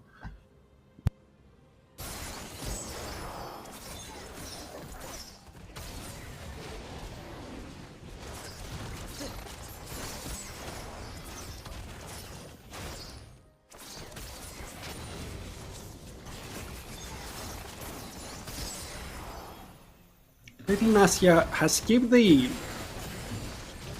Navori Flicker Blade. She's going towards the Edge of Night, if I'm not mistaken. She wants that extra spell shield, that extra layer of safety to keep her out of any pesky roots, any shockwaves or whatever may appear.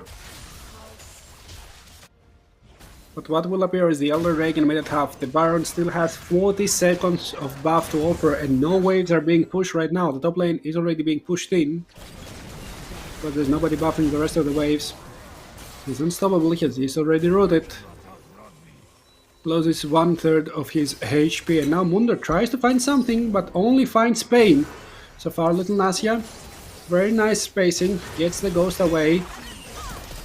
Instantly uses her ultimate and Nefi tries to find the angle onto Akbar, but Akbar keeps the spacing. Look at the Galio though, look at the minimap, the Galio is flanking and there's the angle, 3-man knockup and there's a Galio engage as well. The MF ultimate will get interrupted almost immediately. Nefi tries to deal with the MF and will be able to sustain as well with the Sun the Sky. He's alive, he will never die in this game. No, never mind, he has died 3 times, but you know who hasn't? That Udyr hasn't. Nitnelav hasn't died a single time in that second game in the 33 minutes that we have played. He's 7-0-7. And that game is over 2-0. There's a side of Triple D.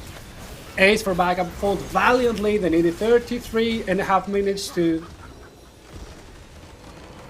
lose all of their resistances, but in the end it was not enough. Triple D will follow Roll 34 Urgot in the winner side.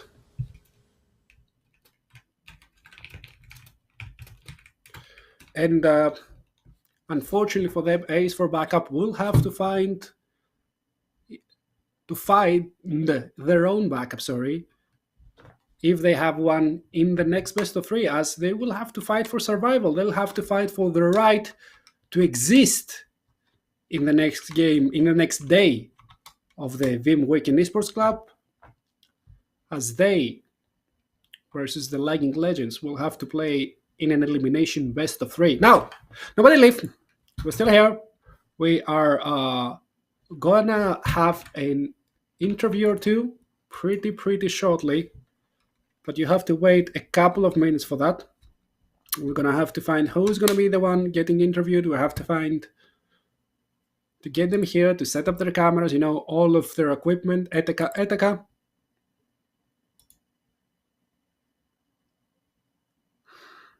And we're gonna be right back. As soon as I have any info again, I'll let you know who's gonna be the interviewee. And we see who are we gonna talk to after the second best of 3.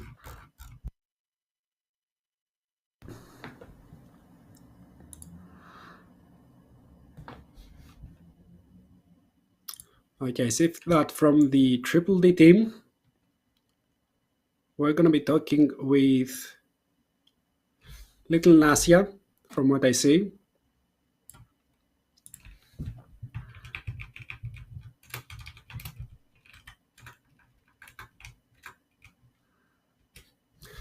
And I'm still looking to see who are we gonna talk from A is for backup. Still not selected, not sure if we are gonna talk with someone from there, but yep.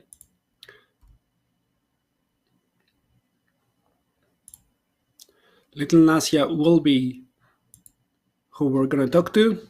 So get yourself prepared, guys. If you have any question you would like to be asked to Little Nasia, let me know so I can direct them to her. But so far we have 2 series. We already have covered 2 series. Both of them went 2-0. Roll 34 Urgot, as you saw before, won versus Lagging Legends. Data Defenders of Demacia won versus the Ace for backup. And talking about the Triple D, Little Nasia, welcome. Congratulations for the victory. How are you feeling? I'm feeling alright. It was exhausting. The series was very long, but of course happy to win. Yeah, of course. Unfortunately, there were some technical difficulties in the start, and we have to go through a remake. Then there were draft remakes. How did you team keep up their mental and their hopes and dreams throughout all that waiting time? Because sometimes you just allow yourself to get low when you don't control the scenario. Maybe, but the thing is, I felt really confident in our draft. I didn't think it's possible for us for the game to be hard. So even if we were like exhausted, even if we were not warmed up, I think our champions were very simple. I played Seraphine, I just had to press Q basically, and the ultimate from time to time. So it wasn't really that much of a problem. And afterwards, it went smoothly. The second game didn't have any big delays, so it was not as much of a deal as it might seem to be. Well, the second game might not have all those delays, but it was way harder for you to execute. It needed close to 35 minutes to actually dent the defenses of Ace for backup. So, did something happen there? Were you expecting so much of a resistance, or were some mishaps happening where maybe you have to improve for the next game? I mean, really what happened is that I just forgot to press my buttons as Zaya, and I died way too many times online. Other than that, they noticed that their draft in the first game was a little suboptimal, and they actually had a way better draft in the second game, so that also made it a little harder. But other than that, I still think Zaya pick was super strong, and even maybe someone has noticed that I started cool in this game, and that has allowed me to, even if I went behind in lane, I always had this plus 100, no, 630 gold, just sitting there waiting for me to grab. So that was definitely something that played a little into our victory. Everyone played really well. We are on our comfort champions as well, so it's just, I think, that's how it was. Oh, lovely. Well, I've heard that your team as well is a team that was gathered here for the tournament only. You haven't been playing before, but right now you're playing and there are people watching. So give us a reason. What is your team identity? Why should somebody cheer for you? What is our team identity? We pick really weird things, I think. We're just super cool. We play for fights, we play for team fights, so there is So a lot of action we don't want and a lot of boring cooking. Exactly. Okay, cool. So anything else you want to say about yourself or anyone about your teammates? Like, this is your chance to speak to the people, so grab it. So we actually practiced a lot as a team together. We were preparing all the possible team comps like a month in advance, basically. So it's really nice to see it coming all together in this in those games. Everything went as we planned. So we have a lot more prepared that we did not reveal. So we stay excited for the next games. Oh, very cool. And you'll be playing tomorrow. Now you get to rest, and you'll be playing tomorrow versus Rule 34 Urgot, who I checked that people were stating that, hey, maybe they are the strongest team in the tournament. Of course, they were pre-made as well. So do you think that you have that match in the bag as well, or is it going to be slightly harder for you to execute? I wouldn't say it's in the bag because it's a very strong statement to make, and the teams are relatively balanced in terms of strength. But I am not. I'm not feeling scared. I'm very, very confident. I think I played really well today, and I will just continue doing that tomorrow. So, yeah, my team really played as well. We were very coordinated in game. The macro decisions we're making, I think, were beautiful. So, I'm not looking scared into tomorrow's game. I'm looking excited, and I think the viewers will also be excited. Well, confidence is key, and I'm gonna let you go and rest. Thanks very much for your time, and once again, congratulations for that hard-earned victory. And hope we'll see you again tomorrow. Yes, thank you. Bye. Bye. So that was Little Nasia. I really love the confidence, honestly. So also the humility. So maybe they're not getting ahead of themselves, but they are not scared indeed. And we're gonna be seeing more of them tomorrow versus Rule 34 Urgot. Of course, they still have the second chance as well. Whoever loses tomorrow from that matchup is still not out. This is what we're seeing here right now. We still have one more best of three, so I'm looking forward to that as well. Waiting to see if we're going to have one more interview or we're going to throw it into a break to go then to the next best of three. Okay, so we're gonna have a quick break. We're gonna grab our breath a little bit, and we're gonna be right back with the last best of 3 of the game. It's gonna be an elimination game. Nobody miss it.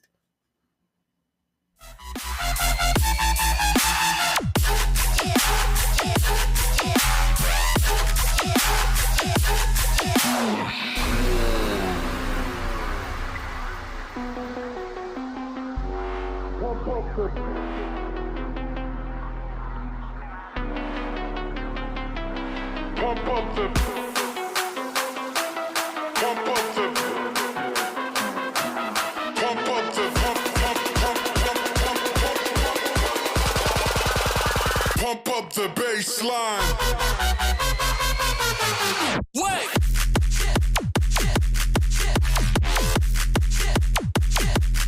Pump up the.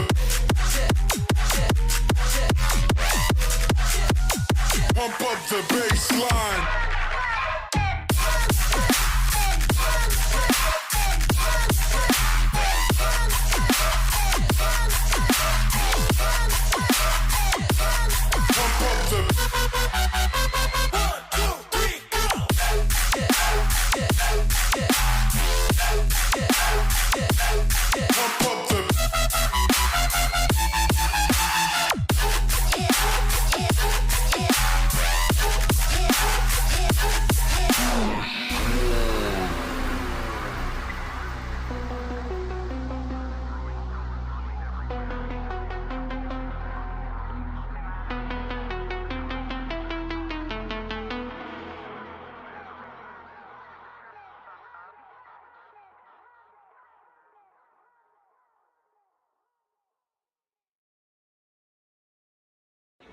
Mama said you're meant to burn as bright as a star among the midnight sky.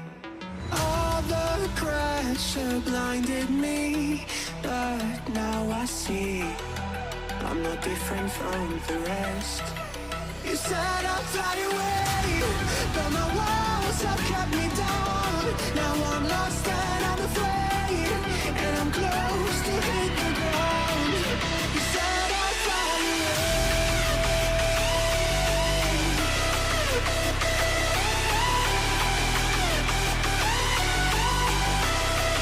but I'll keep on flying.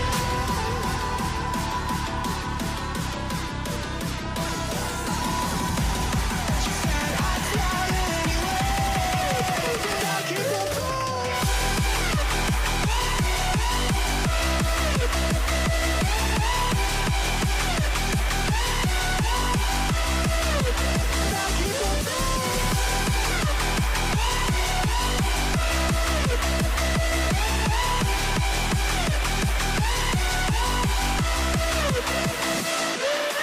We're all searching for that open door. Show me proof that there is something more. I just hope I am okay with the choices I make.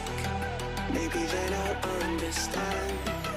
You said I'd fly away, but my walls have kept me down. Now I'm lost and I'm afraid, and I'm close to hit the ground. You said I'd fly away.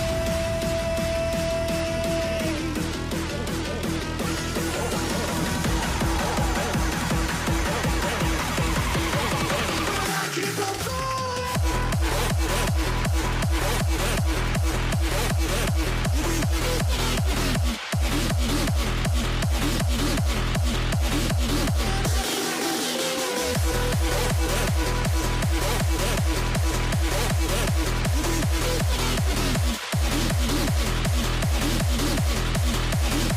But I keep on falling.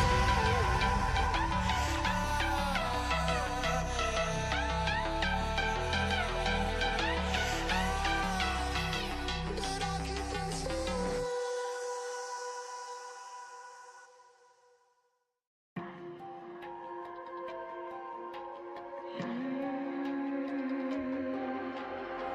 See it on my face, I made up my mind. Not another day, you're on borrowed time. Let me get away,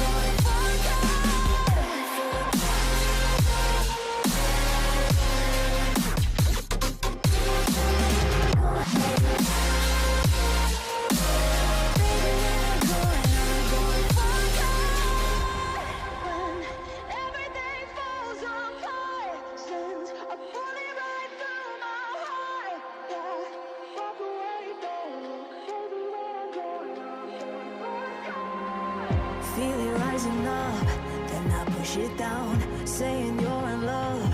I could go without, let me get away. It's over now, it's over now.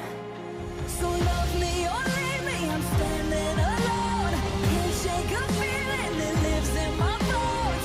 Lie to me, tell me you wish that you could, but nothing you gave me is worth what you took.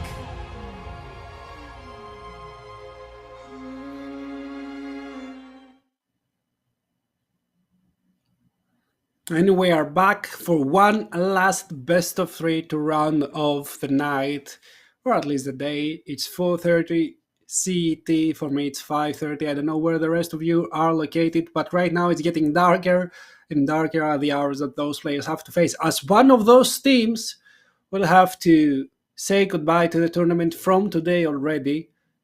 The Lagging Legends are playing versus Ace for backup for an elimination game. They're both in the lower bracket. Whoever loses beats the rest of the tournament. Adieu. We've seen both of those teams play, we've seen both of those teams struggle, and we've seen both of those teams fight valiantly for the second game, yet still not managing to pick up a victory. One of them will pick up a victory for sure, and maybe it's going to be the first 2-1 in the day as well. But that still remains to be seen as we're getting closer and closer to the draft. And let me remind you, as for the side of the Lagging Legends, they have in the top lane Eldonari, in the jungle Aquascat, in the mid lane they have Rintero AI, and the bot lane is Kissin Mortal together with Bibanu. And for the side of Ace for backup, we see them here. They have in the top lane Nitnelav, sorry. They have in the jungle position, if I'm not mistaken, yes, Nefi. In the mid lane plays for them Martinek, and their bot lane is Little Nash, we spoke to her right before, together with Warnace. So those will be the teams fighting right now, and we already see the first draft of the series. Lagging Legends are on the blue side of the map, Ace for backup on the red side, Fizz, Wukong, Cho'Gath, and Diana already banned away. They start very, very fast. They already know what their game plan is, as it seems.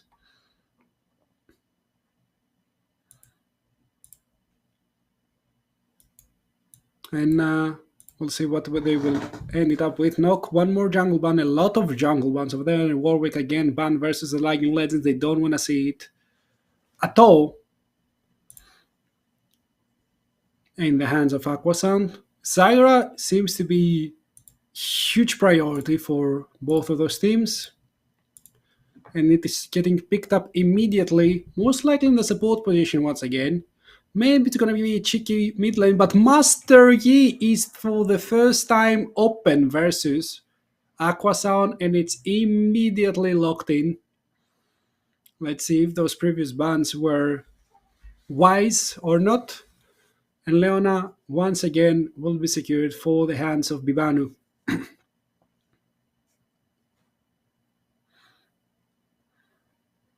Okay, Jarvan will be answered versus the Master Yi. It's a very skilled match of Master Yi, always can outplay. You can Q away even from the Cataclysm. You can Q away from the Flag and Drag combo.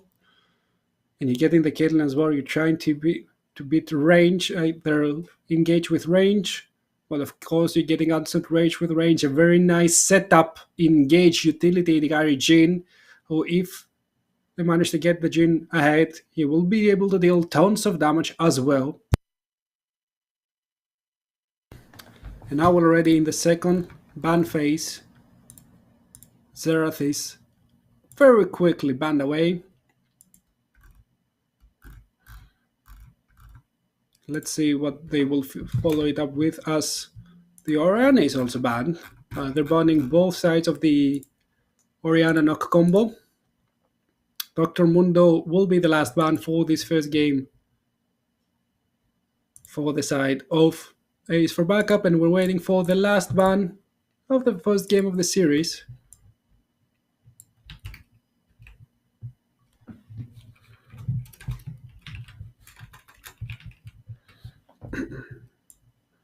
It's gonna be the Silas. So we're waiting for something with a good ultimate there. I don't see any great ult so far. Maybe it's gonna be the Galio, not bad versus the Vex as well.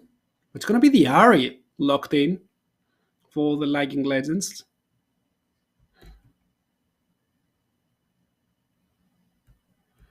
Let's see how well will that be played with the Jarvan. They don't have any hard crowd control for him to follow up with that charm, but they still have some situational one. Usually it's not too bad, the matchup for the Vex side. And Tryndamere last pick. It will play into an hour. If Tryndamere managed to ever get ahead, it's going to be a very, very tall task for the now to actually get back into the game. But in the early game, hypothetically, he'll have the upper hand. A very, very swinging matchup.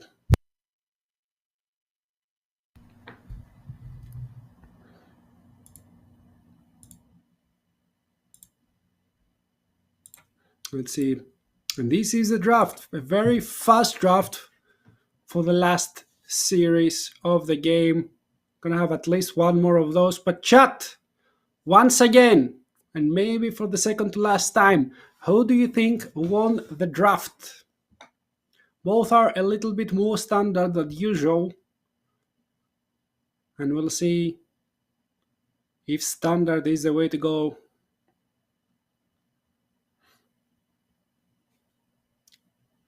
Of course, Master Yi, nothing but standard. And the Tryndamere as well hasn't seen a lot of competitive play for the last couple of years. Did make a brief appearance in the mid lane after Nemesis was spamming it in solo queue. But that's no mid lane Trinda. It's straight up in the top lane, picked as an R5 answer to an R, and we'll see if that counter pick will actually work out or if it's going to be the hubris that will bring to their Nemesis. Also, I think that Tryndamere works very nice with the Yuntal right now. Kind of cheap, mostly cheap components, of course, there's a BF sword over there. You already have some crit build up by yourself. It then builds up crit with your auto attacks. You're playing only auto attacks. So you're kind of skilling free. The Yuntal passive with the extra attack speed feels very nice as well, I think.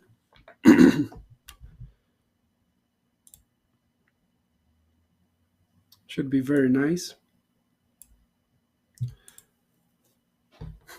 Also, I've been just presented with a very official tool of choosing sides, and it's a coin flipper. So, Lagging Legends, I think, won the coin flip, if I'm not mistaken.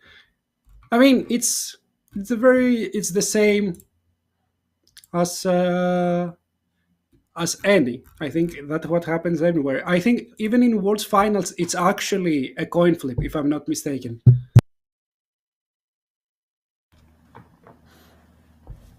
But yeah, those are the drafts. I'm waiting for your opinion as well, dear chatters. We've been here for the last close to 5 hours already.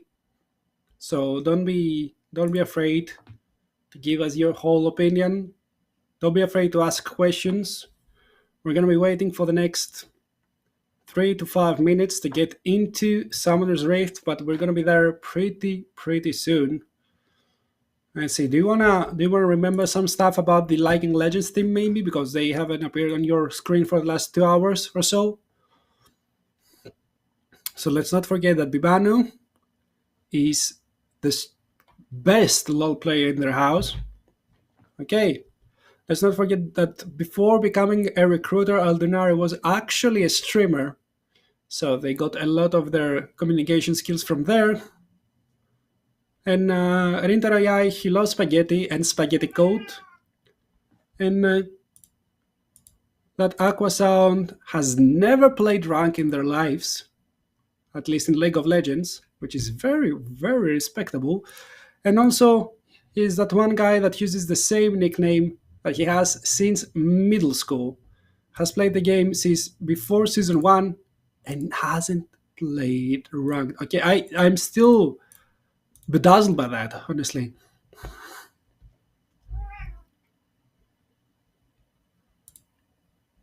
So yeah, a few quick facts about, a few quick reminder facts actually about Ace for backup as well.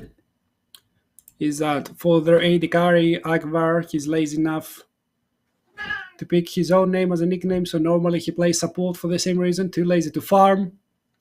That Stormy Q, Stormy Q, he's a little man with a little dream of playing League for his company and can play mostly all roles, so we might see him lane swapping again like they did in the last game, and that actually Unicorn is still playing LoL as a mother, somehow finds the energy, somehow finds the time as well. That's very, very impressive. I would just sleep after all of the after working a full-time job, after being a parent. I would just sleep. So my respects.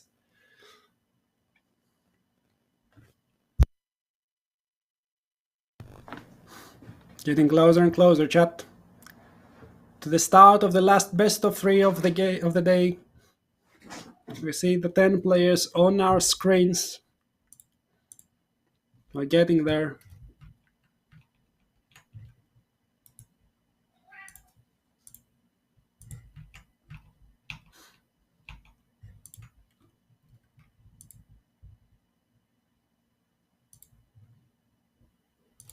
Let's see. Getting closer and closer to there.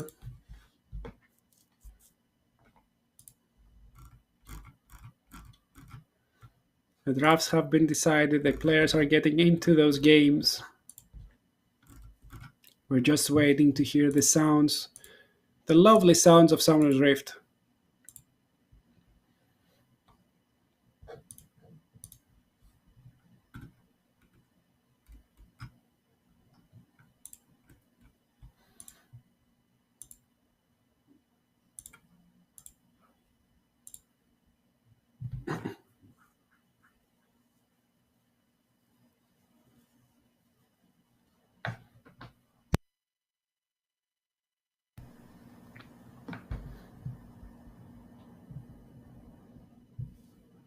Yep.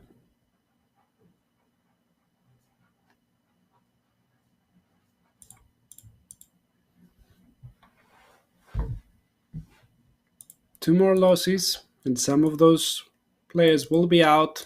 They all want to continue. They're here with a dream. They're here because they want to play. They're here because they want to prove themselves. Sometimes, maybe the nerves got to them, as we heard Kissing Mordell to tell us. But we'll see if that will remain the case. They had time to chill down, to relieve themselves of the nerves,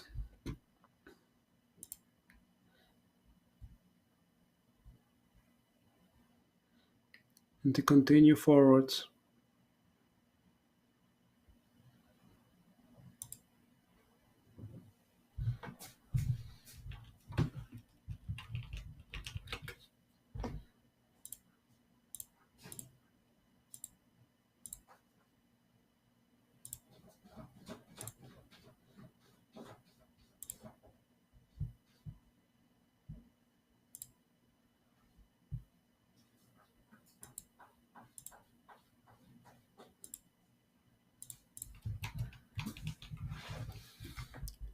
Getting there.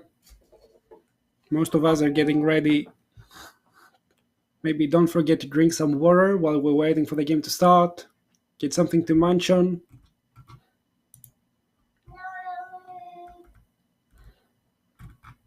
I don't know if you heard that meow, that was Bulbasaur as well. It's their time to get the zoomies and run around.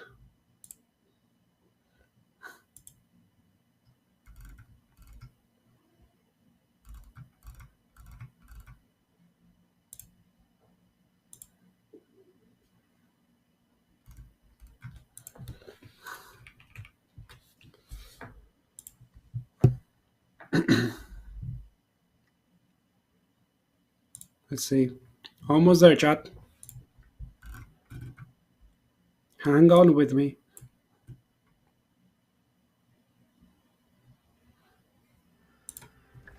Oh, I'm here some Wraith. And now I'm seeing some Wraith. And now I'm seeing an invade. When I was ready though. Now it's ready. They will not get invaded upon. They will not lose any summoners. And finally, right here, back for another best of 3.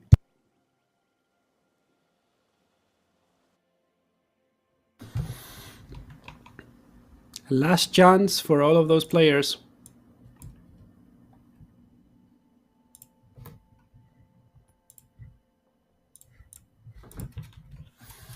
Let's see who will rise victorious.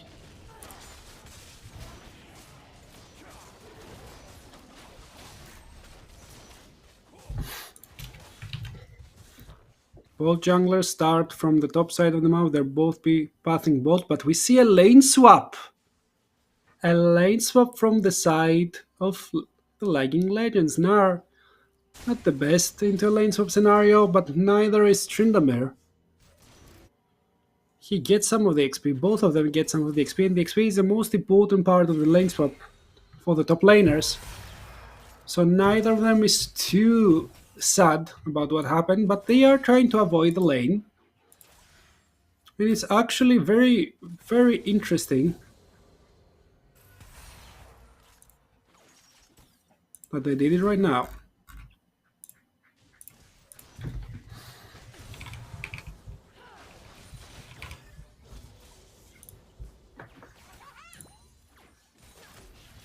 Let's see. Oh, there's an engage. There's the Deadly Flourish. Nar will sacrifice some of his HP, getting the Grasp stack as well.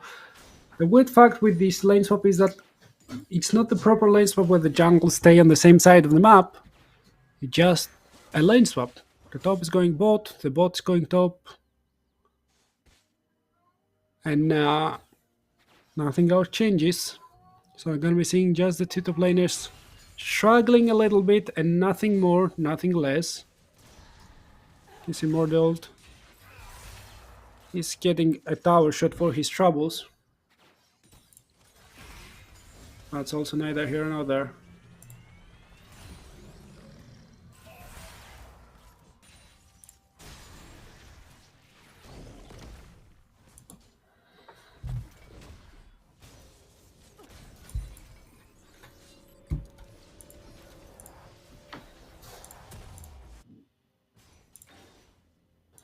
And we're now waiting. Presses on the trap just to make sure that there's no traps there when the wave crashes. Quite a smart tactic, not gonna lie. And once again, the game does slow down, but there's Ignite, 120 HP, down to 100. The lane swap is answered, and that very much favors the lagging legends right now, as they have shoved the lane. Nar has teleport, but now Kiss Immortal has to flash away.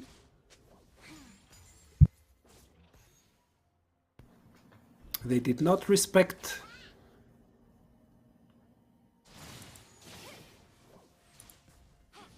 the lane swap themselves, and the fact that he stayed alone in that lane.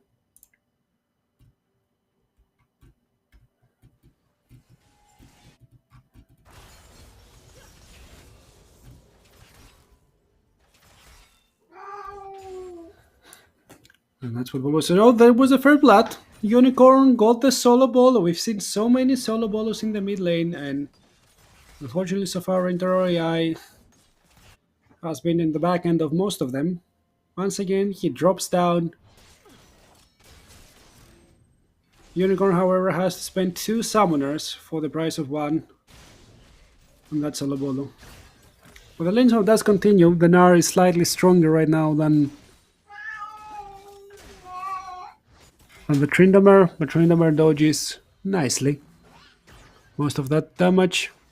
And Nar is just farming under tower. Nothing too interesting going on over there.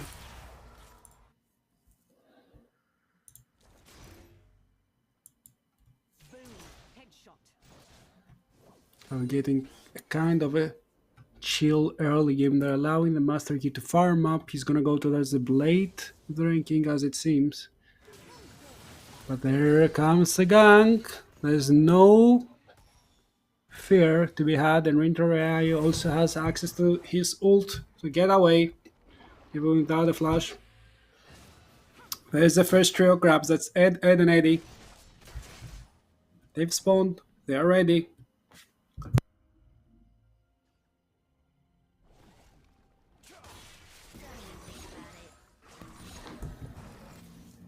And nothing else happened so far. The Drake has been started by the Master Yi, but he'll have to run away. Oh, the Gnar uses the ultimate. Not sure if there's a tower there. No, Dega gets one more tower shot. One more would do the trick, but there's no more tower shot to be had.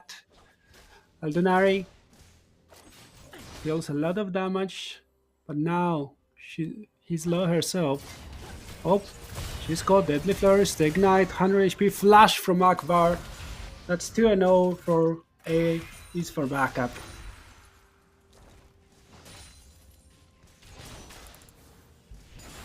Master Yi is closing in on the bottom side. He's showing himself. That slow did not connect to anyone. Unfortunately for them. And there's the teleporter trying to catch out the Jhin. Leona is right behind them, and the Jhin is playing with the Fog of War. The Flag Drag will not connect, but there's the slow. Aquasand tries to deal as much damage as possible. Dega, he's there. That's the leap. 2 more auto attacks would do the trick, but there's the barrier as well. Rintaroyai will come, will connect, and will collect the kill. There's Unicorn, gets one more back, and now has a reset on the ultimate as well, I think. No, the ultimate was on the Jarvan, so there's no reset to be had. And Denari turning Mega. So there's nothing more for them to do.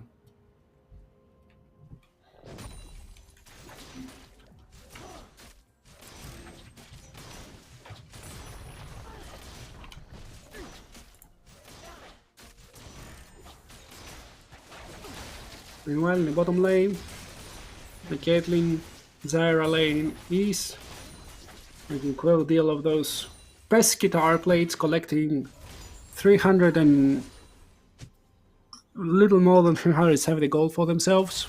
Of course, it's divided by 2. They do have that one extra kill as well, so they're feeling quite okay with themselves now that they will reset. Of course, bot lane tower has less resistances early in the game for the first couple of minutes, so it's way easier for them to get those extra kills. But look at the support items as well. One of the supports is going for the Lost Chapter because, you know, she's a mage, she needs the damage, and the other, the Bami Cinder for Dega. It's quite of a trust in themselves.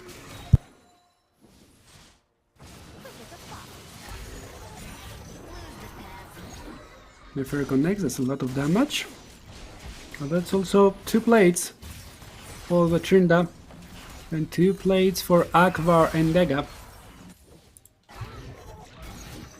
Nothing to do to that can be answered there.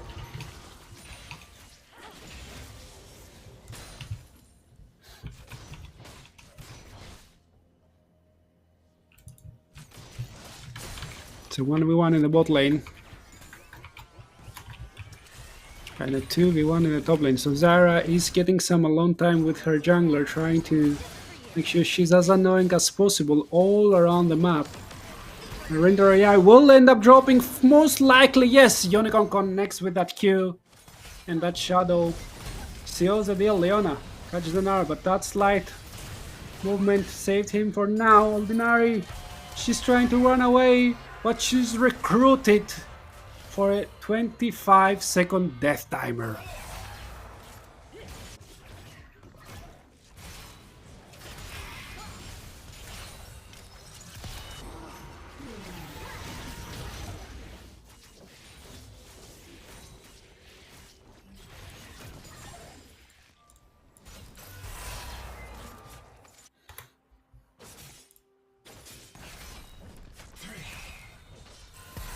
Staying top, the blades are getting tankier and tankier, but doesn't mean that they can collect something. Gold lead swings a little bit back in favor of the lagging legends. as in the bot lane, Kissing Ward the ult managed to collect the full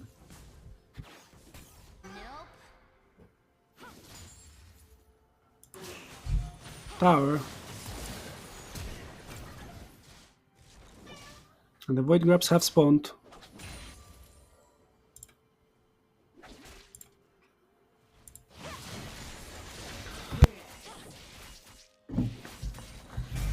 Master is already there, trying to secure the first one, but I see kind of a few pings there. No, nobody face checks. And they see it, they know that it's getting done. The first is already done. Now Jarvan will try and engage if he manages to collect. Can be fire, flash, flag and drag. Now he can't really kill his way away. He's immortal with that collector. Secure his second kill. And now 5 grabs for the side of the lagging legends as well, who's lagging behind in kills, but on the map play, they're kind of ahead.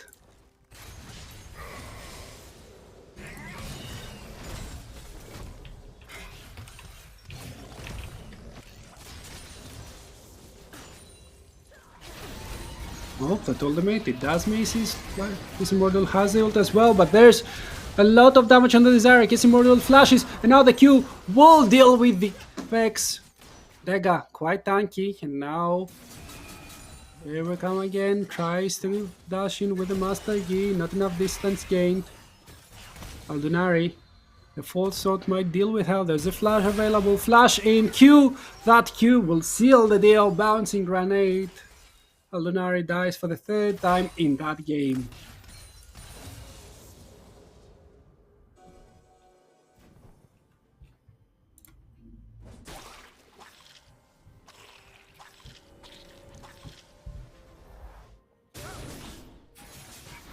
Very bloody game, 13 kills in 13 minutes. But a very even game as well. That's a lot of damage from the Zyra. She's getting closer and closer to that first item spike. Facing the whole tank by the Leona.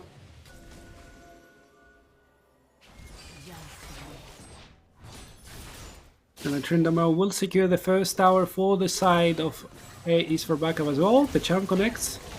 There's still the wave. But Tryndamere will not go for something more. Tryndamere has the ultimate.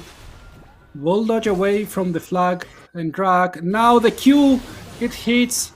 The ultimate was never used. And there's a speed rush from Tryndamere. He's trying to bait away some batons.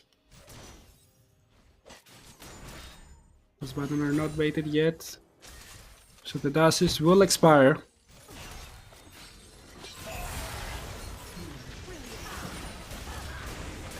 Oh, a lot of damage. 1 kill goes to Bibanu. The second, no, the trap will not connect. Place in the hole not available.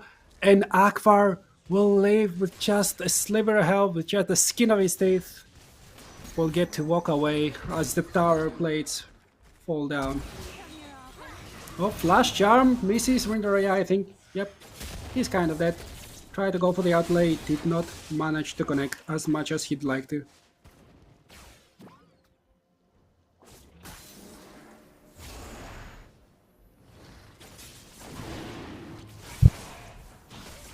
Of course, at the same time as they're starting the second break of the game, the second tower for the side of the Lagging Legends has been taken. Kissing Mordel was left alone with the tower. Made sure deal with it with the 5 grabs. Very, very easy for them. Now disengage. Now he has to flash away the flag and drag connection to the two, and they both knocked up and down. Bibano comes and they try to play for the fight. One is not dead because there's still that ultimate, and Unicorn collects 1 more kill under her belt. That Vex is deadly at 6-1. Only Vex and the Jin have the kills for the side of A is for backup, but they're getting stronger and stronger as we speak. The hubris, even about for the side of the Jin. Akvar is looking for those one-shots.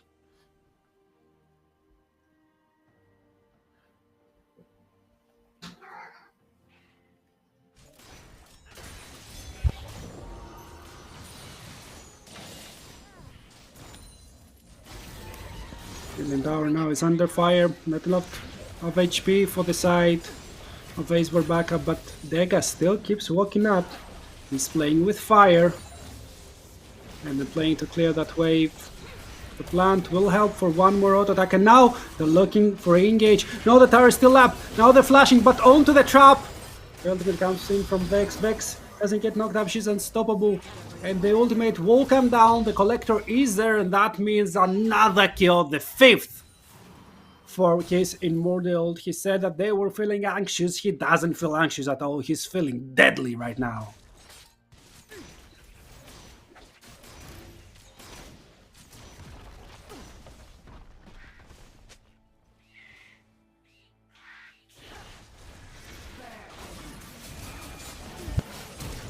Sergei does engage, willing to flash away, but there is also the Trindam. That's a sort of miscommunication over there from the side of Ace for backup. They could have gone all in. The Trindamer has Ghost and ult. But they were a little bit too scared with Here We Come again. Not having access to his first item yet. They didn't want to risk dying and staying away from resources any longer.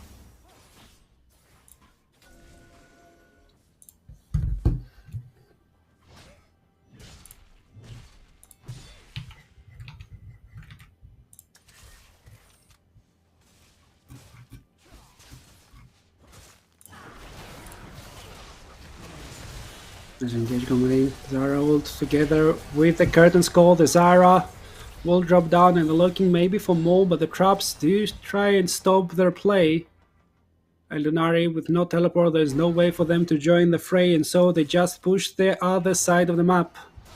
Either losing one and losing the Herald for the same time.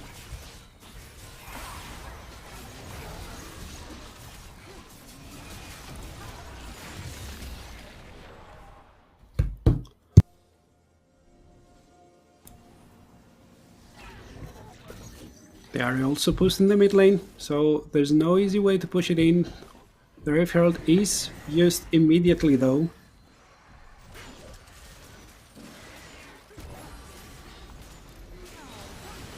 Half HP the tower, but now that's a very nice jump. But he was in alpha. Runs away together with the Highlander, 1 HP on Rintor AI, who is getting tagged, will get tagged again, and Mr. Fight the Unicorn, just Unicorn, will collect another kill, 8, 2, and 0, a clinical performance from them. And that's the closest game we've seen so far.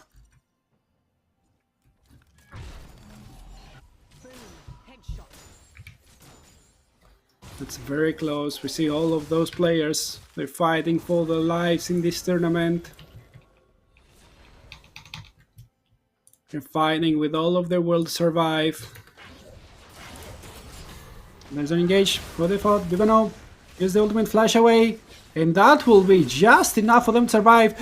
Runs into the trap and gets executed from half HP. Kissing more ult 6-0 and 1 never dies, but still dishes out so much damage.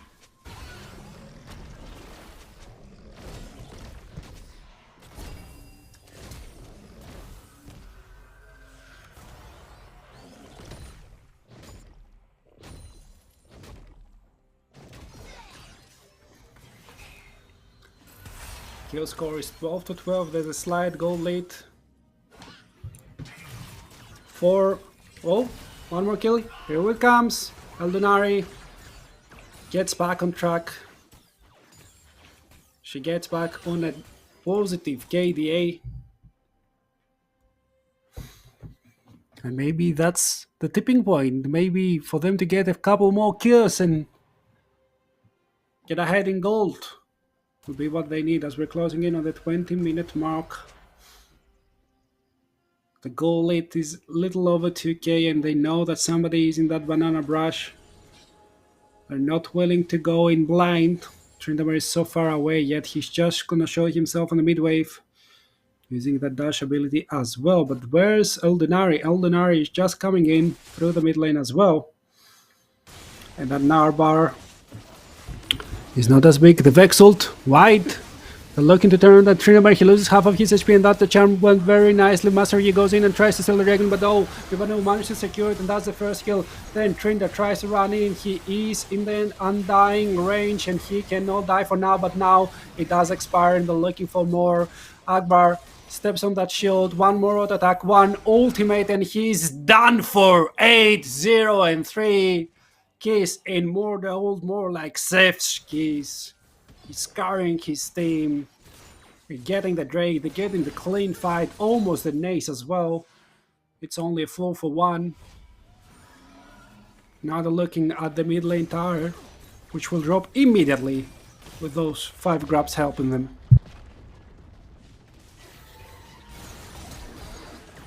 That's a lot of damage. Keys Immortal still has the heal, will survive with a sliver of HP. Here we go again, runs, but that's not enough. 9-0-3, still has the flash. He's waiting, Dega. A few seconds away from his ultimate. He's still there, he wants to collect the wave as well. He's grailing, but he doesn't care. He's so close to the next item, it seems. And should be able to complete it as soon as they're back. Getting one more kill in the process. Marvelous.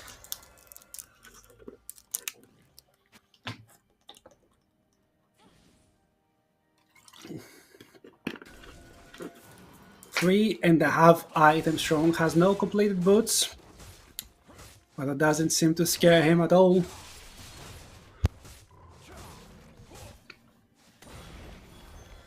He's here to fight. 75% crit chance, so much damage, look at it, one more auto, should be enough, but there's a 9 range, but no, that flash was not enough. Tryndamere secures a 1,000 gold bounty. But then is executed by the Ahri. Will give so much time and so much freedom for the side of A is for backup. They're getting the mid lane tower as well, and suddenly the gold lead, it starts to thin. Now Dega stands on Lunari, but maybe they're the one who's in trouble. Lunari very close to the Mega Gnar. Master Yi also tries to flank from the top side. Nobody commits. It's a 1-for-1. And that's the power of a Tryndamere, especially as we go later on in the late game. It's going to be harder and harder for you to do anything as he amashes those items, since his damage only goes higher up.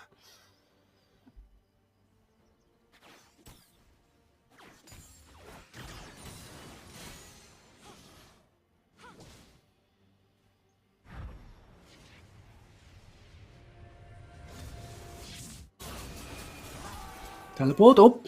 Yi is dead.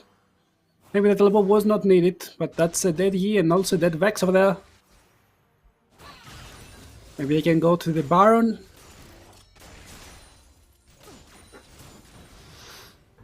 Not sure what they want to do, but they are turning their sides towards the mid lane inhibitor tower. They don't care about the side lanes, they don't care about the Baron, they just want to pry open the enemy base, and Trinda is there with their 9 range up and the Ghost.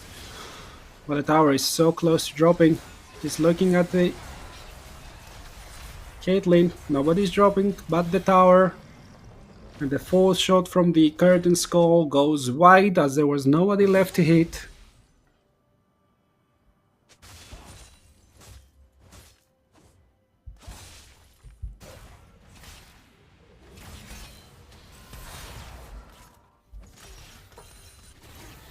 Caitlyn's still there. No flash, no heal, so kind of dangerous for them. But they're not focusing on kissing more the ult. Next Drake will be up in a minute's time, and maybe that's going to be the target. That's going to be what will open the game wide open. As they're fighting for that vision very, very hard. The resets come into fruition. They keep their tempo up. Boots completed for casing more the ult Eldenari. 2 items as well, very close to the 2 items for Rintaro AI, who's gonna go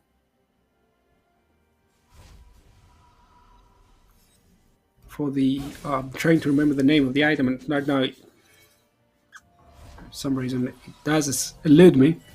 Unfortunate. There it is though. 2 items completed almost for everyone, even for the support. Leona has the Sunfire, which is getting cheaper. It's getting very good for the early game. No more, they caught onto the Jarvan, though they are flying on him. Jarvan is very, very low. Use the flash and will die from Trindamer's hand, but everyone else is there as well. They're trying to turn right now. Trint 1 HP, needs to use the ultimate. That ult from Caitlyn gets tanked, but maybe that's late. Inter tries to find the angle.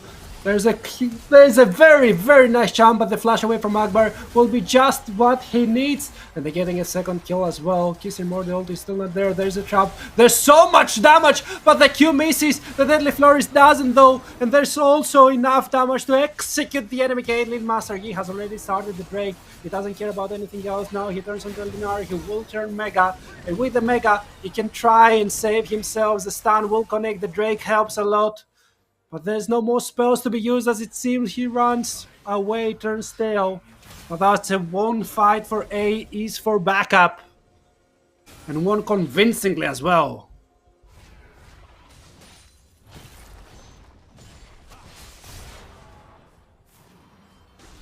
Trindar tries to be as annoying as possible. He's just pushing waves right now.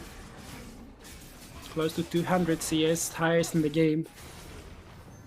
When all of his 5 deaths, he's still there, still farming up, still mounting to so much pressure on the side lane. And now we might see the repeat. No, we see a lot of pings on the Baron. And it seems that the Lightning Legends will run towards the top side of the map. They will be trading the soul point for Baron, and I, for one, am up for it. Especially if they pry open the enemy base with that. We're 27 minutes in. All of the waves should have cannons now. Not even sure how low is the Baron. The Baron is dead. They got it. They got 1500 gold as well for the bounty. They're not even checking the pixel brush. They're just running top. They want to get as much gold as possible from this Baron power play. They are tired with this game. They want to finish it with the use of macro. Reset. Lunar will not go through. Keeps pushing. And the bullets will help them in their task, but they're there without their marksman, who is in the mid lane. I'm not sure if that's the way to go. Caitlyn with all that long range is very, very good in all those scenarios. But look at the Tryndamere. This tower will be dropping quite soon. And after that, he's running tail. Very, very low.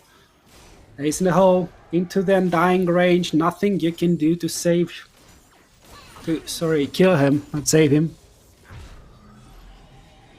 And an insta reset immediate to complete another item. The last Dominic's Regard as well completed for Kissing more the ult. That's 100% critical. 4 items for the Caitlyn, 28 minutes in the game. Let's not forget that Jin was once the strongest member together with the Vex. And none of them have even close to 3 items. They're all just fighting for scraps in order to complete the 3rd item. And there goes Kissing more the ult. Wearing the hero cape, 10, 2 and 5, trying to carry his team with his 4 item strong Caitlyn. His flash is up, his heal is not yet. They're running towards the Tryndamere. Tryndamere will spin away. And then Lunari will just bring the wave. There's one more inner turret and they want to go by the book, it seems. The buff will be up for the next minute. And they do have it on 5 people, 2 cannon minions strong. I'll be trying to Sage as Unicorn tries to poke away, but there's more poke to be done from Bivanu. Meganar is procced and Lunari might look for the angle. Look at that damage. Race in the hole. Hits Unicorn and there's a charm! It connected and Akbar is already dead. Dega tries to engage, but that's only to his own demise. The tower will get executed and Bivanu. She's in the dire straits. And dying. Horse Rage is there, but there's no ultimate for that Vex. And there's no Mastery as well. They do have the Baron for 17 more seconds and they can at least pry open 1 or 2 inhibitors. Maybe even go for the end. If Kissing more they will manage to collect a couple of auto attacks on any of the enemy team, he just makes them disappear. Look at the health of that tower as it doesn't exist anymore. And there's a Cataclysm. They go to engage. The Vex is dead. And Eldonari is godlike, and after half an hour of gameplay, it seems that those defenses were dented. Kissing more the old task dodge away from the Zenith Blade, but will get hit for the first of the Jin ultimates. Trinamir tries to flash away, but Leona dies. So will die the second inhibitor as well. There's a couple of minions trying to help them end the game right here and right now, and Trinamir tries to do what he can do best, and Kiss Immortal is dead. The tower falls as well, but now Eldonari needs to turn tail. She uses a boomerang, slows them all down, but she's alone. There's a couple of Vembas there, which will speed her up as soon as she gets them. But now Trinamir gets closer and closer. She can turn towards Bibanu. Can they try and turn this? There's an anti-ing range. It is up. That ultimate will not connect, but Master Yi should be already down, and now they can try and finish the Tryndamere as well. The shutdown goes to the Zyra. And the Drake is up in 50 seconds time. We're already 31 minutes into the game. And although they were so close, the lagging legends could not end the first game.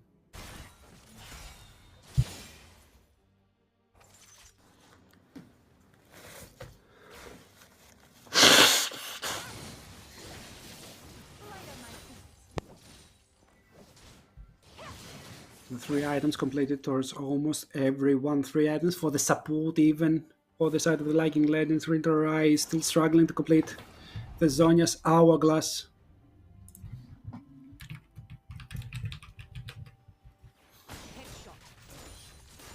But at least has access to that stasis effect.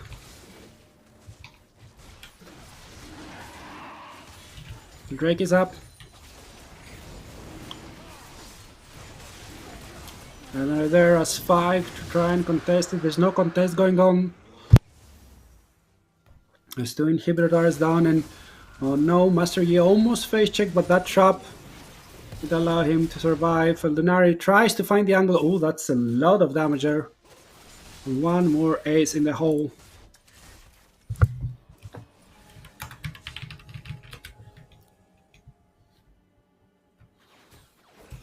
Getting in those mega minions slowly yet surely. 1 surviving in the bottom lane, 1 more coming. That will not survive a turret shot, but there is no turrets there. There's only 5 members. Vibanu can look for the engage with her ultimate. That's a nice fear. That's a nice ult. They caught the Caitlyn. The Caitlyn is dead! And that was the biggest target. They can end the game right now, but look at those HP bars. They're getting lower as well. Can they even turn the fight at any kind of point? No is the answer. Eldonari tries, but it's just a triple kill for the side. Oof! Ace for backup, and that's an ace! An almost clean ace, and now they can look to push on their own lanes. Is it the beginning? Is it the beginning of a turnaround?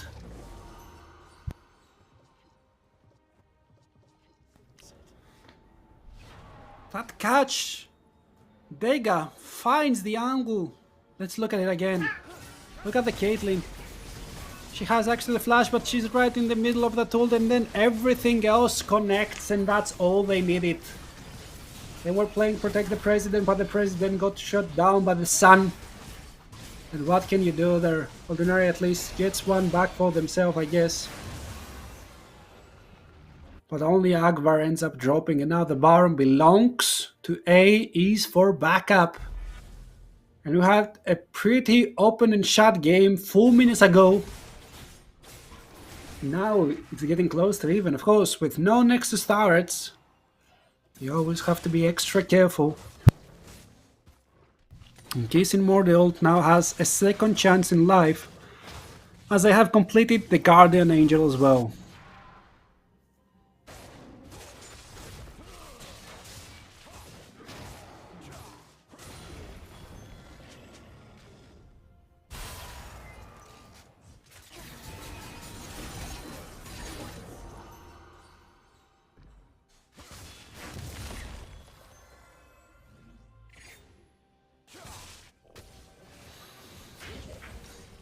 They must be very careful though, they're waiting for the inhibitors to spawn back up. Dega tries to find an angle, finds only a chunk of his HP going missing. But now, they'll have the Baron right up until the point that the Drake should be spawning. They won't overlap for 20 seconds or so.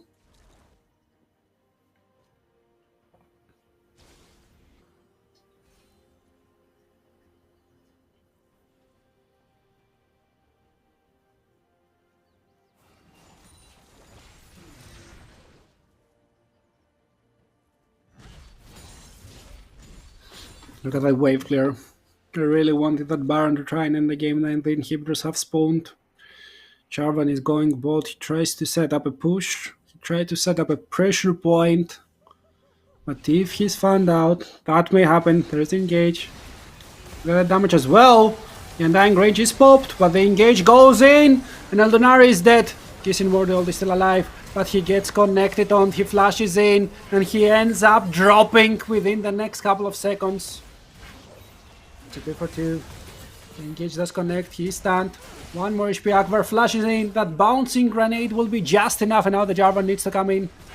Can he find the angle? Can they find the damage flash into the Cataclysm immediately, and the Jhin is almost dead. Zenith Blade, no, he gets hit by the Dragon's Rage, and now they want to turn back. But there is Tryndamere. He wants to run in, he has the flash, he uses the chicken turn. Now he spins to win, gets knocked up, gets rooted, but he still has the Baron buff for 18 seconds time, no ult, but very close to being up. He can look maybe for even the dive over here, maybe even the end. The tower drops very, very fast. Inhibitor is still up, and Ari is also up. Ari uses the ultimate, misses the charm. And he still runs away. A lot of pings on the Drake. And with no teleport, that means no reset for the Tryndamere as well. And another Inferno Drake spawns where the last fall.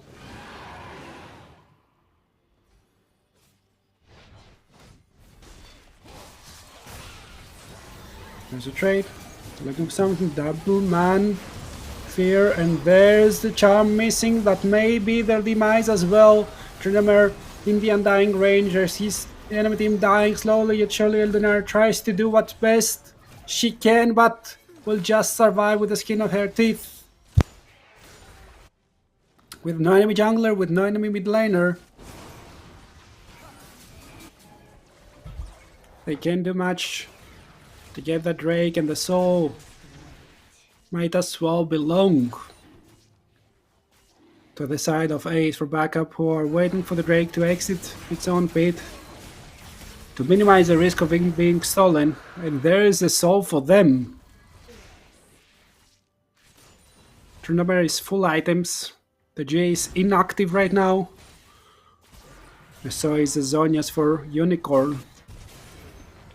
The game is still on a knife's edge as we're approaching the 40-minute mark, and Tryndamere looks for a cheeky backdoor, maybe try and open up 2 inhibitors, but won't be able to find it. That pesky control ward will show his location, but now maybe he's looking for the fight. Lunari, very nice spacing. However, Tryndamere will just spin away and everything's fine.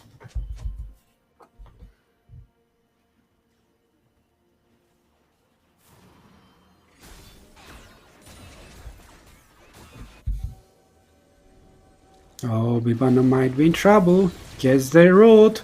Uses the ultimate as well. Runs back in, and there's Winter AI. Finds the charm into the Undying Range, but maybe he still get a kill, and he manages. Yes! Runs away, but the shutdown will go. There's the side of Winter AI who's getting engaged on, and now there's a full-on skirmish with the Caitlyn being very far away, and the Jarvan slowly yet surely dropping down. There's a Master Yi as well, who tanks the headshot. He's getting tankier than usual, and now they're turning their sights towards the 2 exposed inhibitors. One more auto would do the trick. Deadly Flourish will not connect, and that's a lot of damage! That's a lot of damage! 80% into 0! That inhibitor will stay standing. We're completing 40 minutes into the game, and all 6 inhibitors are up and standing right now. Impossible.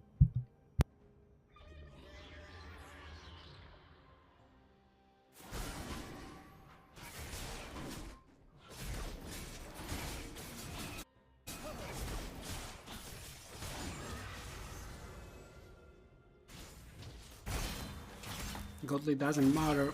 Most of them have completed most of her items. The only thing that matters is who has their summoners up, who can press the buttons best, and who's gonna win the next fight. The Yi is far away, the Yi is resetting, and Tryndamere is trying to stop them from doing the Baron. He dodged away from the charm. There's the Cardin Skull, and they indeed let the Baron reset. That gave so much time for Ace for backup. They have won the bluff war over there.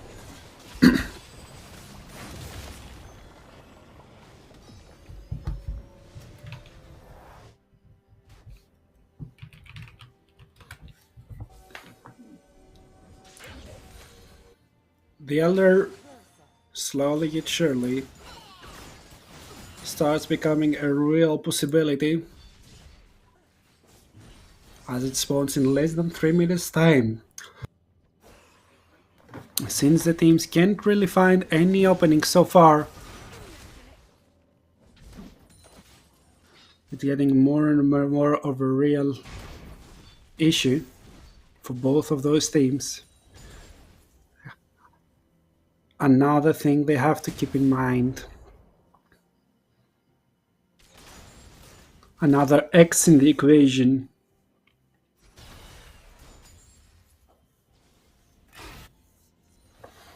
Everyone closing into level 18. There's the ultimate. Caitlyn dodges this, use the heal as well. No flash. Everyone steps away from the top, and there's a GA. Undying range followed up. The GA will stop, and Caitlyn is up, but not for long. Very nice onions from Unicorn. Dega goes in, and there's the Curtain Call. He's close, but he doesn't want to use their auto attacks. He just wants to snipe them out. That's so much damage. Aqua sounded. That's 1 HP, and ends up dying. A double kill for the Leona. No Baron needed. No Elder needed. They're looking to end right here, right now, with no Nexus turrets. Pretty much just doing the inhibitor. There's 2 more minions. He doesn't care. He wants to get as many damage to structures as humanly possible, and that's the end. They were down, no Nexus turret standing. But 12.5 minutes later, they are the ones standing victorious. A is for backup. Lead the series 1-0.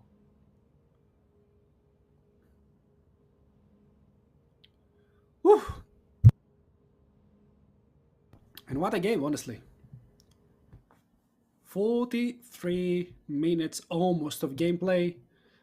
Ace for backup were backs against the literal wall, and they still managed to secure that victory. That's insane from them. I think they all deserve a little break, and we all need a breather, as we're gonna have at least one more game of this absolute madness. They are up 1-0 now. Lagging Legends are backs against the wall, as they cannot afford to lose another one. The next one they lose kicks them out of the tournament.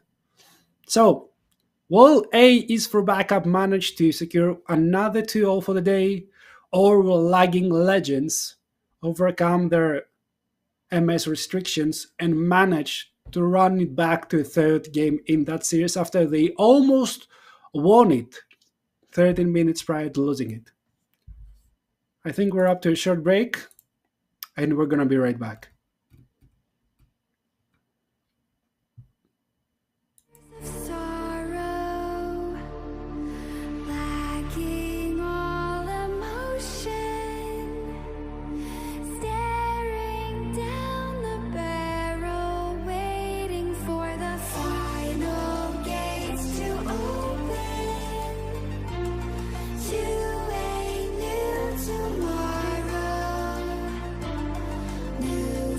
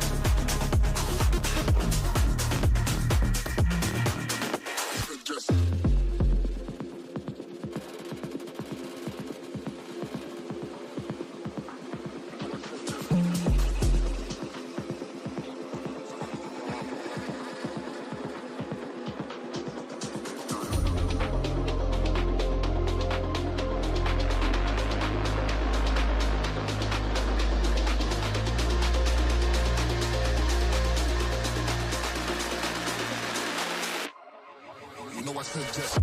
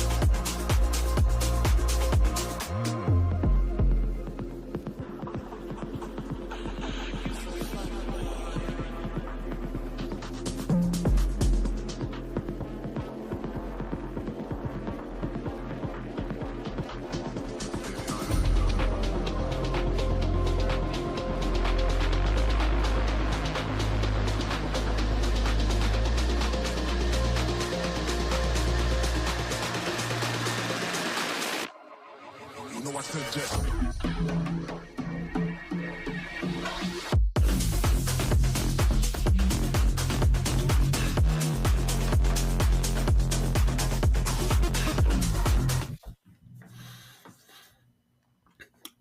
And once again, we're back. We have at least one more game of this absolute madness that we just witnessed going on the previous map. As A is for backup, we're back up against the walls, and they found their files to go and turn this game around. Now, Lagging Legends, can they go the whole way? Can they find the courage left, or will the stress return? Because after a certain point, it looked very, very difficult for them, and they did look stressed. Now, everything starts from a draft.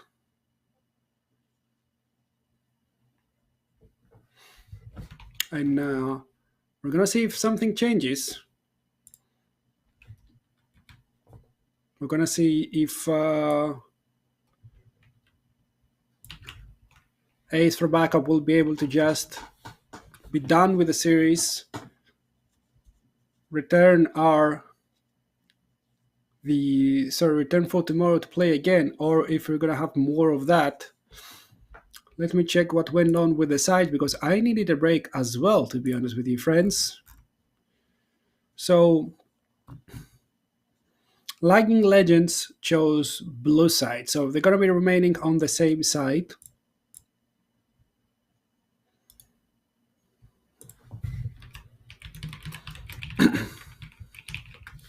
And we'll see if that's enough for them. They found a way towards victory. They were just a little bit over eager. Can they manage themselves? Can they manage their own anxiety, their own expectations, in order to this time secure the enemy nexus getting exploded? But that's all for in a bit. I want to hear your thoughts as well, chat. Honestly, your predictions will be very, very interesting to hear.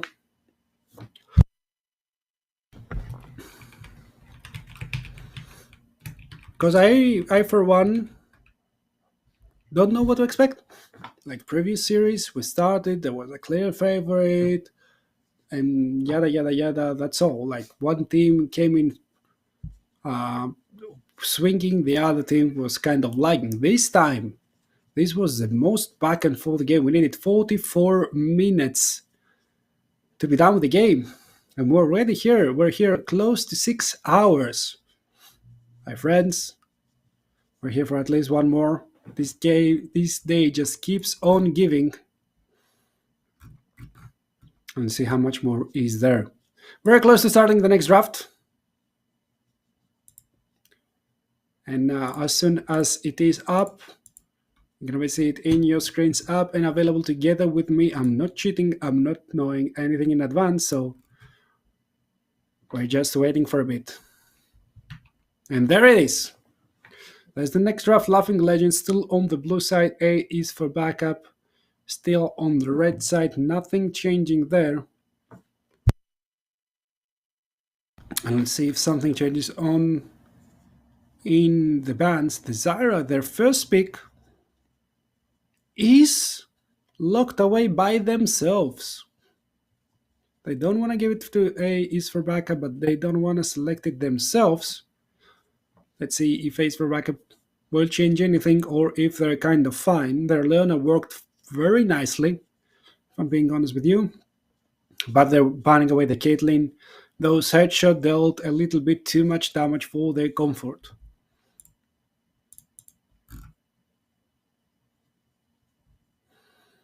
Wukong is the next ban. Once again, we're going to see a little bit of focus on the jungle bans.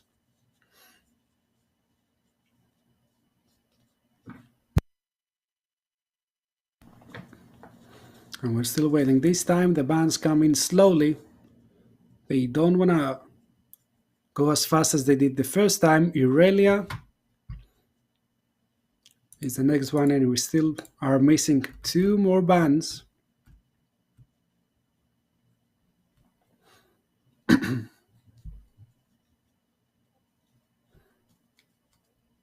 With the Jarvan and the Nocturne being those 2 bans. Warwick and Master Yi are open, and they are first picking Warwick immediately for the hands of Aquasound. I think it's his most played pick, if I'm not mistaken. Just double checking as well.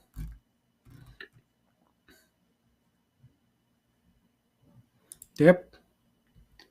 In all of their flex games, he's been playing Warwick. Warwick, Nocturne, and Master Yi are his own picks. And it's getting immediately answered by the Jhin. Last game, it was a fine pick. They're playing exactly the same bottom lane that brought them close to victory and actually gave them the victory.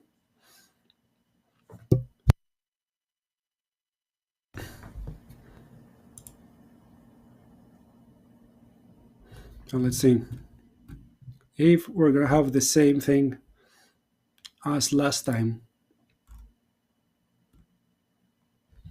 Diana locked for Rintaro AI. His first game on Diana was not as strong as one would like, but it's one of his strongest picks, one of his most played picks as well. And they're pairing it together with the Morgana. The one thing that's actually annoying to Warwick and the Diana is crowd control, and now they can mitigate all of that pesky crowd control from Leona, at least to one person. But Vex is locked there. A long range, very nice disengage onto the Diana. There are a lot of dashes as well from which she can collect passive points to stack up her fear. And that could be their game plan, waiting for the engage, disengage, and re-engage. Jinx immediately locked away, as will be most likely Dr. Mundo.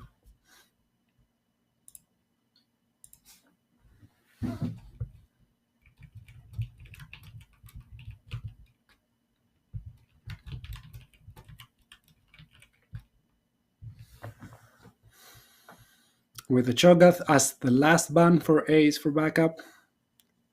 They're still missing their jungle and top laner as well. I think the most sensible thing to do is for them to lock in the jungle right now. They already know what's going on in the enemy jungle. And then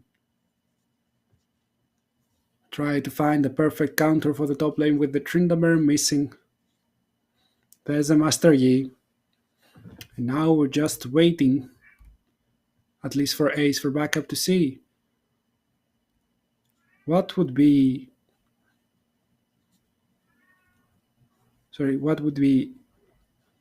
Stormy Q's, I guess, top laner. If they're going to play with the same as the Naafiri is locked for top lane.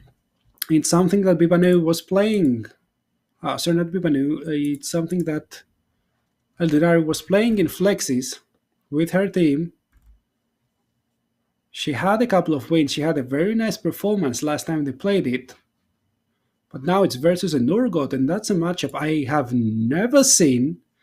And it's going to be extremely interesting. So, chat, we're still close to 5 minutes away from getting in the Summoner's Rift. And I'm looking for your prediction. I'm looking for your expectations. And I'm going to be switching up the question as well. Who do you think is going to be getting first blood and where?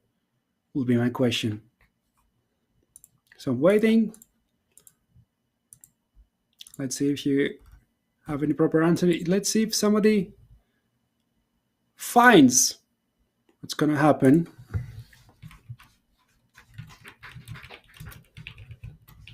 If we have a prophet in the midst of us.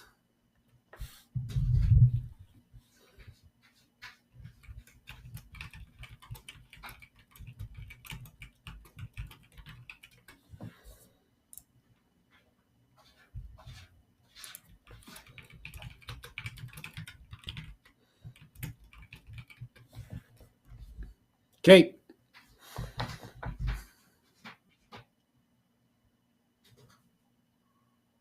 Let's see.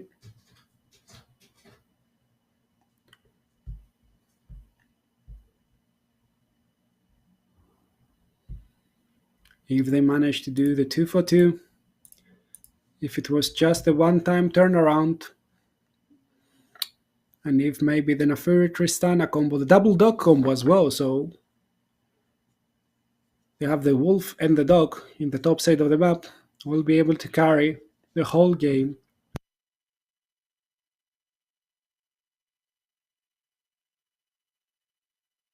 What the chat says, there might be also an angle where Eldinari swaps with Intero AI, not sure.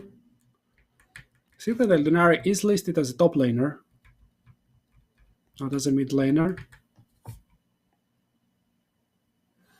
So I'm not sure if that lane swap is an actual possibility.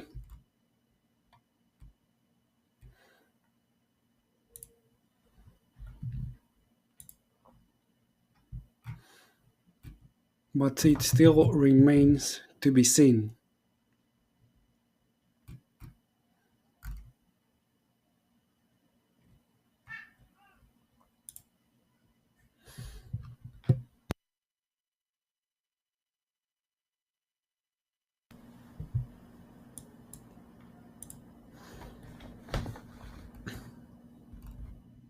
I'll be getting closer and closer.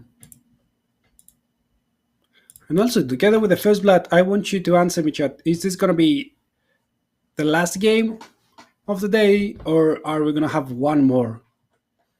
Like, nothing to do with meta, nothing to do with drafts, just if it's going to be the last or second to last game.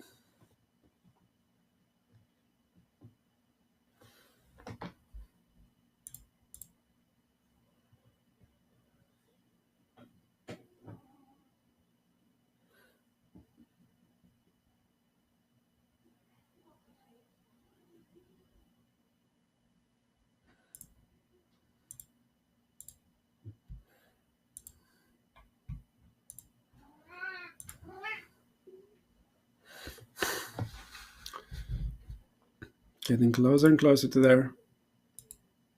Gonna see the players as well.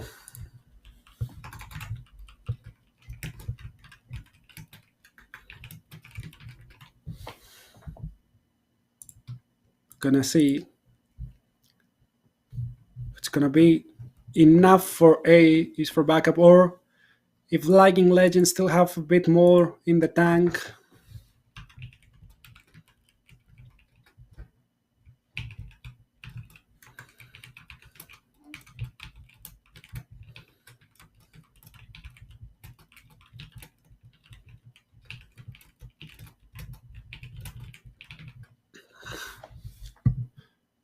And we're waiting for the draft to be repeated, of course. In the client, if my calculations are correct, we're going to be needing approximately 2-3 minutes more. So you're going to have a special guest to keep us company here. No, you loved him the last time, so here he is. Luigi the cat. Say hi.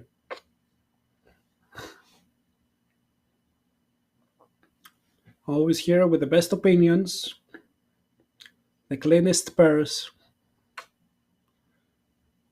and the most kissable forehead. Look at him. Just posing there like a king.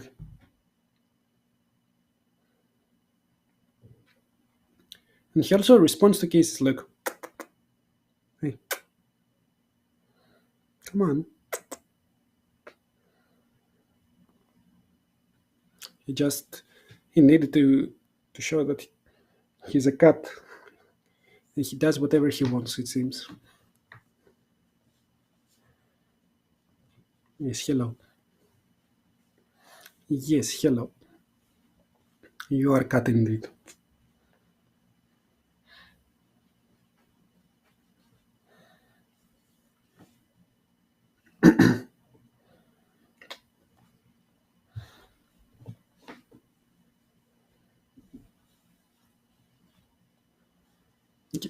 It's gonna be hard casting, I guess. It's fine. Oh, Bulbasaur is also here. I might have the opportunity to show him to you. Give me a moment. Let's go. Second cat of the day. Look. And this one is fluffier.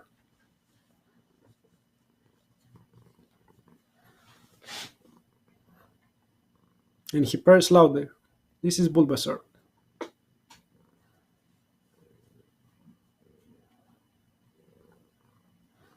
It's also very happy to be held.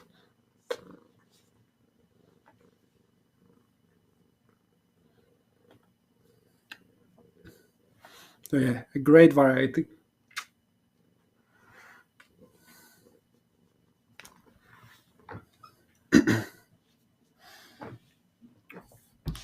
We're almost there, guys.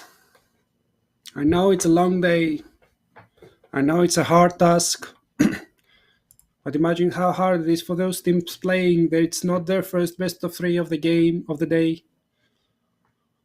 How hard it was for Ace for backup to be on the back foot for 30 something minutes before managing to overcome the difficulties of the first game of this best of 3, and how hard it will be for lagging legends to gather their pieces and come back in the series.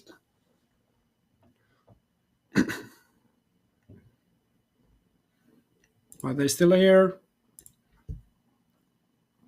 and they're still fighting.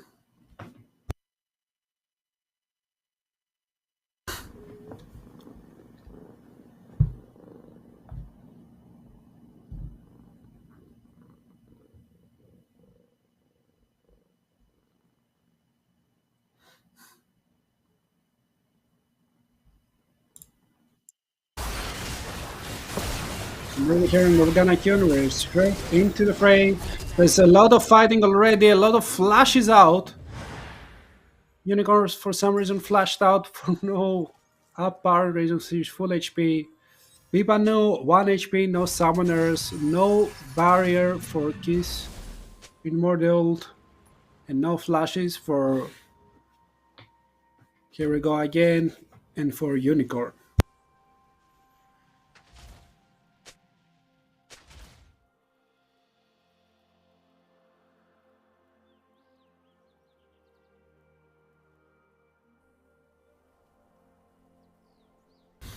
And we're back into the fray right now. No more action for now. Everyone's blew whatever they wanted to blow. No potion for the Durgot in the top side. That may change some things around, like in the jungle, it doesn't really matter.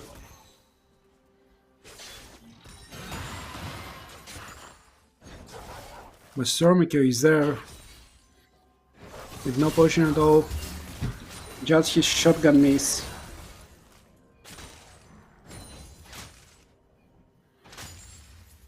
Having to deal with all those pesky annoying little doggies.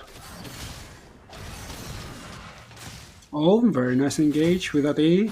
Getting a couple more of the shotgun ace procs. was on the other side that Darkbine will land, but there's no follow-up to be had.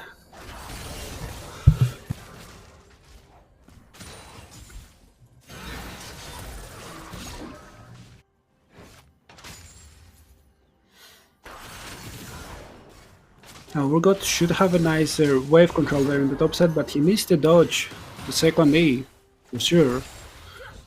The second Q, sorry, otherwise it's gonna get kind of weird, honestly. The bleeding damage does stack up quite a bit.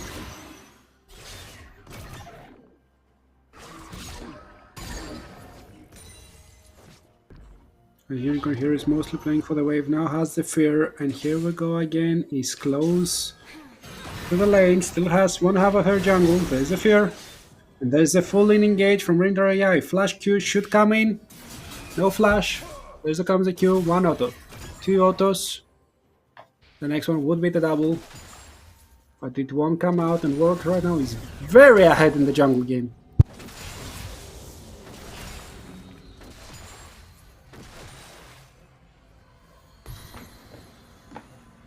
It's very hard to CS with Tristan and the tower as well, and we see that as there's still a couple more extra minions to be picking up by Akbar, and still he's 6 CS ahead, a whole wave, if anyone's counting.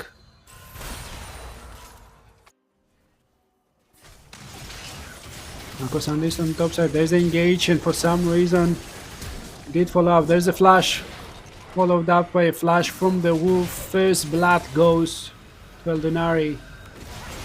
He's in more the ult. They'll go in, will get stunned, and there's a deadly flourish as well. Should drop with the fourth shot. The fourth shot is being used on an ult on minion. And Dega will get that extra kill. The slow will connect. One more Q, but I don't think that Bibanu will die anytime soon. Or maybe it will. Dega has a flash. There's a barrier. One more auto. One more auto. It won't come through, and the ignite will deal with Akbar. Very nice start, I want to say, for Lightning Legends, as the Jin got none of those kills, only one assist. He's right now in a pretty awkward wave state as well.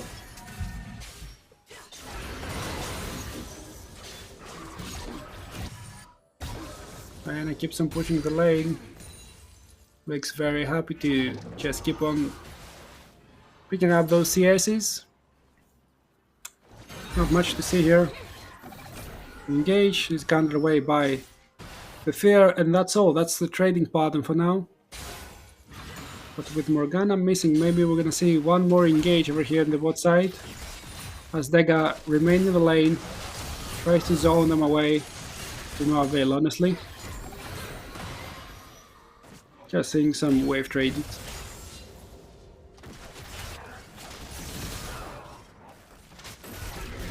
Well, look at you.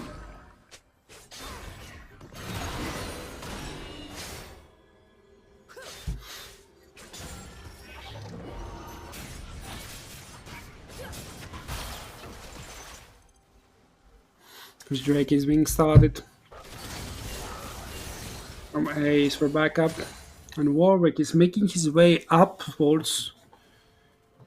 They should be aware their own jungle is in the bottom side, and there's no contest. So Stormy Q should be kind of careful. Warwick has just started the grabs. Still, top lane looks very, very diveable, not gonna lie.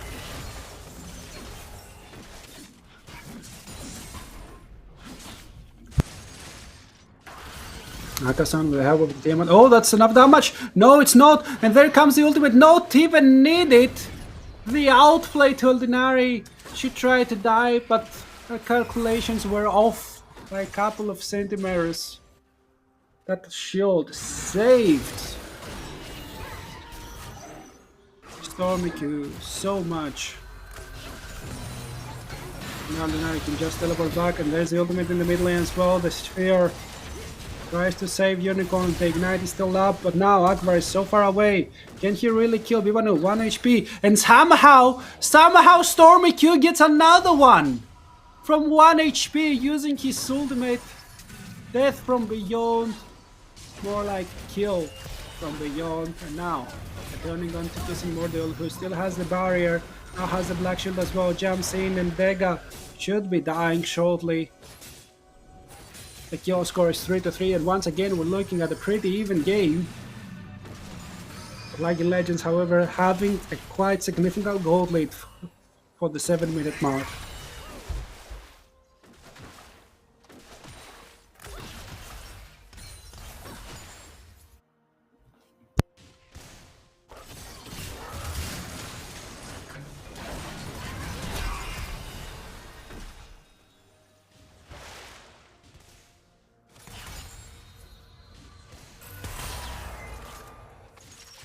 Akbar is still alive, but barely. They're just trying to be annoying and stop any resets going on in any unseemly positions, but there's none. I'm seeing Rinter or AI actually finding those angles and being ahead in CS in this matchup. Haven't died as well, very nicely played from him.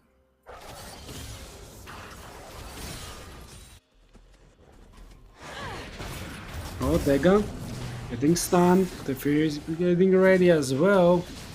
It's on him. Slowed by the red buff, turns back, shield to daybreak. There's the ultimate, and there's the kill. There are the mechanics from the Warwick. That's why it was banned for so long from him.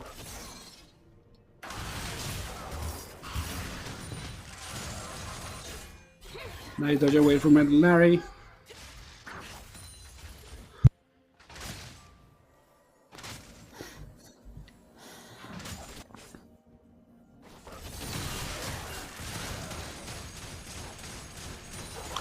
A lot of trades going on in the game as well. Warwick is stopped. Looking for something else. No ultimate. Flashes to follow with the fear. And there's W as well from the Nafiri. That's an easy kill. Getting the flash as well from Stormy Q. Who's back to a KDA of 1.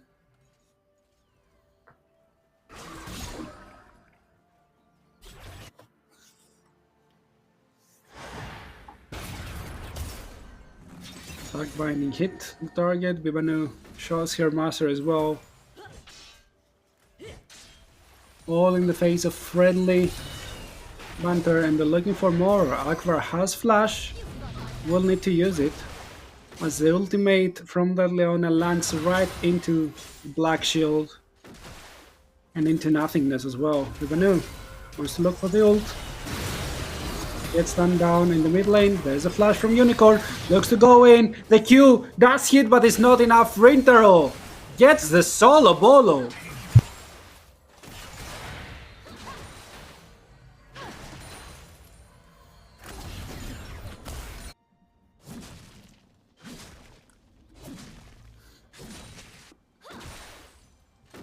It's a very nice start here from the Lagging Legends. They have a very hefty goal lead of 3k. And they seem to have found their picks. Darkseal onto more the kissing more the old Kim Yu. I wanna call him Kim Yu, honestly. He's more the old. That's nice. Drug binding as well. And we're getting lower and lower. Tristana not having access to that collector yet. I'm not sure if they can go through the barrier. The Stormy Q starts. The grabbies. He's getting feared. Warwick has access to that ultimate, but he's feared forever. That's the shutdown. Going for here we go again. 3 grabs will get shared as it seems. Unless Rinder AI finds the angle, has the ultimate, does not commit so far. If there's no smite to be used, Stormy Q runs away, uses as much as he can the shield and will survive. There's no ultimate for him. And they're turning on their Fairy. She barks her way to safety.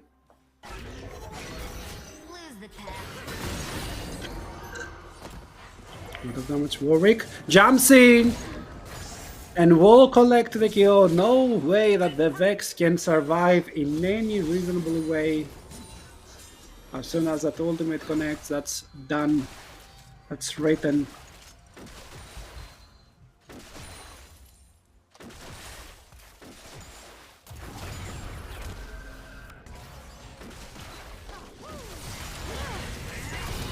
Engage under the turret, the Dark Shield, so good to have the Babibanu. Is a sacrificial lamb. There's no even death from beyond.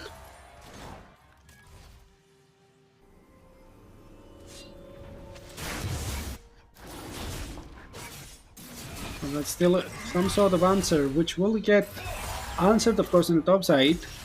Eldinari is still there. We'll start collecting those waves. We're still collecting those plates as well. Something that usually is not very easy for Nafiri. Oh, there's a flash from Master Yi. He can use the Q. But doesn't so far. I think Nafiri can kill actually. She turns in. Master Yi uses the meditation. Now the Q will be enough. And now the ultimate just to get that extra little bit of movement speed buff. 300 little doggies are there. There's a death from beyond. He can use it. It will execute. And it does connect. So Chom gets the shutdown.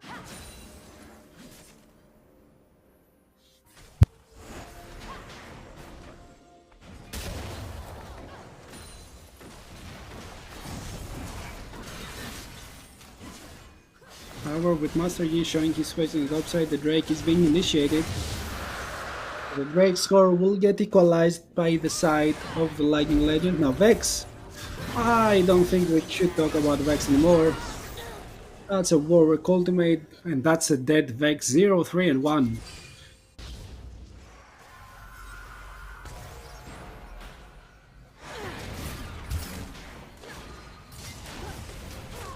Oh, they caught her. There's the ultimate, but the Black Shield was just quick enough. Jin has no bullets and has no flash. Tries to kill before getting stunned, but that will never be the case. Dega finds a stun, tries to get the retaliation kill, and will be able to, but will pay that with his dear life. That's a 2 for 1, and your one only got the support kill.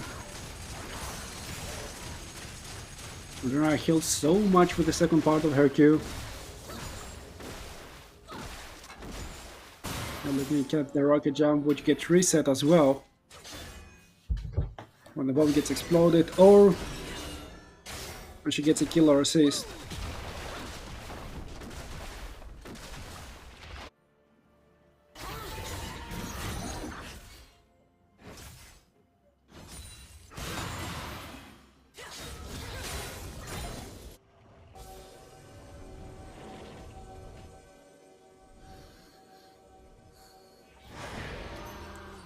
The referral is up for 1 minute already, and now the teams are starting to take notice.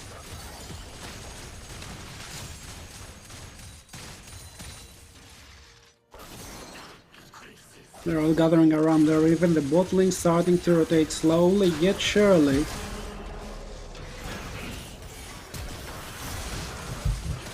There's the Disdain, managed to get face, and now his team is getting closer, but the Morgana is first there. Dark binding doesn't connect. And Stormy Q still tries to pressure up, he tries to play for as many centimeters as they give him, with his team getting closer and closer. He has no E-Flash, but he has a slow, and there's no Dark Shield, so he managed to find the Morgana. He gets a death from beyond, and they manage to connect with the Warwick as well, so that's 2 kills and a shutdown for that very, very strong Urgot. Stormy Q with a 6-2 and 1, keeping his team on track.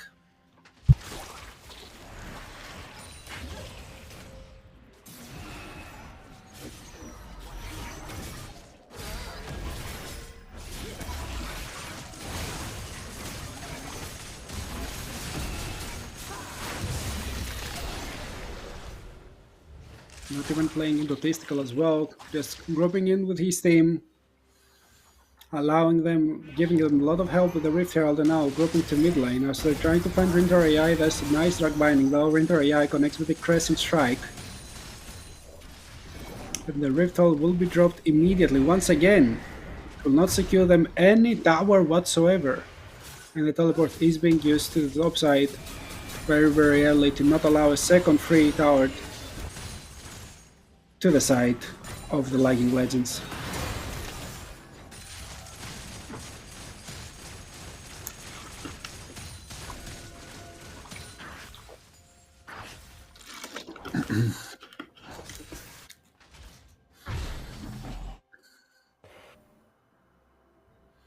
The unfortunate thing for Ace for backup is that they are lagging behind in the items department very heavily. There's only a Verdun barrier, for example, for Unicorn, which gives close to no damage. And that's versus a whole rocket bolt. Now only the hubris was completed for Agvar, who was sitting on an extra pickaxe for some reason.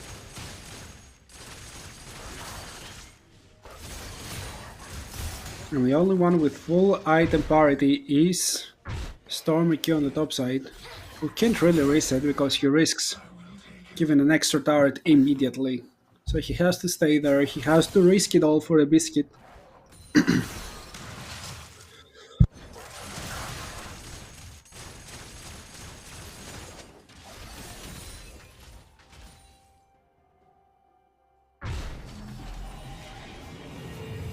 And now he'll reset, the wave will come. But he needs to stay. And Rindar AI is trying to pressure as well. Nice dodge. Nice re-engage. The ultimate is there, trying to deal as much damage as possible. The flash needs to come through, and flash a ult. Rindar AI collects that shutdown. And they will collect the Drake as well. The turret as well.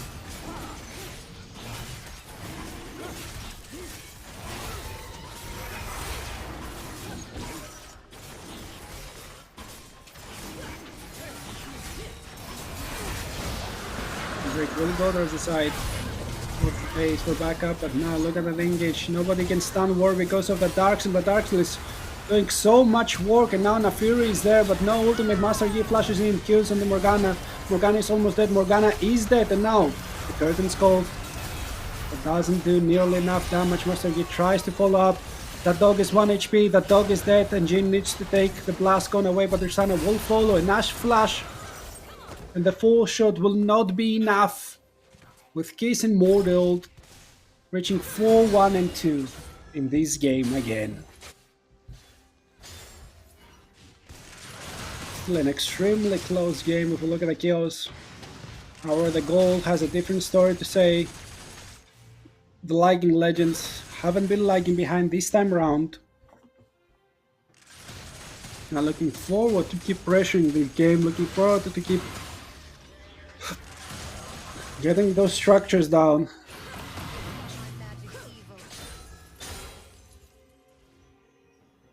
And honestly, those Dark Seals are doing so much work.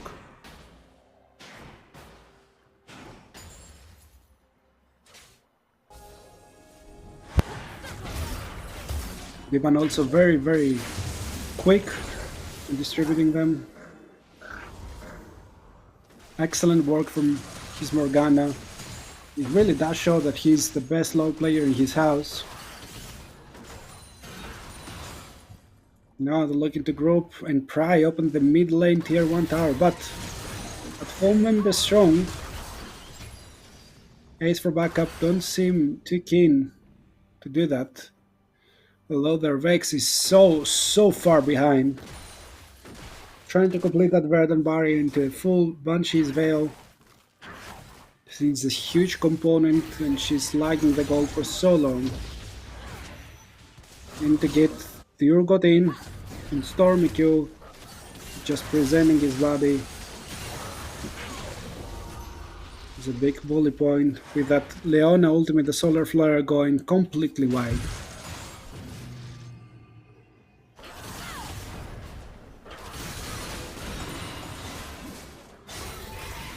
And trying to pressure in the mid lane. Master Yi is looking to threaten from the bottom side. Both junglers, of course, have the jungle item completed for quite some time now. I think Master Yi would really love to farm it up. He's 2 items strong, but no boots whatever. No boots whatsoever. And now Ace for backup is on the offensive, with Tristan and Nafiri going to threaten those side lanes. Both of them are way too scared to go in deep.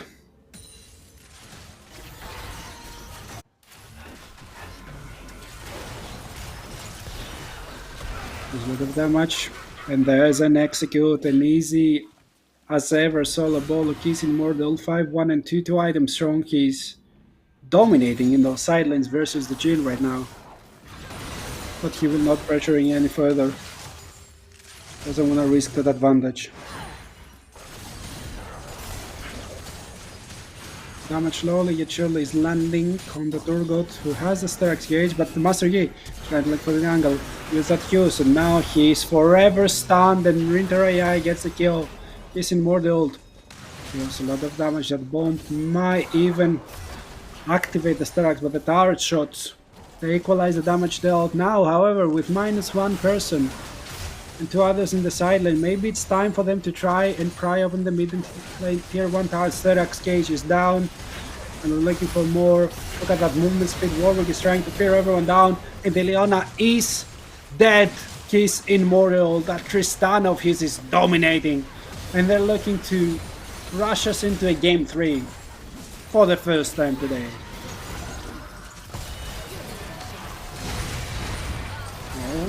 There's an ultimate, the shutdown from Counter AI, the Black Shield is not shield for damage. Flash from Stormmaker gets one more kill and is looking for more. The tool does not connect, but he does get rooted and will get executed by that Nafiri.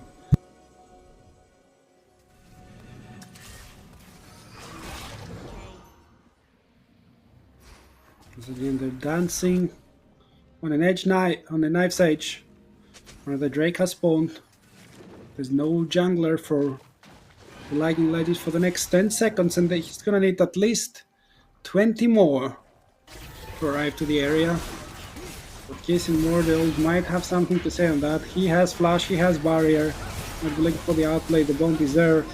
The damage lands, but he uses the W to get away. And on the other side, Nafir tries to engage. Nafir gets the first kill, and Mordell might be dying. He is dying. The kill goes to Jhin to collect the shutdown, but will run into Warwick's Nails and Nails. They're all going down. But there's an answer. There's a triple kill for the Jhin. He's still alive. He still managed to do some damage. And somehow, once again, it's an ace for only 2 for the side of A is for backup. Put their backs against the wall. Somehow they'll find the angle time and time again.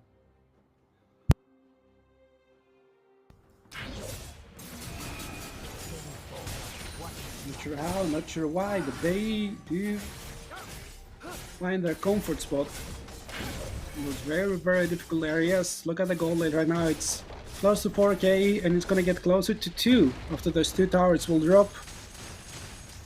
1 and 2. They're propelling them so far forward. They called it is less than 3k right now.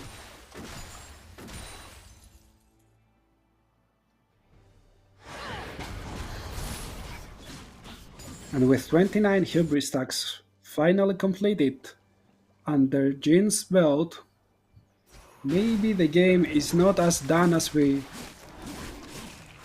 thought it was.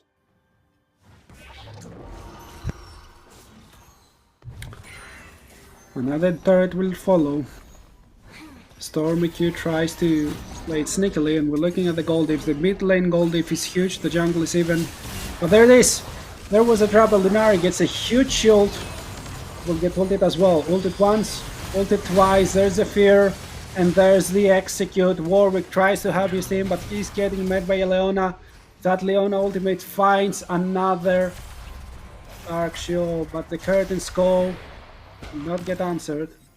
The dark binding finds another target. Oh, that's only a 1 for 0, but now the Baron is up, and there's a lot of pings on that Baron.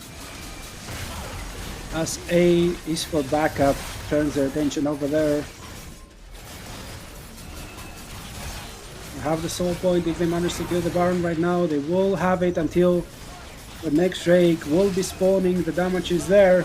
They're trying to turn. The Dark Shield is down, and Warwick tries to find an angle. He's getting stunned. He's getting executed. Who got the Baron is the question, and Ace for backup got the Baron, plus an extra kill already. They're looking for more. The Zenith Blade will not connect, and now they're looking too scary to fight. There's a teleport. There's the Urgot. There's a death from below. Yon, sorry. As he's not getting dealt any damage, that's their head. the most strong member. He still have HP. He doesn't have the Stark's gauge as he's in cooldown. So he'll just back away for now. Trying to collect that wave. No teleport for him. Let's remember that he just used it to no avail.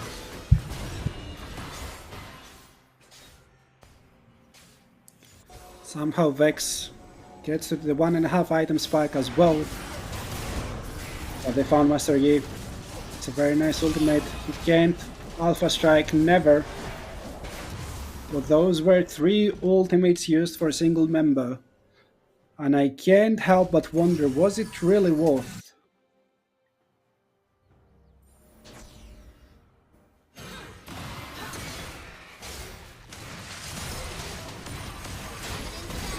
Engage. Don't render AI. And that's the answer. 1 ult only used in that timing. Does not connect to a second target. But they're not looking too comfortable pushing their Baron advantage. They're just equalizing the waves. They don't even seem to be aware that they are finally in the driver's position. They have a slight, but a gold lead indeed. As they're looking to secure the soul with the Ocean Soul, the Turgot will be nigh unkillable. And maybe the Leona as well. The traps are being set, the wards are giving a lot of vision. But we're looking to have a 5v5 fight. That's a lot of damage, and that's a Morgana almost dead. She is dead, and the Warwick is stunned as well. Now they can look for more. Now they turn their attention onto the other side, and the Tristana can jump how much she wants. But can she escape is the question, and the answer is yes for now, as the rest of them get the break. Tristana gets executed by the Leona with the Black Song, and that's more than enough. They're getting 3 kills, and only the support is dying. And now they're getting the Drake as well, the soul in their pockets. Jin is running bot lane, maybe he needs to run with his team. He's just an ADC, but his team has Baron for 12 seconds only. Not sure if that's enough to get anything. That tower is looking pretty healthy, but Trinter AI is also so squishy if they manage to connect with everything. And look how much he's tanking. Eldonari tries to get their target, gets the flash away from Akbar, and I think that's more than enough for now. But they're looking to turn at the Morgana. No, that's the Diana. But they hit the Morgana. Indeed, Diana is 1 HP. They need to flash away. But flashing away, they will survive. They also have the Seeker's Abguard. Maybe they don't remember, but look at Eldonari. She will find the angle. No, she's getting flicked away. And somehow Vic still survives. She will die from the Igniter. That's a triple kill for the side, it seems. No, she flashes in. That's an Alpha Strike. The Warwick follows a triple kill indeed for Kiss in more the ult. What a bloody game! The score is 27-27, and Jin is still bot lane, but Jin might be in trouble.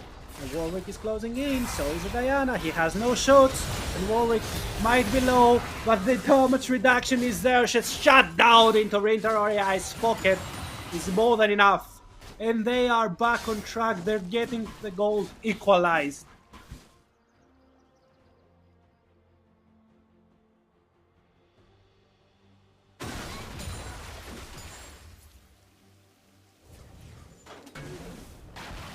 Once again, what a game. With 31 minutes in, we have no idea who's actually winning the game. And questions start to arise. What if Akbar was with his team?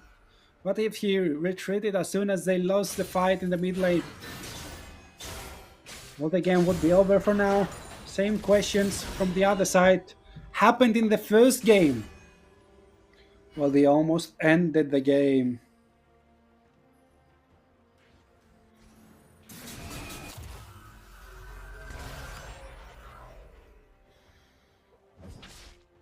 But those questions don't really matter.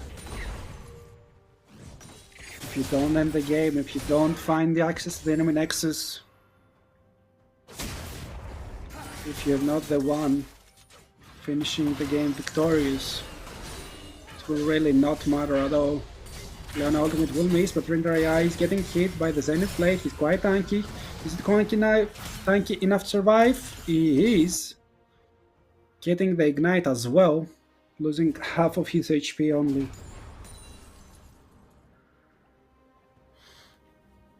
But the mid lane inhibitor is still exposed, so that's still a pressure point for A is for backup. In the top side, they're getting one more turret, it seems. The two junglers arrive. Veeam is 2 levels up. He's looking to fight. If he managed to Q it. He does Q it, but now there's a Warwick ultimate as well. Can he still fight? Can he still survive? Master Yi is the winning champions. 2 levels up, half an item up, managed to win this 1-for-1, and now look at the pressure. Stormy Q is there, he's closing out the Tristana, but there's enough here as well. The Darks, Black Shield helps a lot, and he's not even close to dying, but they find the Tristana. Rindar AI 3-man ultimate deals so much damage, but so much is not enough. When your base is collapsing, the inhibitor will drop down for sure, and the next wave is arriving. Is this gonna be the end of today? Is this gonna be the end of the game for 2 games in a row, for 3 even? They were so close. No, Stormy Q will survive. The flash-in was not enough. Vibanu will end up dropping Akvar. He's burning down by the ignite, but no, that soul, it helps them so much to stay alive. And the Baron seems to be the next target. There's still some vision. But is that vision gonna be enough?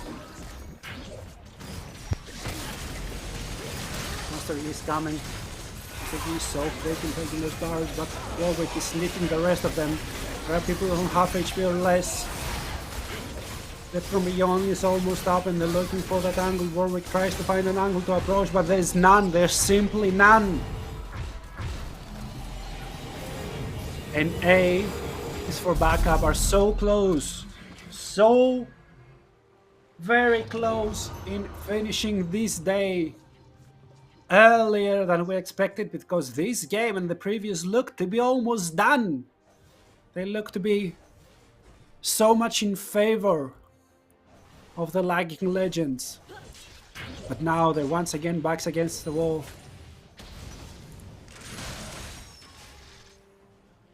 I'm not sure how will they be able to find that angle, or if there's a flash, there's ultimate, then there's a slow, the Zenblade will connect, and Kissimore the Old uses his own ultimate to go away, but Death from Beyond is just fine. The Fear will not connect, but there comes the Vex ult.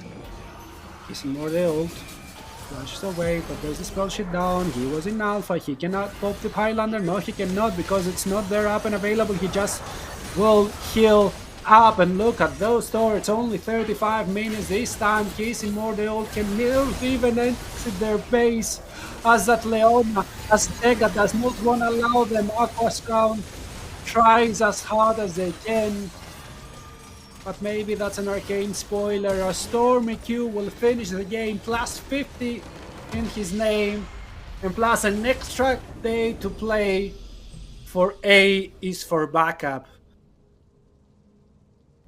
What a game once again, 35.5 minutes. We're here, it's already 7:30 where I am. 6.5 minutes of absolute, 6.5 hours of absolute bangers in our broadcast. We managed to get just one team of 07, everyone in the chat for lagging legends. They did really very much stand their ground. Unfortunately, it was not enough for them. But they did fight their best. They did fight tooth and nail. They did go down fighting like fighters. And that's honestly fully respectable. Now, of course, nobody leave. We still have one more interview before closing out the day. And that's going to be Stormy Q, that absolute monster in the top lane. He's going to be the one we're going to talk to. We're going to be learning some things about him. So if you have any specific questions, make sure to shoot them right now so I can look at them while I'm be taking that interview. And we're gonna be learning some more stuff about this absolute aura of a man, the absolute beast of the top lane, with the Tryndamere and the Urgot picks.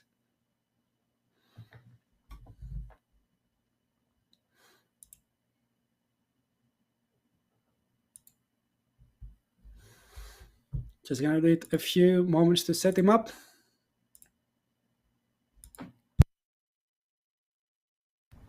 I'm gonna see him appear on our screens pretty soon. Nobody leave. We still have a little bit more to go. Of course, let's remember that tomorrow we're going to have the second and the last day of the Veeam Weekend Esports Cup. It's going to be the same time as today. We're going to be starting at 12 CET, and we're going to be having 3 more best of 3. So we're going to be having the winners from today best of 3. That's going to be R34 Urgot versus we're going to have the R24 Urgot versus the Defenders of Demacia. Then, of course, we're going to having the loser of that best of 3 versus A is for backup. And then the winner of the first best of 3 will gonna face the winner of the second best of 3 for our grand finals. But here are the results from today. First match, Rule 34 Urgot did manage to win out versus Lagging Legends 2-0. Then Ace for backup in a banger match versus the Defenders of Demacia. The defenders managed to scrap out a 2-0 victory as well. And the third banger matchup, Lagging Legends were one Nexus, just the Nexus, not even a Nexus star away from getting a victory. But the A is for backup.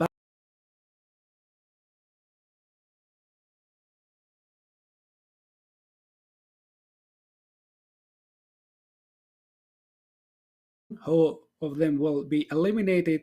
And of course, the grand final will decide the bragging rights of the whole tournament for one of those 3 teams remaining.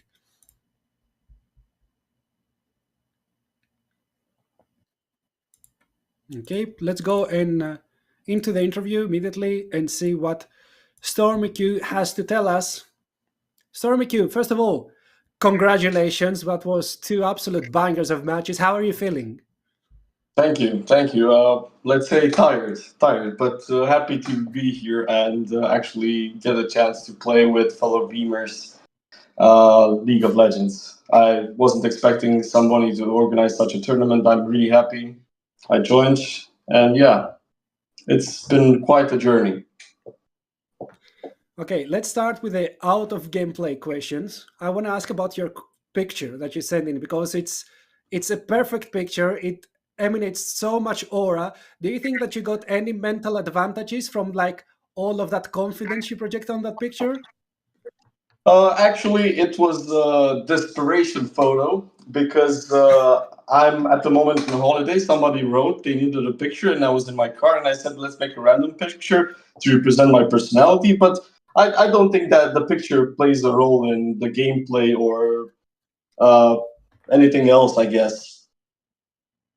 Yeah.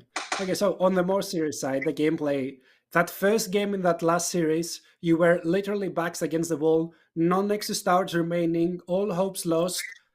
Did you expect to be winning that team fight? Guide me through those moments in your chat. So I gotta take it from the beginning of the game because the beginning was awkward because I was playing against bot and top.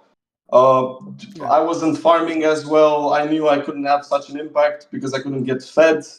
And I tried to not die and push forward. When we lost the first tower, I was pretty upset. The second tower, I could actually see a winning pattern because Vex was really fat. Vex carried, in my opinion, that game between the early game and the middle game, and then I succeeded also to get a little bit fed and also make a little bit split push. Okay, and from the moment you won that first game, was there any doubt? Because the second game started that shaky as well. You in the top lane had a couple of outplays, but at some point you seem to be losing control of the state of the game. Did you had any doubts, or were you quite certain since you managed to win the first game, you'll be managed to win the second as well? So to be totally honest with you, I had no doubt playing top. Warwick ganked, he did his job pretty well. He wasted my flash 2 times, but I didn't have like a doubt I'm gonna lose the game because it's, in my opinion, Urgot is much more tankier champion and also more utilized in team fights. So I didn't have like a problem against dying a couple of times early game because I knew I can outskill in the late game. Okay. And now you managed to secure your place for tomorrow. You're going to be playing again an elimination match there. I want to hear your opinion since you've already seen all of the teams play. Who do you think is going to win between the defenders of Demacia and R34 Urgot? And who do you want to play? Do you want to get your revenge versus the defenders, or do you want to play versus the Rule 34 Urgot as well? I actually watched their matches. They are really organized. They probably train a lot in their spare time. Both teams have their pros. I don't know. Like, I would go with the winners to be Urgat because I like Urgat, but that's only a personal opinion, not based on skills. I think it's gonna be a tight match. I think that we're gonna see. I don't know. It's the best of 3 or best of 5? Best of 3. Because I'm sure that best of 3. I'm sure it's gonna be 3 games, so it's not gonna be one-sided. Yeah, well, we're gonna see tomorrow. And one last thing, I see you have very much a fan base in the chat as well. So, do you have any words to say? Any inspiration? Are you gonna make it to the finals? Like, the mic is yours. So, I would like to tell my fans I love them very much. Mr. Nippleson is one of my greatest admirers, and I would like to offer my dearest condolences to the facers we have tomorrow. They're gonna be squashed. Okay, I like that. I like the energy. Thank you very much, Stormy Q. Once again, congratulations for your victory, and I hope we get to talk to you tomorrow as well. Oh, hopefully, even if it's on the loser side. Oh yeah, we'll see. We'll see if you're gonna get squashed or we'll be the squashers. Thanks again very much, and have a lovely night. No worries. Have a wonderful night. Goodbye. Bye-bye. So that was the man, the legends, the Stormy Q from the top side. He is one of the greatest of his team, it seems, or at least he expects. He said for the second game. In the first game, maybe he got carried up until a point. Who knows? That's for the chat to decide. But those were the 3 best of 3s for today. We managed to finish them up, and here is the whole bracket as well. So once again, Rule 34 Urgot won versus the Lagging Legends.